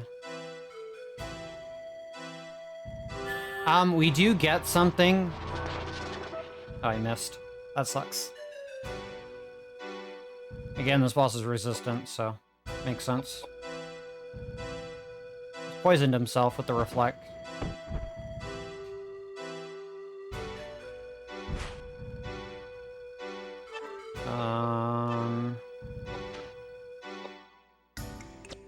Alright, so we're fine. Let's wait it out. Koudelka's reflect wore off, so we're gonna reapply that.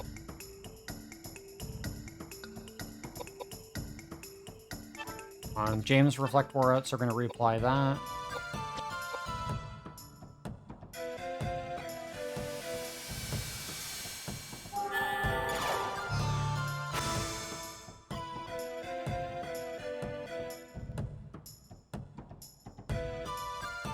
Again, we're trying to keep Edward alive, because if he dies, everybody else in the party is going to die.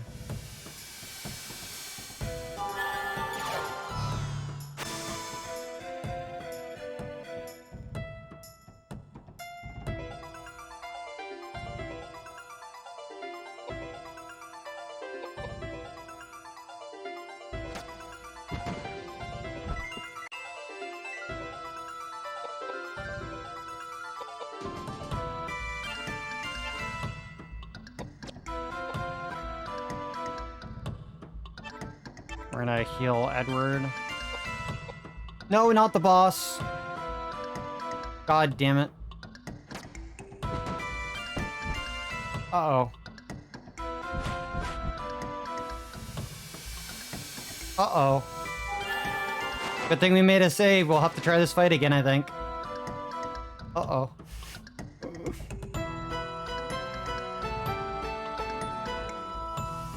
We're gonna heal the boss.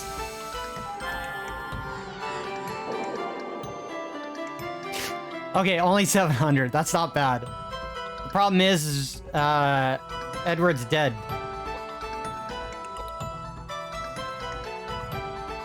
Do we have whiskey? The only way we save this. We don't have whiskey. Okay, so we're gonna hope we get a revive. Uh-oh. Uh-oh.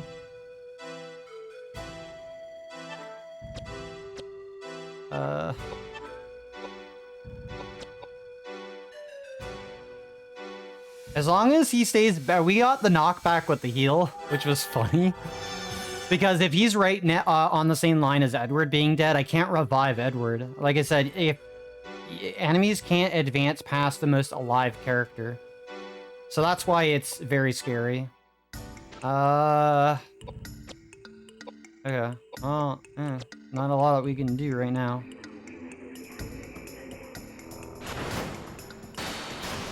Alright, we still got Reflect up, so it's fine. He's not gonna one-shot us. If he hits Edward again before we get the heal off, he probably will kill him, though. We're trying to avert disaster here. I don't want to reset the fight, because then we lose, like, 3 minutes already.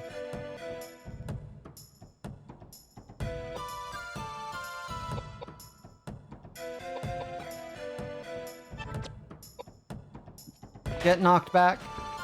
Yes. Alright, Koudelka, heal Edward. I don't know why it automatically scooted over to the boss instead of Edward. Edward was in front. It should have went right to Edward. That was so weird.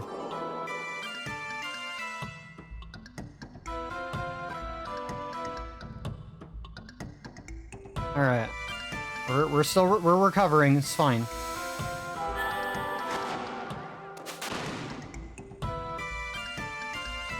Reflect bouncing back less than 1,000 damage means the boss is near the end of its life.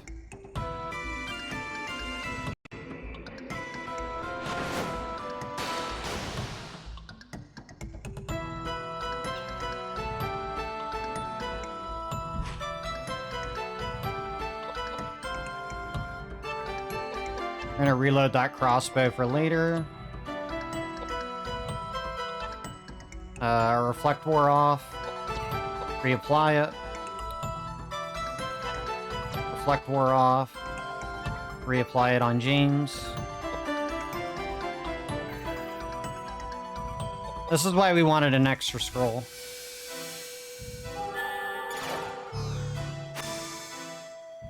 We're saving exactly one for the last boss.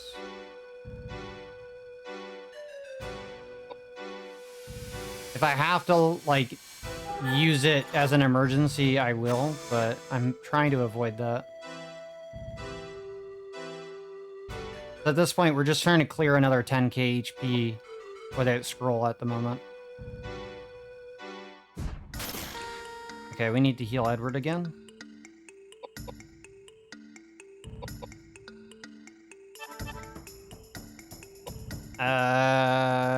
Wow, we're like running out of MP.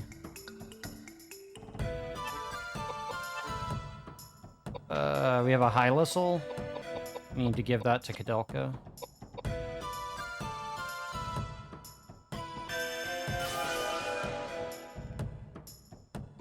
This is why we picked up those listels earlier.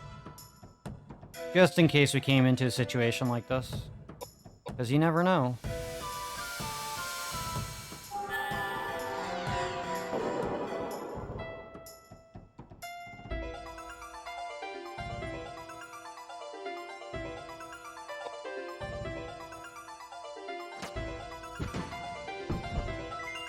It's strange, the boss hasn't backed off yet, so he must not be low enough yet.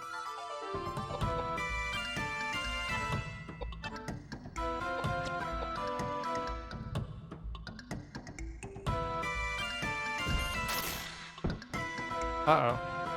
Alright, we gotta heal Edward again.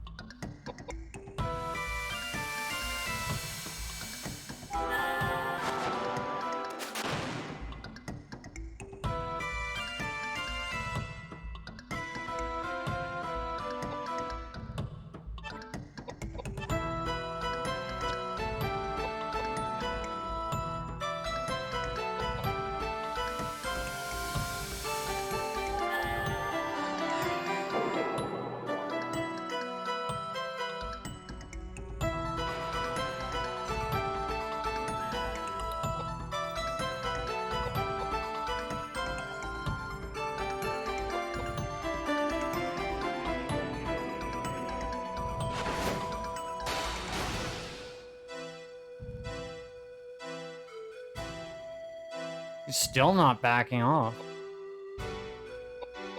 Alright, we'll get Edward here to pass a listle to James.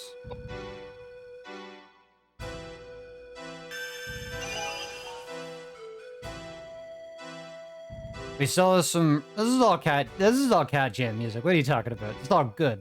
You just wait. We're not even at the really, really good boss music yet.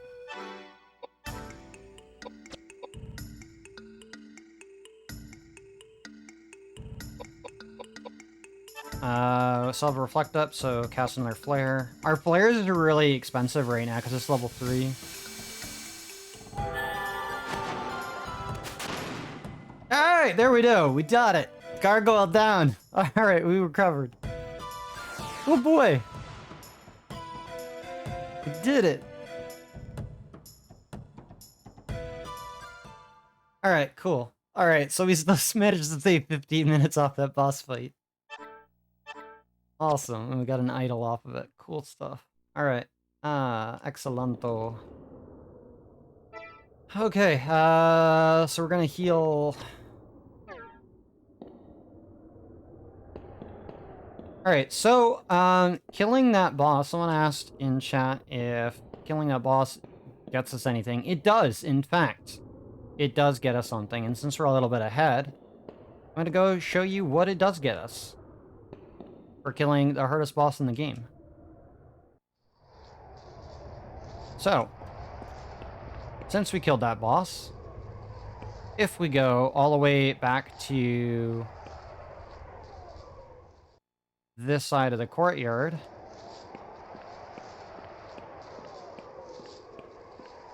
down these stairs,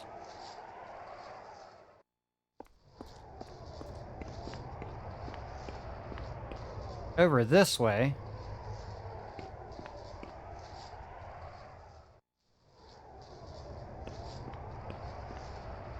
bring us to an area that most people doesn't even know exist. And you see this statue here, which we can't interact with if we haven't killed the boss. But since we killed the boss, we can take this sword called Sakanoth, which is named by the developers of the game. So we can take the developer's sword, and you can imagine how powerful it is.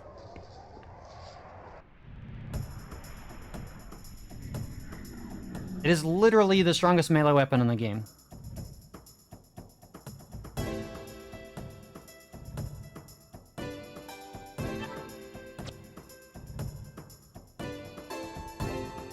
The weapon can break. I mentioned way earlier in the game that every melee weapon has a chance of breaking because of durability being kind of random. But if you want an idea of like what the stats are on the weapon, we'll go over here to like Edward here will highlight the weapon. You can see that it pumps his stats up quite a bit. It is a very powerful weapon, and if you examine the weapon, in the item screen here, weapon, and we highlight it, we can go to examine, and it tells us it's the legendary sword said to be made from the bones of a mighty evil dragon slain long ago. Its eye decorates the pommel. So I'm not sure what that's referencing exactly. Maybe another game they made or something of the sort. But yeah, that is a very, very powerful weapon. We won't be using it, though. But that is what killing the gargoyle allows it to get. I mean, it did cost me a few minutes there to go and get it and show you off, but that's all fine.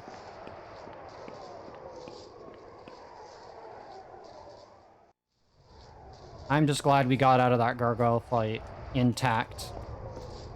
Now we can head to the end of the game, the point of no return.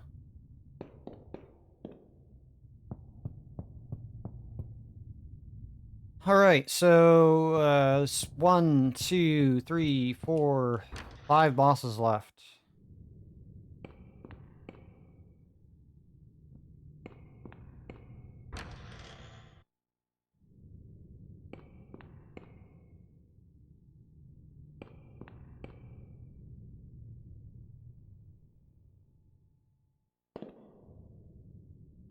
And we have quite a few short cutscenes coming up in a row, so we'll get to enjoy those.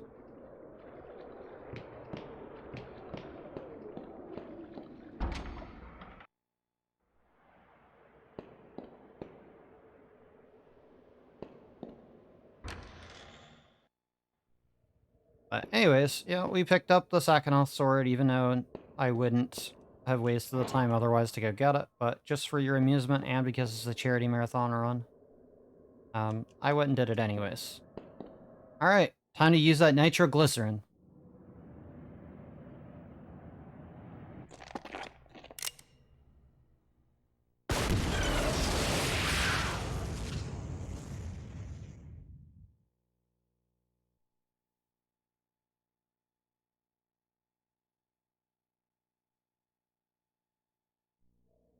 Obviously, we made a bomb. The other thing that I'm going to remind myself to do is take off the armor off Edward now and put it back on Koudelka so she doesn't die in the last section of the game.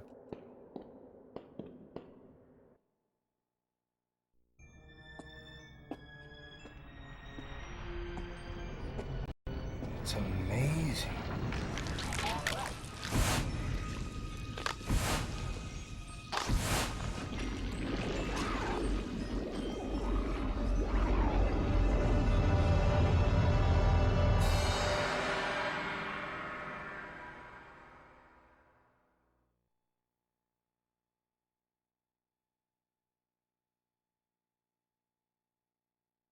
Alright, so we're on the other side where we saw the Tree of Life earlier in a small cutscene when we first got introduced to the super boss that we ran from. I'm not going to fight any of these enemies here.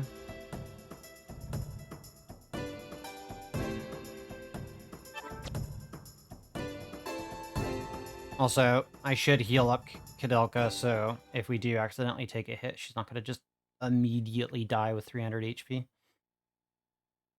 Should probably do that, since most of these enemies will deal up to 1,000 to her currently. There we go. Anyways, so we're gonna climb up these steps here. And we're gonna solve a small little puzzle here using the research notes and documents that we picked up earlier. And activate this organ in a precise order.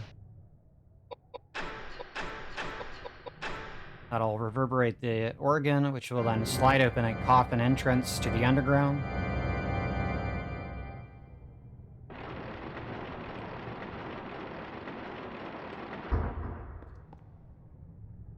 This is on PS1. This is a PS1 game.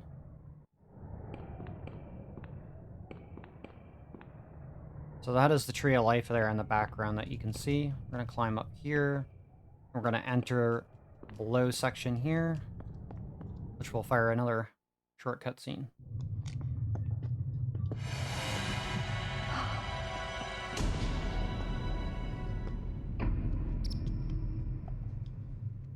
Patrick.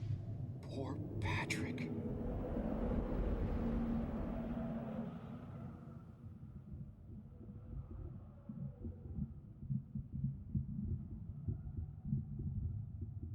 We found Patrick.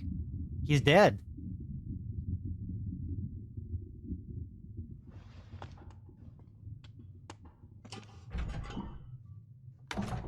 Hey, what are you doing? What's that? No, don't! I'm not asking for your help. This is my problem. None of you need to die with me here.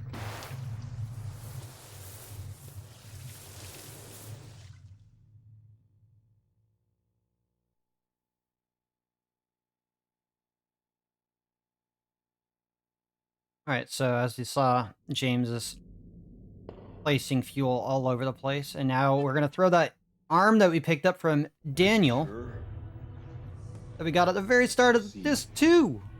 Finally. Daniel Scotius, protect us from these evil spirits and grant us inner strength. Amen.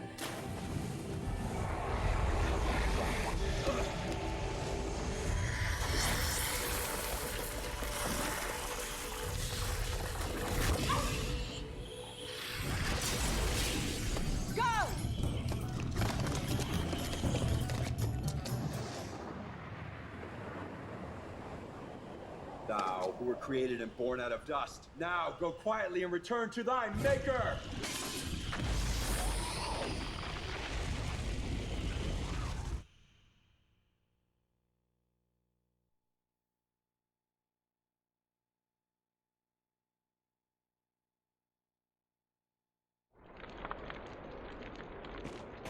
Alright, so we're at the point of no return now. There's no back, going back from here. Literally, if we try to go back the way we came, it will be like, nope, this is the point of no return. Sorry. If you came here too early, well, too bad, you're soft locked. Alright, so this is the next boss. It is the Tree of Life.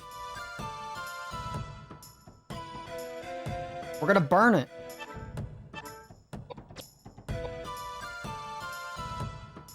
So each of these routes has a little over about 5,500 HP, but exactly about 5,400, I believe.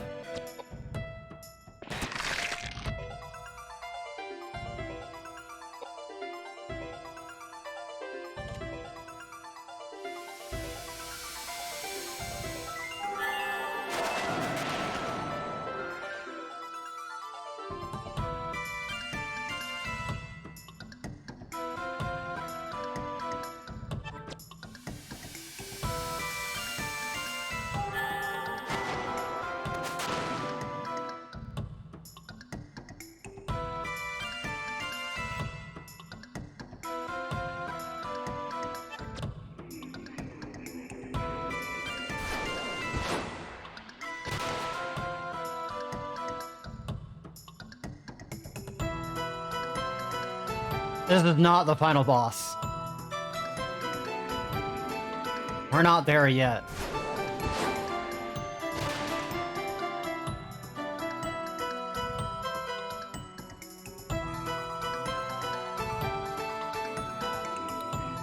Right now we're climbing the bell tower.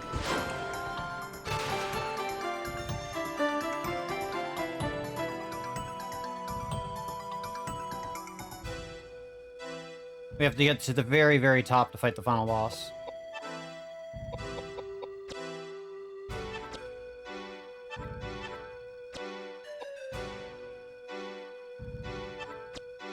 Nope, don't attack. Magic. Flare.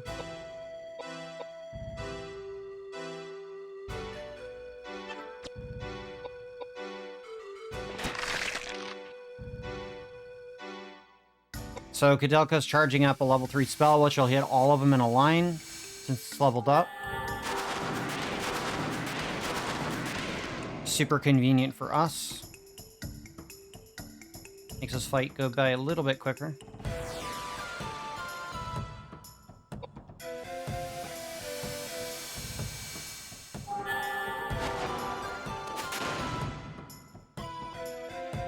Alright, one vine left. Yeah, we're not at the final boss yet. The final boss is 3 separate boss fights for it.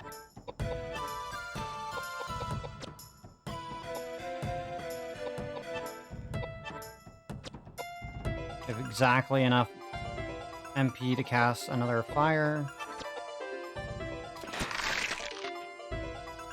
And then this should die now.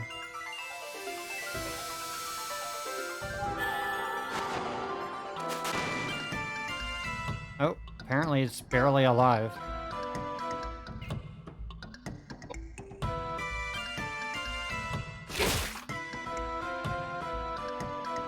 Yeah, it's barely alive. It's retreating. That's how we know.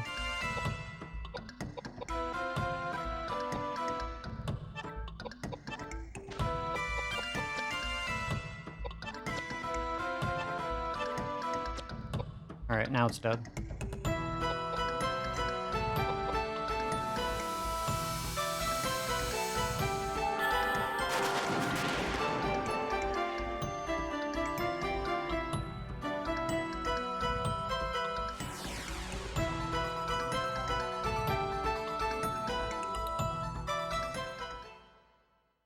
Alright, so we're not done. We still have to climb to the very top of the bell tower.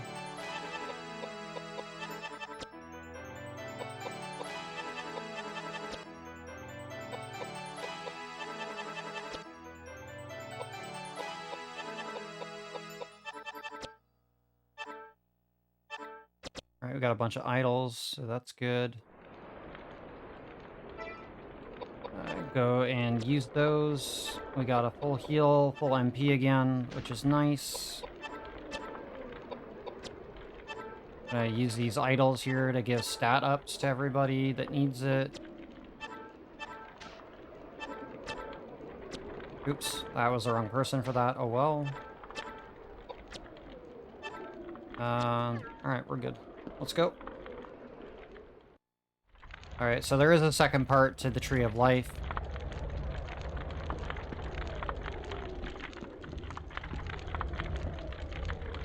Up the stairs, Koudelka, please.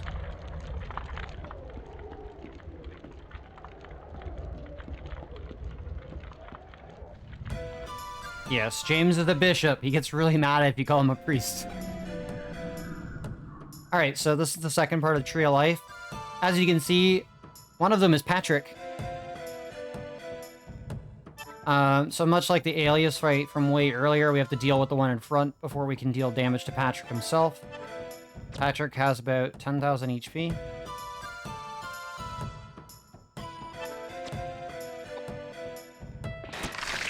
But we have to take out this first route, which is 5,400.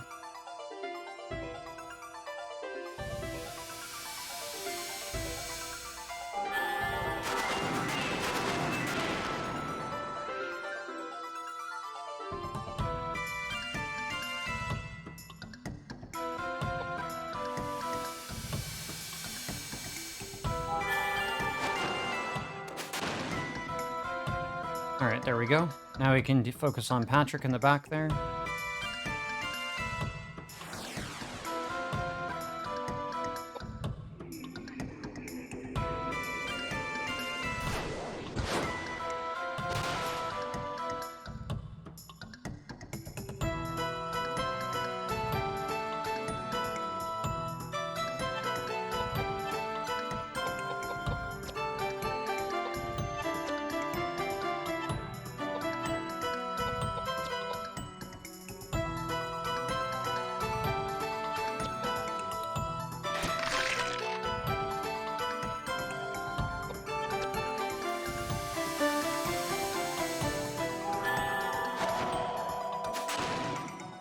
So after this boss, we have the final 3 boss fights with the final boss of the game.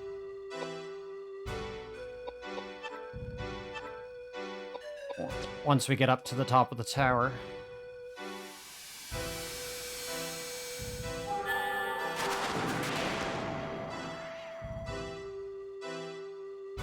So we got about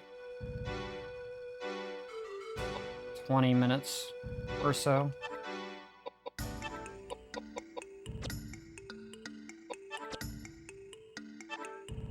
No, not attack, James. I know he's close, but you can't do that. I don't want you to break your weapon.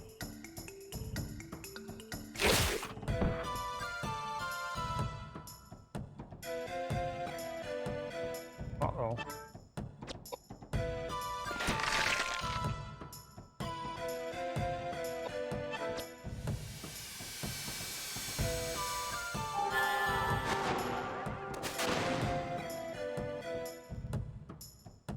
We're gonna back up James here so he doesn't get whacked and died. Or deaded.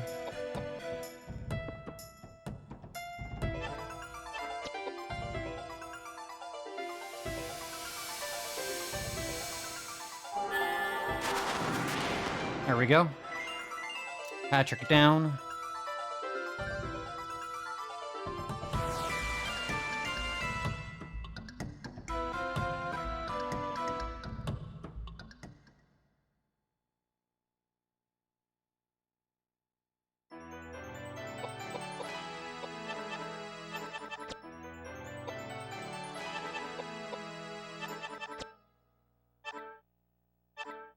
Some more idols, that's good. Go ahead and heal Koudelka. We need to use some whistles as well for the next boss fight.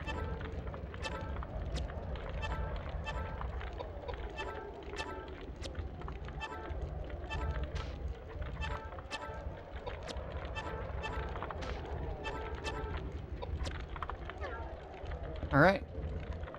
So 3 boss fights left.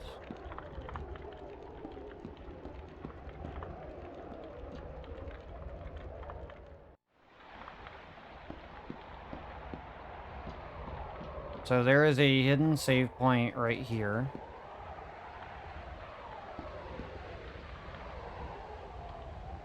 So we're gonna make the save, a manual save here, and we're gonna show the alternate bad end. Because we have time for that. And I'm not sure if someone will be around to catch the timer when we get to the last boss. But we have time for this. So we're gonna go ahead and do that. Then we're gonna go ahead and eat the pendant. Because, like I said, that is a key item. And if you can come here without it. And if you do, well, you're gonna see exactly what happens.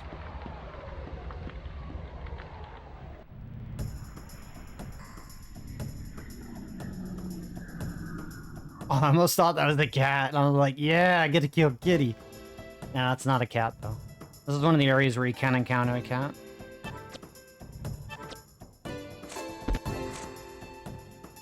This is actually one of the areas where it's a higher chance, too.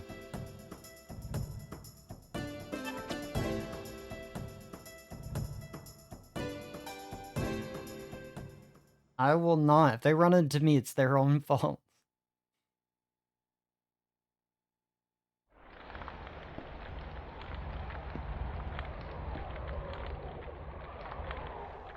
Alright, so the game gives you a bit of a warning there. But anyways, this is what's gonna happen if we don't have that pendant that we picked up like hours ago.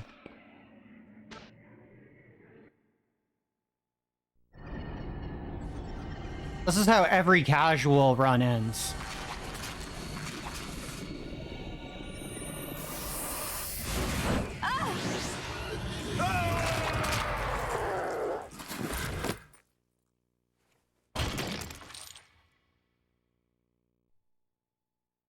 That's it. Game's over, right? In every casual sense, that's the way the game ends.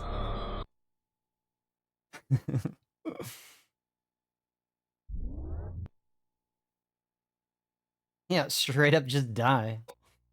Alright, anyways, we're gonna continue and do it properly, because we still have to do all bosses, right? So we still have 3 bosses left to kill. But yeah, that's exactly what happens. So if you forget that item from like several hours ago, that is exactly what happens. That's how every casual playthrough goes. Especially for me. 70 hours in and then that happens. And then you have to restart the whole game, because I had no idea what the fuck I missed.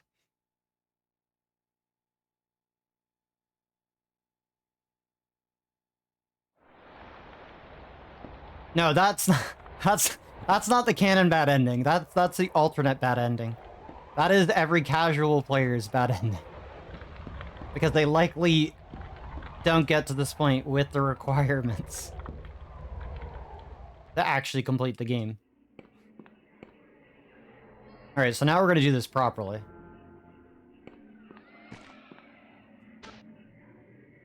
This is how it's supposed to happen.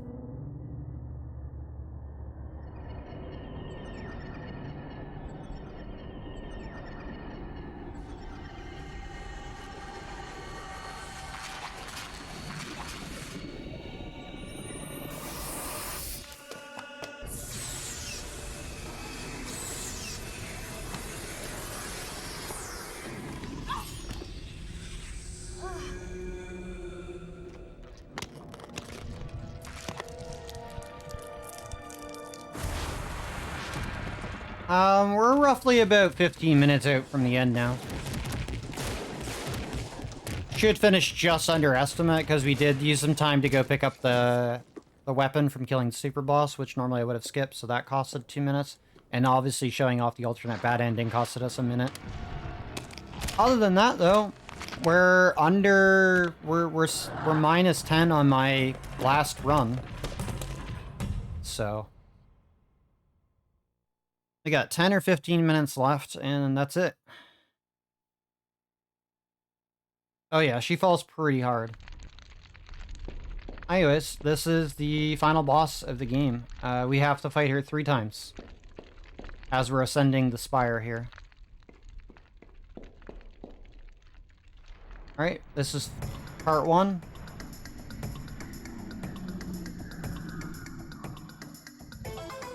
Alright, so in this phase of the boss fight, we need to use fire magic.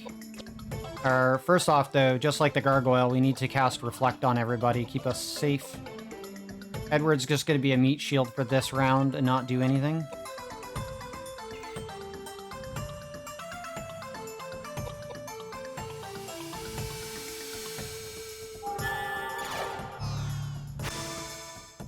Yeah, that is literally the worst ending, insta-kill.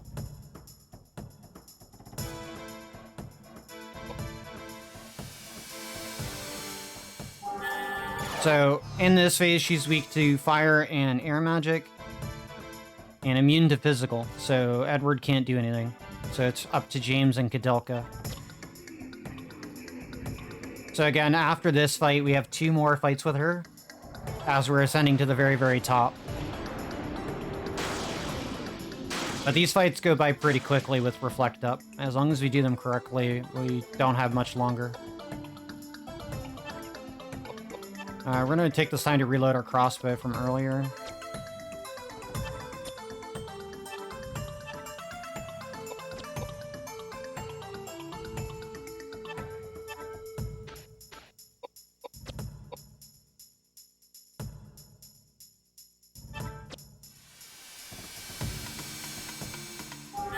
So Elaine right here, which is what the boss is. That's Elaine's body that she was talking about hours ago when she told us about it. That was resurrected. She has almost 12,000 HP. And Reflect allows us to bounce back a lot of extra damage to her, so it helps speed up this fight quite a bit, as long as we can keep it up.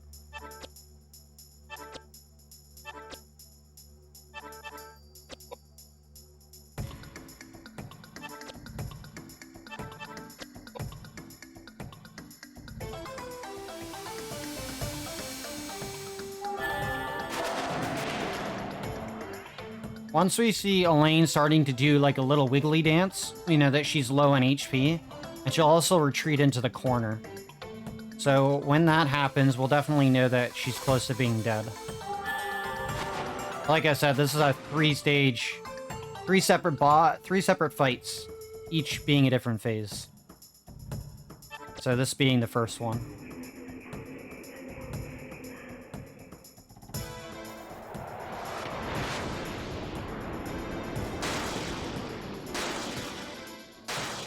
Reflecting 0 means that she's close. She's gonna retreat. Yep.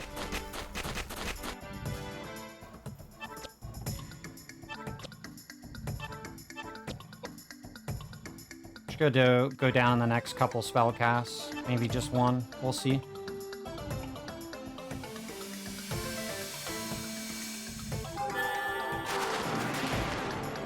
Alright, she's down. Okay, so first phase down.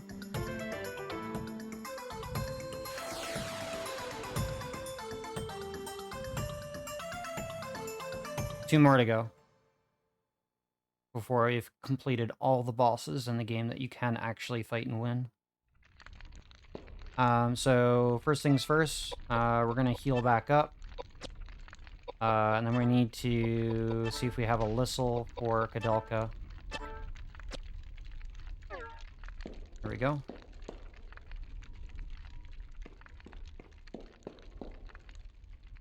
Alright, phase 2.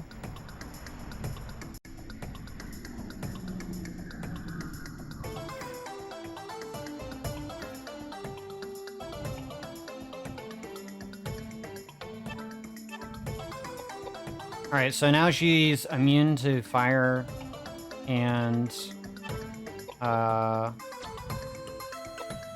fire and air, so we have to use water and... Sorry. Yeah, she's immune to fire and air, so we have to use water and earth now. But James, or Edward can attack her now. She's not immune to physical, but she's more resistant to magic. I should have cast Reflect with Koudelka. We'll still get a chance to cast Reflect up, but it's going to be a little out of sync from James. That was a mess up by my part, but it's nothing crazy bad or anything. A little bit more scary if this was a mess up in any percent, but we're a little bit safer for this fight.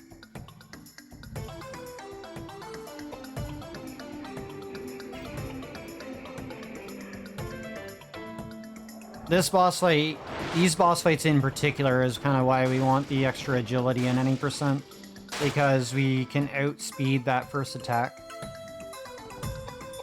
Because without it, we can't. Alright, we need to get that Reflect up on Koudelka or else she will die.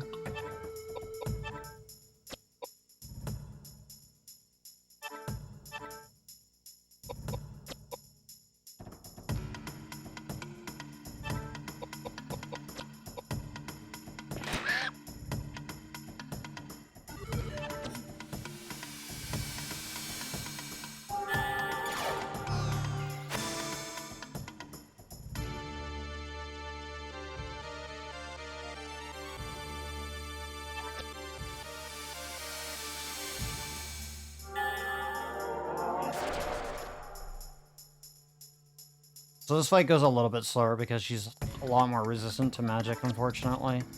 Which is why we rely heavily on the Reflect damage to help us out.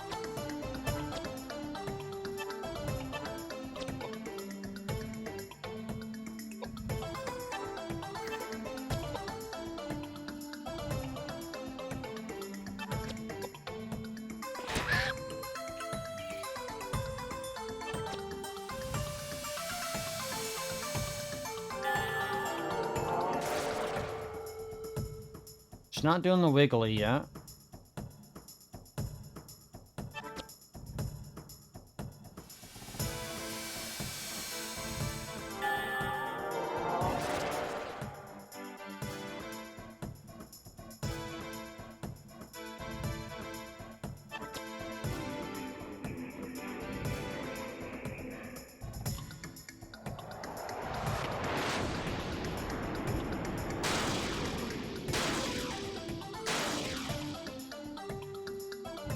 Alright, she's doing the wiggly. She's almost dead. She's retreating into the corner, that's how we know.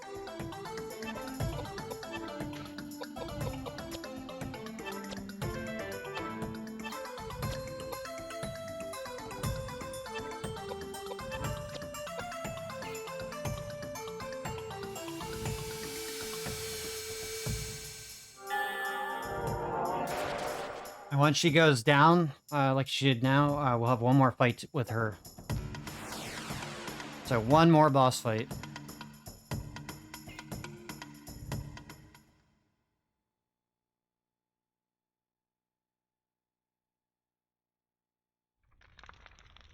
Alright, so we need to heal back up for the last fight. We want to use James to do the healing here. Yeah, we'll probably want to Lissel, maybe. How many Lissels do we have? Oh, we have 3. Okay, so we'll Lissel and Lissel James as well. Wasn't sure if we had regular Lissels or not. Okay, let's do this. Final boss fight.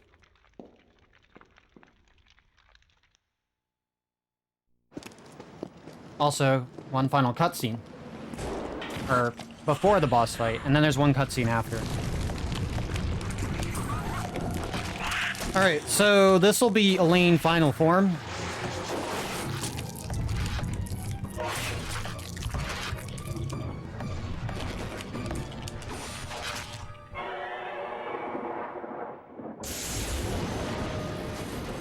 Elaine wasn't much of a threat then, but now she is.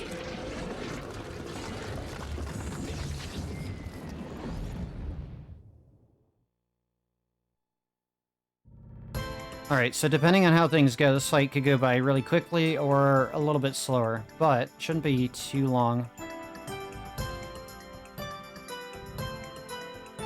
She'll do a death scream and then start shaking once we deal the final blow, so much like the previous fights, we're going to open up with Reflect, because she can deal a lot of damage, especially to the entire party.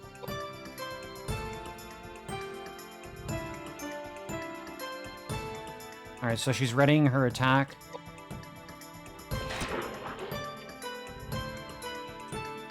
And the music's changed if you haven't already noticed.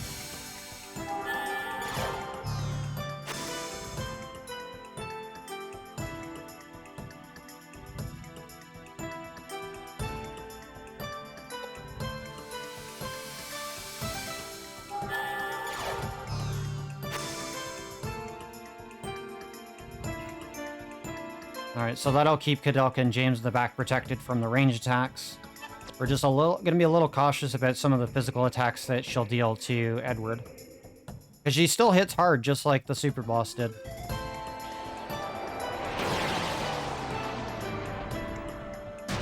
She has a multi-hit, too, that deals an absurd amount of damage. Alright. We need to reload the crossbow. Alright, we're gonna use that scroll that we have. This might be able to kill her.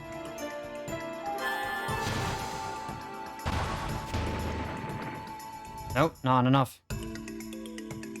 I mean, she's stunned, so she is weak, so she's close. Not sure exactly how close.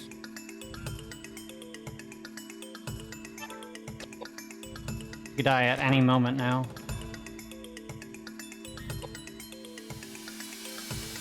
So she only has, like, I think, I don't know, over 10,000. I just don't know exactly how much she has, because she has more than the 2 previous phases. I just don't know her exact HP total off the top of my head. I just know she has a lot more. Not as much as the super boss, though. But she's staggered, as you can see her movement. So she's close. She's not, like, standing as upright as she was previously, so we've dealt a lot of damage already, which is good.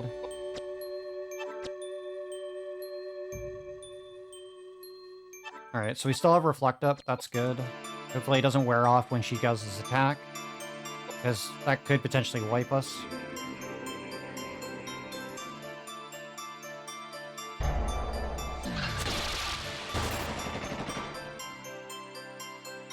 Okay, that's fine. She went for Edward.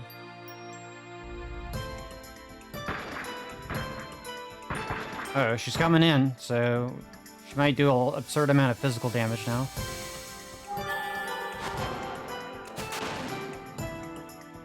Oh, come on! It might be the stagger animation triggers at like half health, I think, maybe. I'm not sure exactly what the animations are for this boss. I've only done this a few times, so. My reflect wore off. I'm a little scared. I should reapply it soon.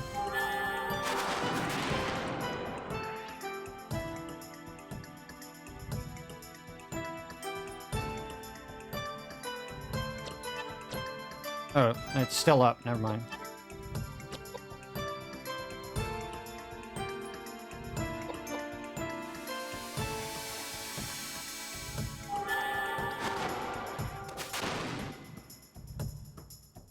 Oh, she's still kicking.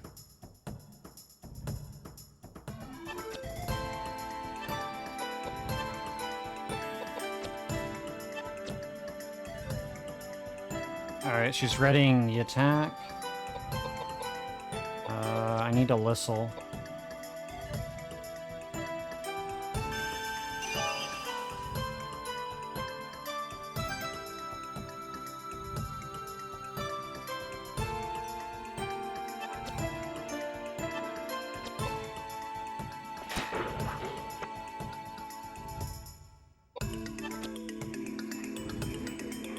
Please don't have reflect wear out for this. Oh, she healed. Okay, so she is extremely low. If she procced that heal, that means she was almost near death. Alright, so now we just have to finish her off. I was wondering if she was going to try to do the heal.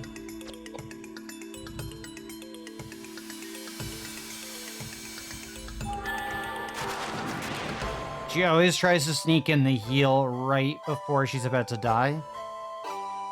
Which kind of stalls out the fight a little bit longer, but we don't have another usable scroll to prevent that, unfortunately. That would have costed us too much extra time to try to farm one.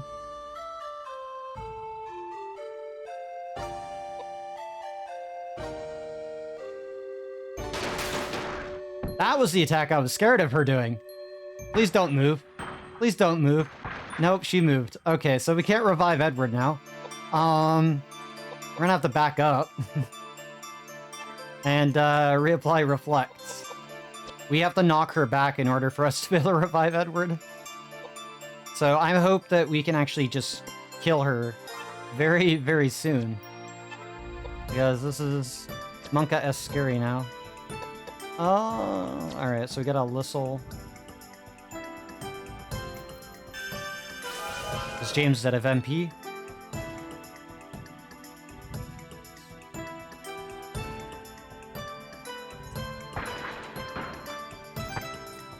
Please don't melee. Okay, she's charging an attack. I don't know if it's going to be a physical or not, so I'm going to try to get James out of the way.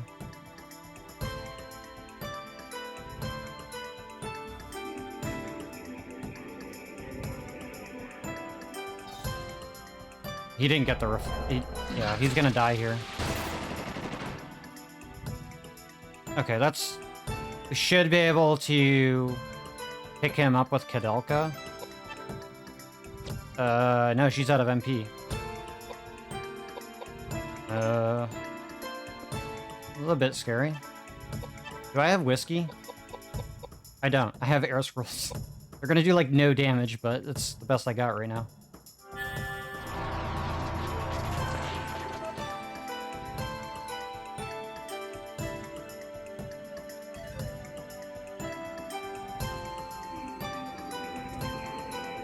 Good thing I got the reflect up.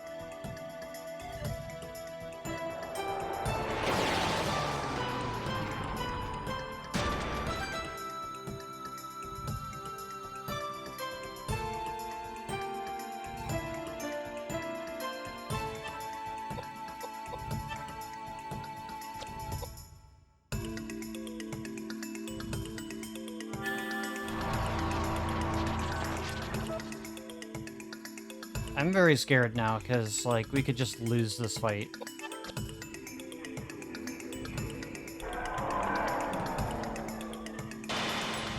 Oh my gosh, she healed again. Okay, so... that is really unfortunate. Because we're already over the estimate, guaranteed. And the only save I have is before we did the 3 fights going up here.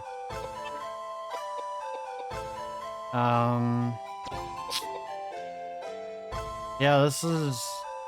I mean, we do have a save, but the only save I have that you could possibly make is way back down the stairs, so that'll put us behind like 5 minutes. I'm a little scared of this. Okay, I have Roman nuts.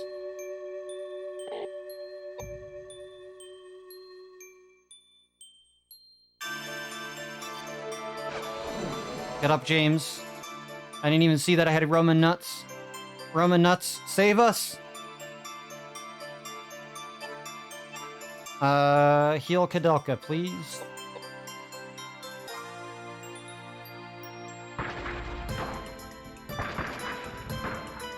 Please don't melee. Don't be a jerk.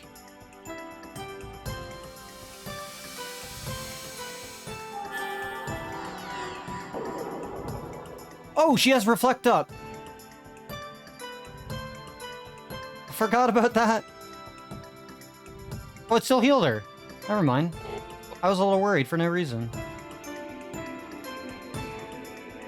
This is gonna hurt, though. This might kill me right here. Yeah, this is death.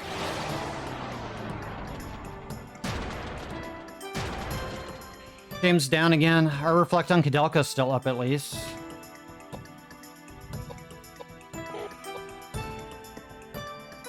We need to... We have one more Roman nut, so we can only get James up this last time to recover this.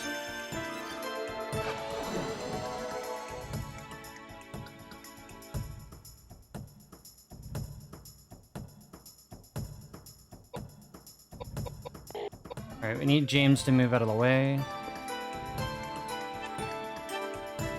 We need Reflect.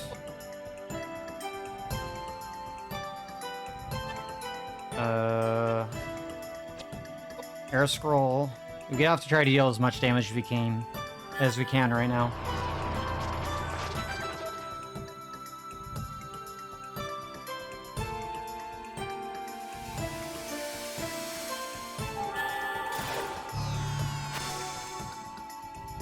So unfortunately, I'm stuck on this back row until I knock back the boss. And the only one that has MP is James.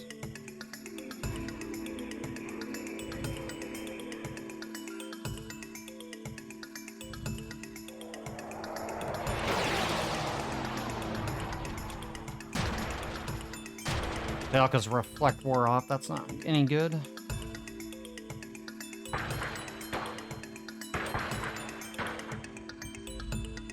So we're just gonna play hooky with the boss here.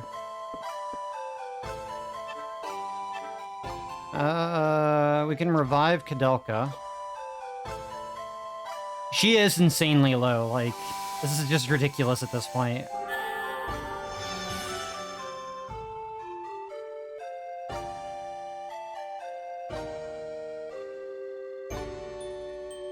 We just really need to...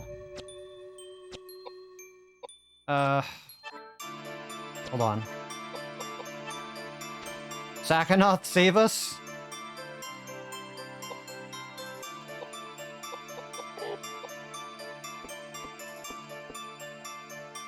I'm really desperate right now.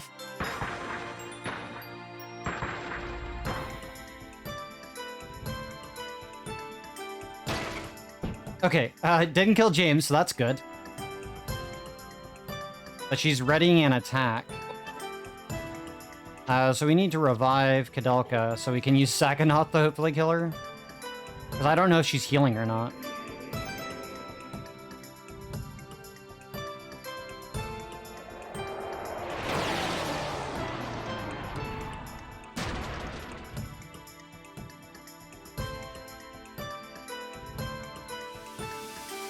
I ain't giving up.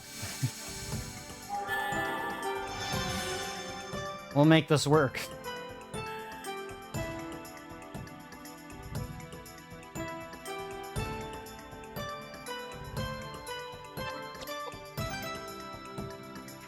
Die!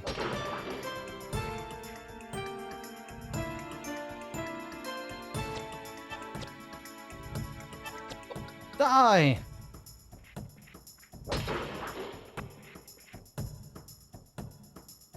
Her strength is very, very low, so this is why this is not working as good as it should. I think she's healing. Yep. Oh, come on, stop doing that.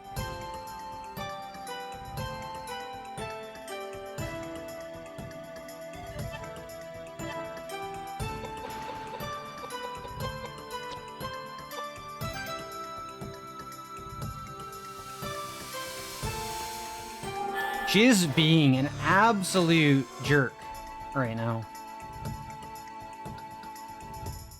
I wish I had some extra items, but we just don't.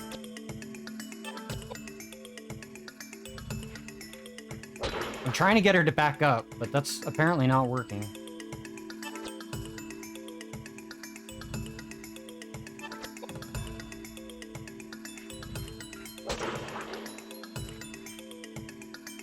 The boss has an MP pool, but I don't know how much MP she has.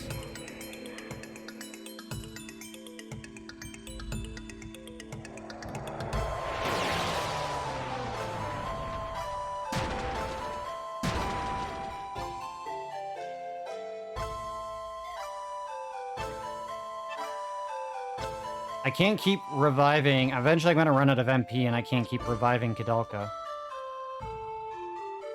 But as long as she doesn't melee James, I'm okay.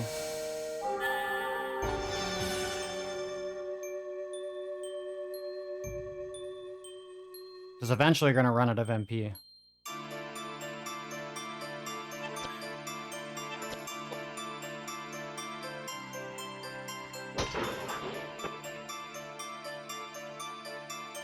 Oh, she would melee, for sure, if she wants to.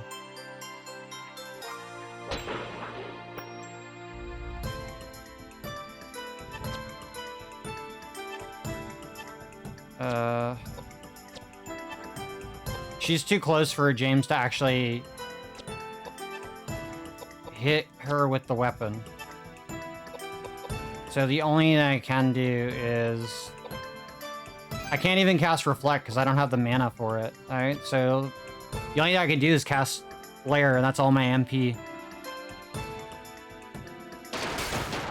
Alright, well, that was a good try.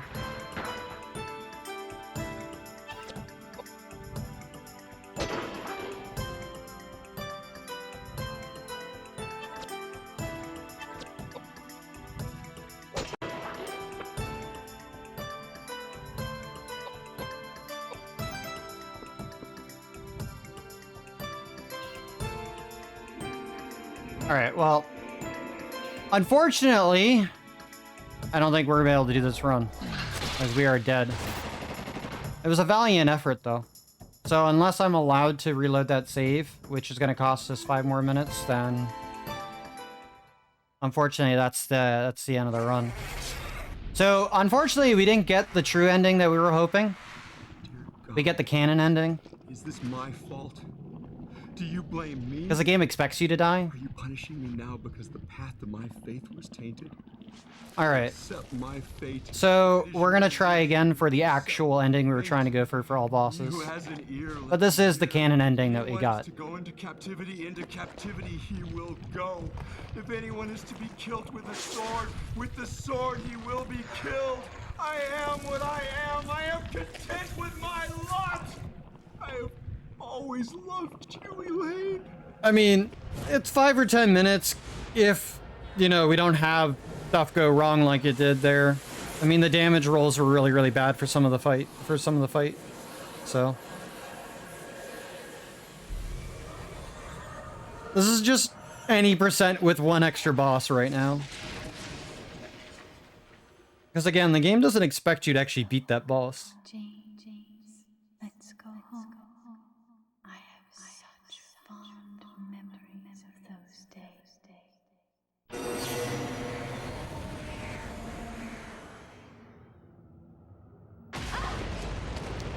No! Flames are coming this way! Don't be silly. There must be something we can do.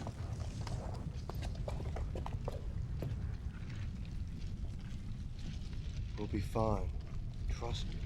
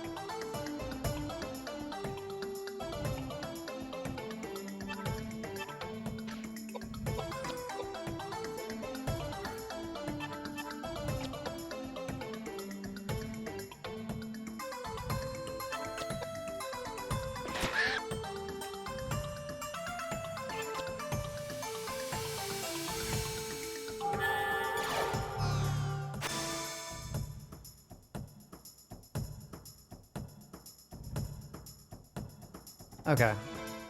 So we're climbing up pretty quickly. We're already on the second fight again. Like I said, I really wish that last fight went a little bit differently. But she got cheeky with the heal right when we had her on the ropes, and obviously killed Edward, so... Like I said, we're glass cannon in the back, so if she hits us, we're kind of screwed.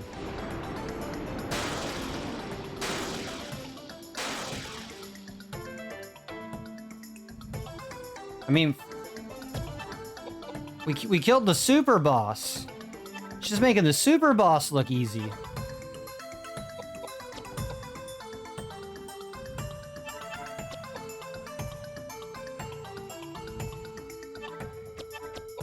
Alright, she's almost dead already.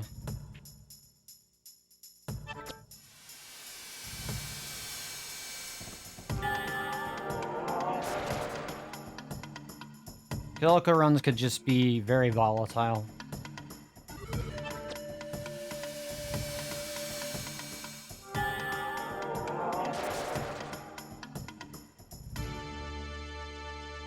I mean, you're not even supposed to, like, the game, like, you're, like, the devs, I don't think, intend for you to actually kill the final boss the first time through.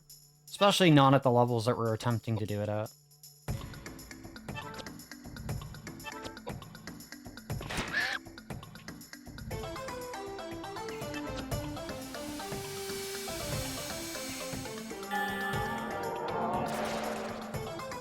So the fact that we already killed the super boss, which we're not supposed to be able to kill, especially not that low, I'm a little disappointed that we weren't able to kill the final boss at the same stats.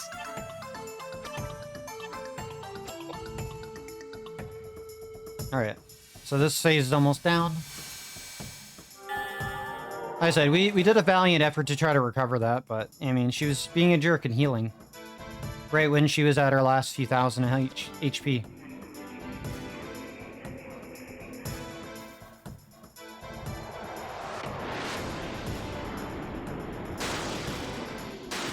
So I think what we will try is we'll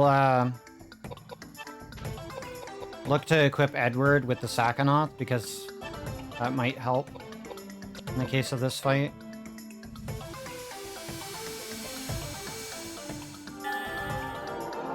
Because the crossbow's not really going to do a whole lot of damage, so if she gets within melee range, we can just switch to the Sakanoth and use that. Alright, so that fight's down. Okay, so now we gotta refight with the final boss. Hopefully we can do this correctly this time. Alright, so let's make sure that our characters are healed. Swap to James here to do the healing. And items, we're gonna use our listles here. Koudelka. No, not Roman nuts. We're gonna save those.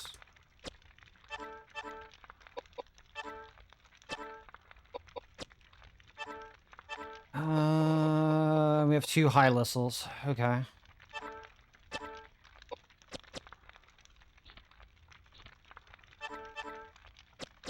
Alright. We should hopefully be good. Let's hope we're okay for this.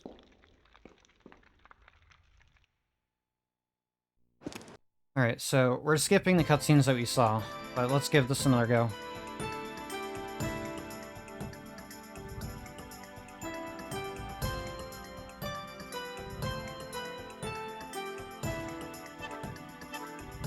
Alright, so we're gonna cast the Reflect.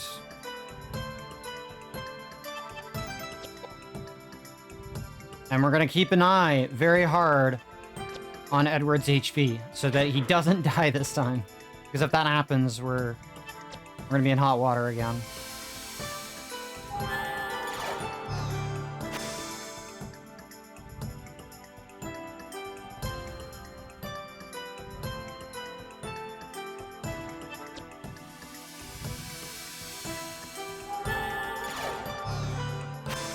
Alright, so if she doesn't heal and we're on par with our damage, this fight shouldn't last more than like 5 minutes.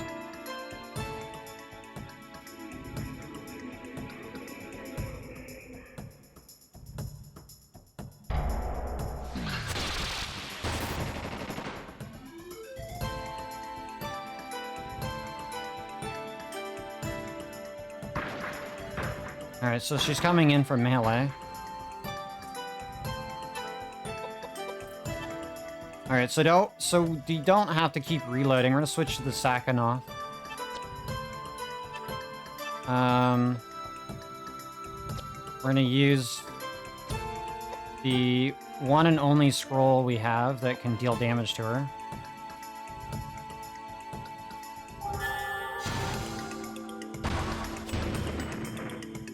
That should clear nearly half her HP.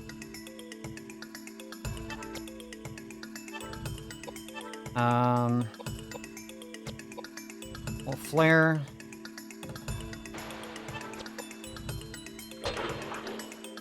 Edward's going to be able to deal a good amount of damage with the Sakanoth because of his strength. So this should put us in a much better position this time around.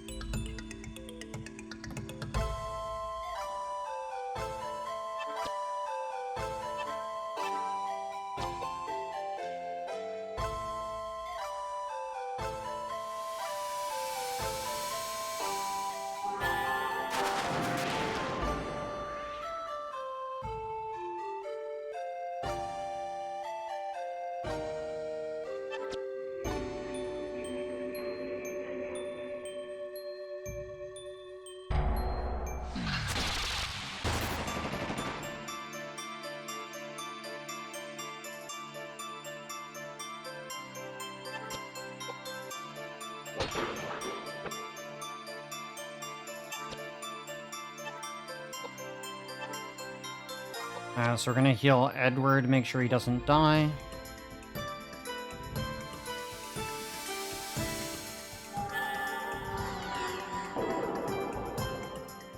That gives us a couple more turns.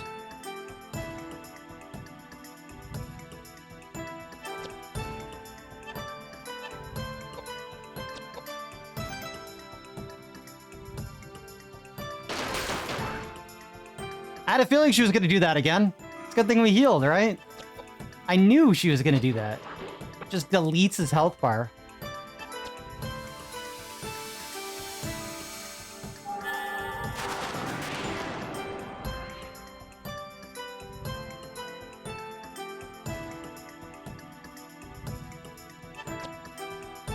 Alright, James is gonna heal again.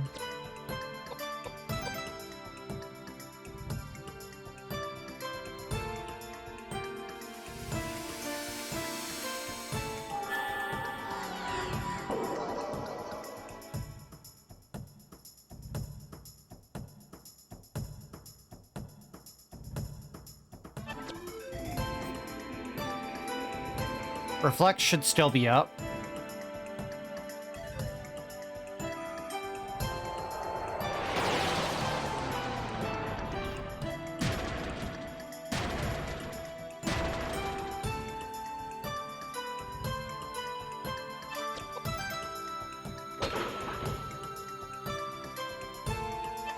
We need to heal again.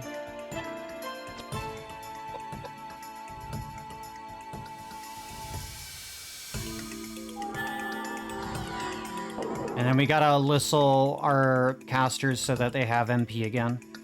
Or else if our reflect wears off, we're gonna have in hot water. So we'll need to do that ASAP. So we have those 2 listles for that. Really puts the survival horror aspect into play, right?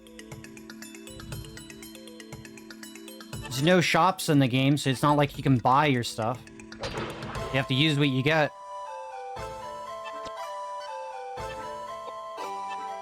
Alright, so we need to cast the reflect up because it wore off. I figured it would.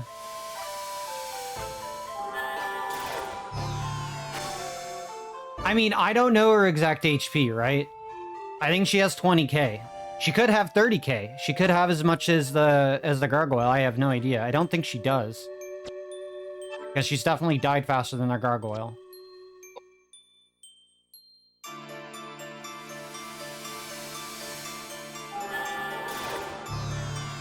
But I haven't been able to deal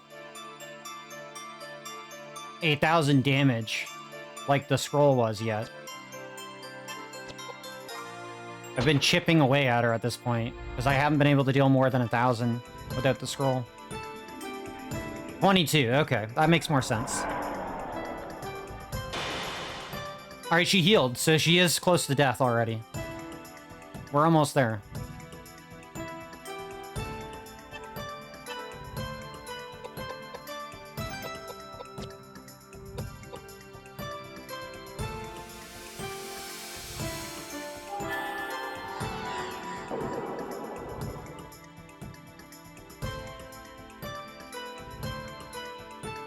So she is over 20,000, so she is close to the gargoyle. We're gonna use those arrow scrolls. We're only gonna deal like maybe 400 or 500 damage, but might as well save us some MP. Well, it did a little bit more than I thought.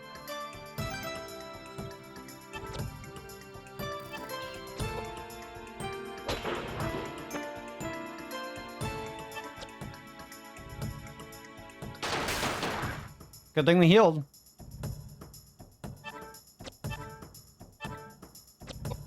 Oh, wrong character. Good thing we have 2 casters.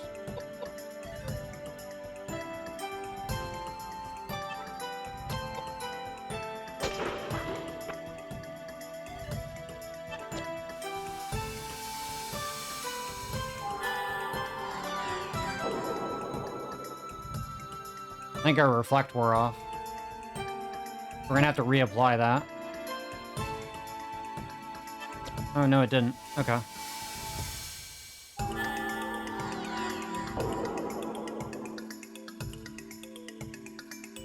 Okay. So she's healed. We've dealt about the damage back to her that she healed, so she's got to be close. She's gonna heal again, though, it looks like. Why? Stop doing that. You're already making this RNG terrible.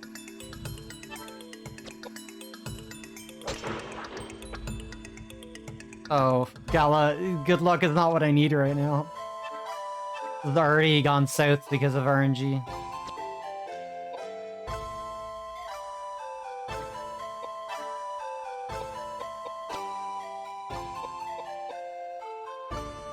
But I appreciate it.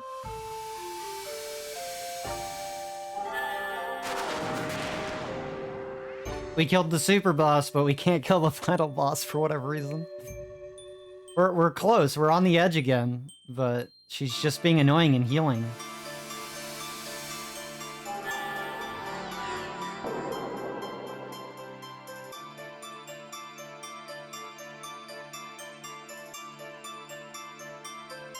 Thank you for the raid, though. You are a cutie. Thank you.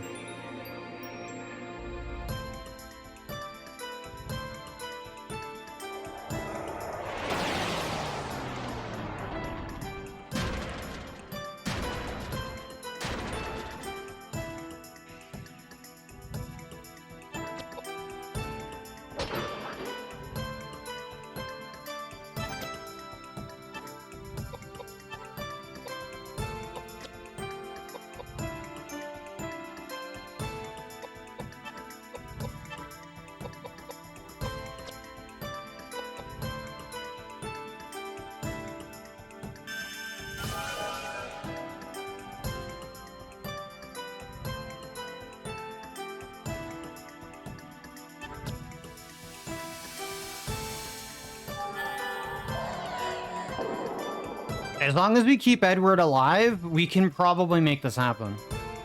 And we still have the nuts.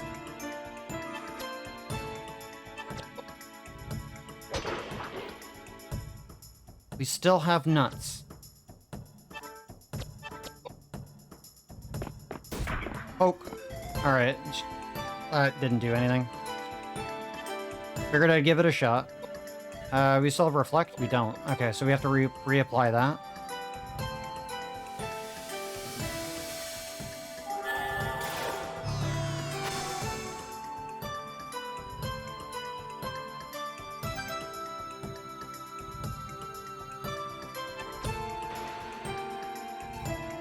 And she's going to heal again.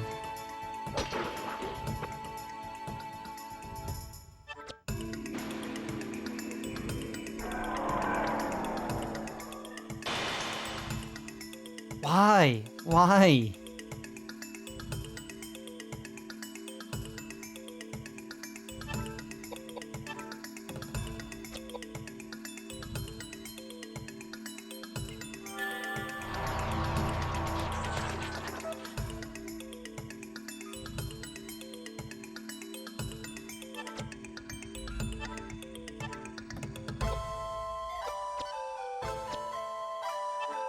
I need to use less powerful magic that's costing me MP.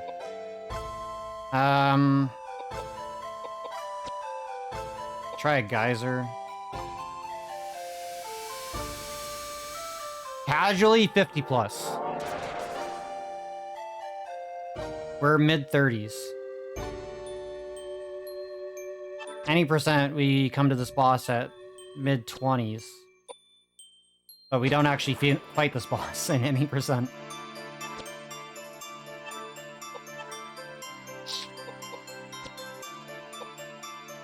Alright, let's try a megalith.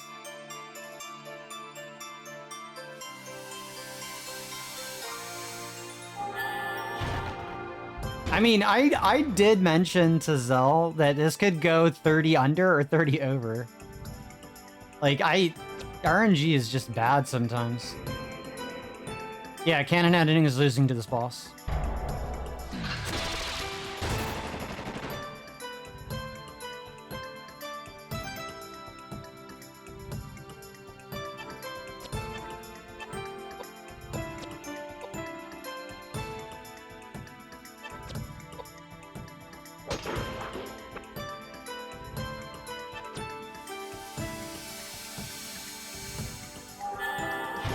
Reflect's still up on Koudelka, so that's good.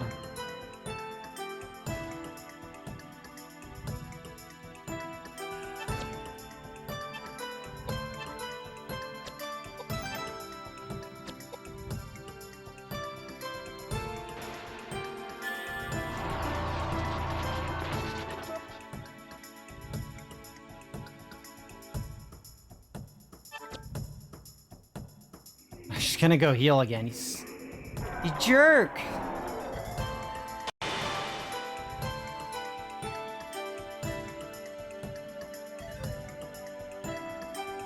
Why?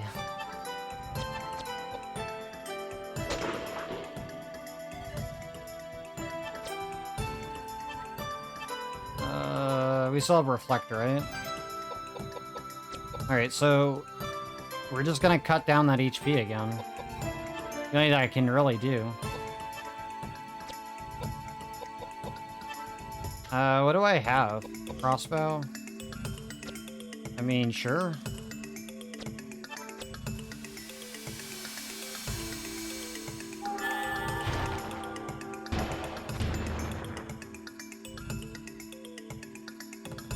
Like, her heal went off instantly. I had no way to react to that.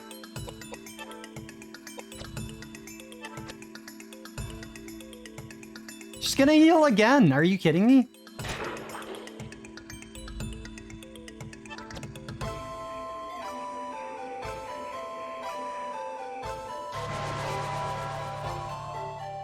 Oh, that wasn't a heal.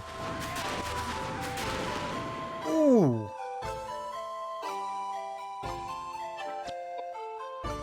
Alright, time to use nuts.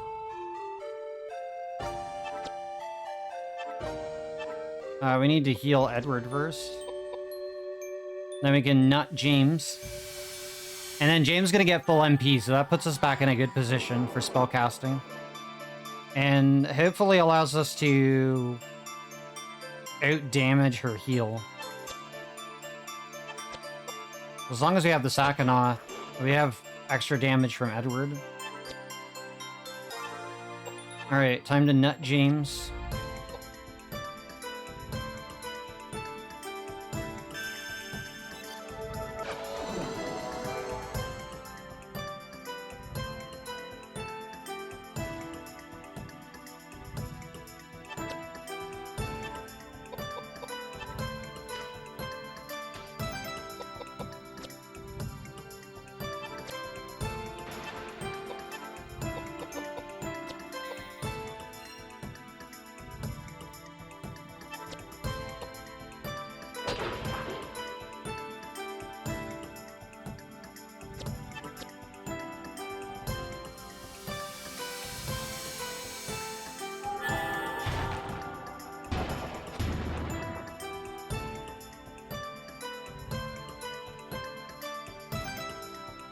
Koudelka doesn't have her reflect up. Okay, the boss healed instead. I'd rather that. If she was doing that other attack, that would have been bad. Okay, so we need to reflect.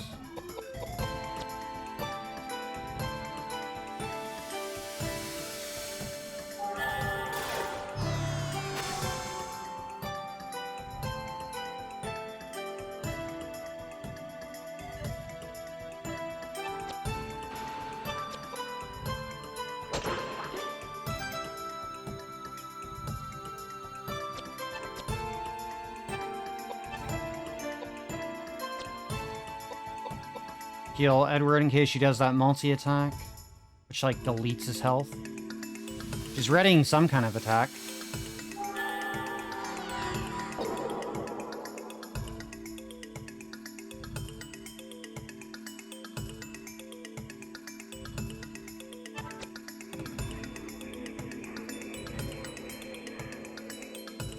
Could be the AoE. Yep, it is the AoE.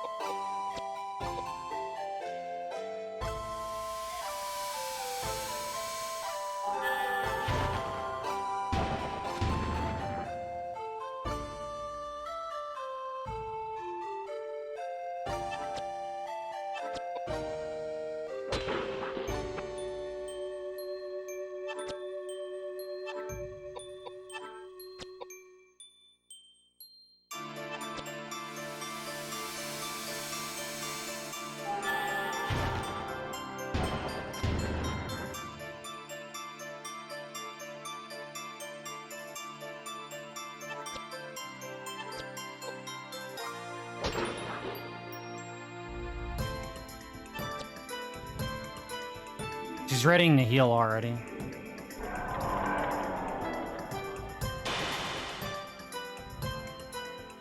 I think we're in a deadlock. Like, she's gonna stall out the fight even longer. And I'm running out of resources.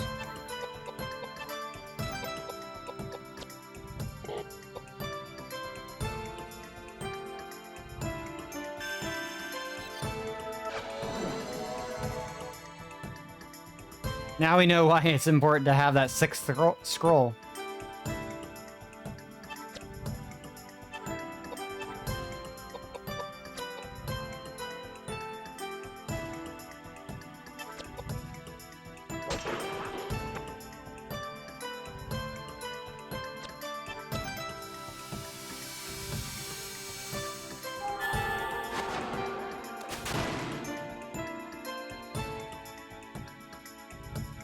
I'm out of nuts.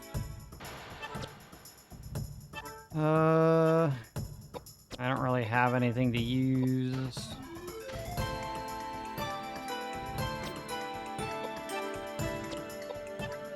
I'm out of MP. I can't do anything with Koudelka.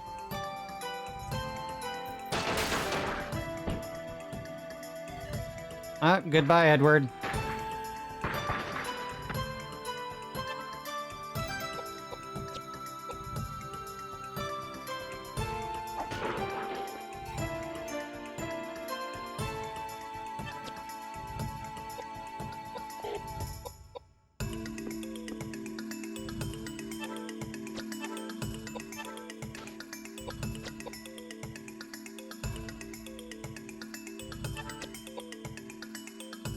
Yeah, the boss is just being ultra troll right now.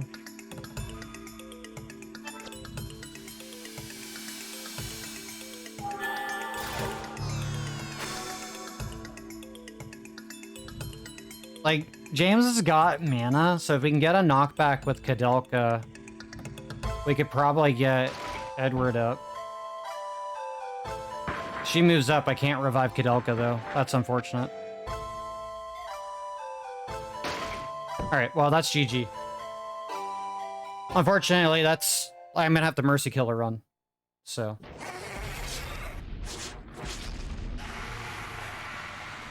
Dear God, is this my fault?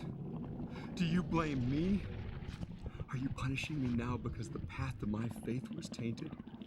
I accept my fate. If it is your wish, then I accept my fate. He who has an ear, let him hear. If anyone is to go into captivity he will go. If anyone is to be killed with a sword, Again, I'd like to apologize for the run, but that's just how it is. I am content with my lot. The game just doesn't want me to win. So we did all but one boss.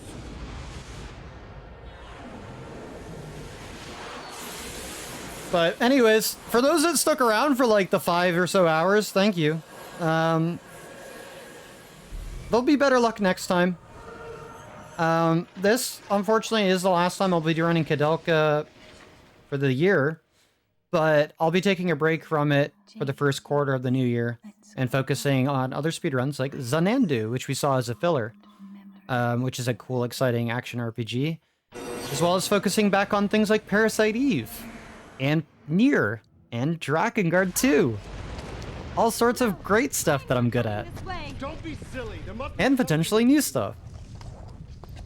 But anyways, if you want to occasionally see Koudelka, We'll be fine. or the game played better when there's, you know, not as much RNG, then, you know, feel free to give me a follow. But I run a variety of games.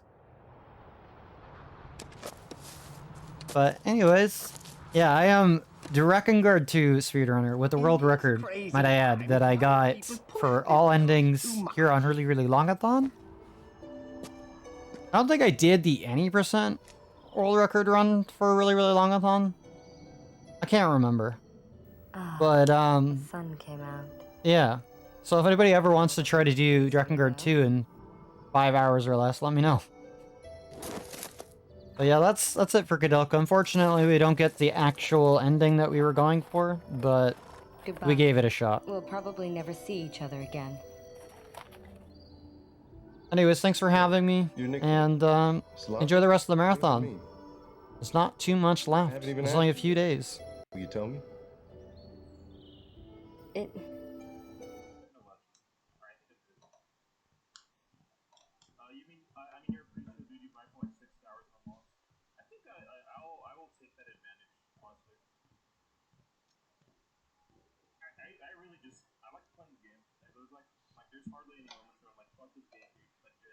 Okay, I'm live. Yo, look, it's me. I'm running this shit game. Hello. I'm a Goose, the motherfucking movie. I was here like a couple days ago with like an 11-hour Infamous run. Sorry, it didn't end the way we wanted. Yeah, rip. I mean, you still finished a run. It's pretty pog. Let's see, what was I saying? Fuck. I should probably pull up my splits because I haven't touched this game in like 6 months. Oh shit, yeah. It's like, fuck, I don't want to be too loud. It's like 5 in the morning, so like as soon as my dad leaves for work, I can actually like talk. Let me turn the game down a bit, turn me up just a tiny bit more. I won't be too loud. Open up that live. No, I don't want to open League of Legends. I don't even have it installed. Live split. Thank you. I'll update it later. Open. That's where is slide 4? Where is slide? There it is. I was looking for slide 4 and I realized it's a different title entirely.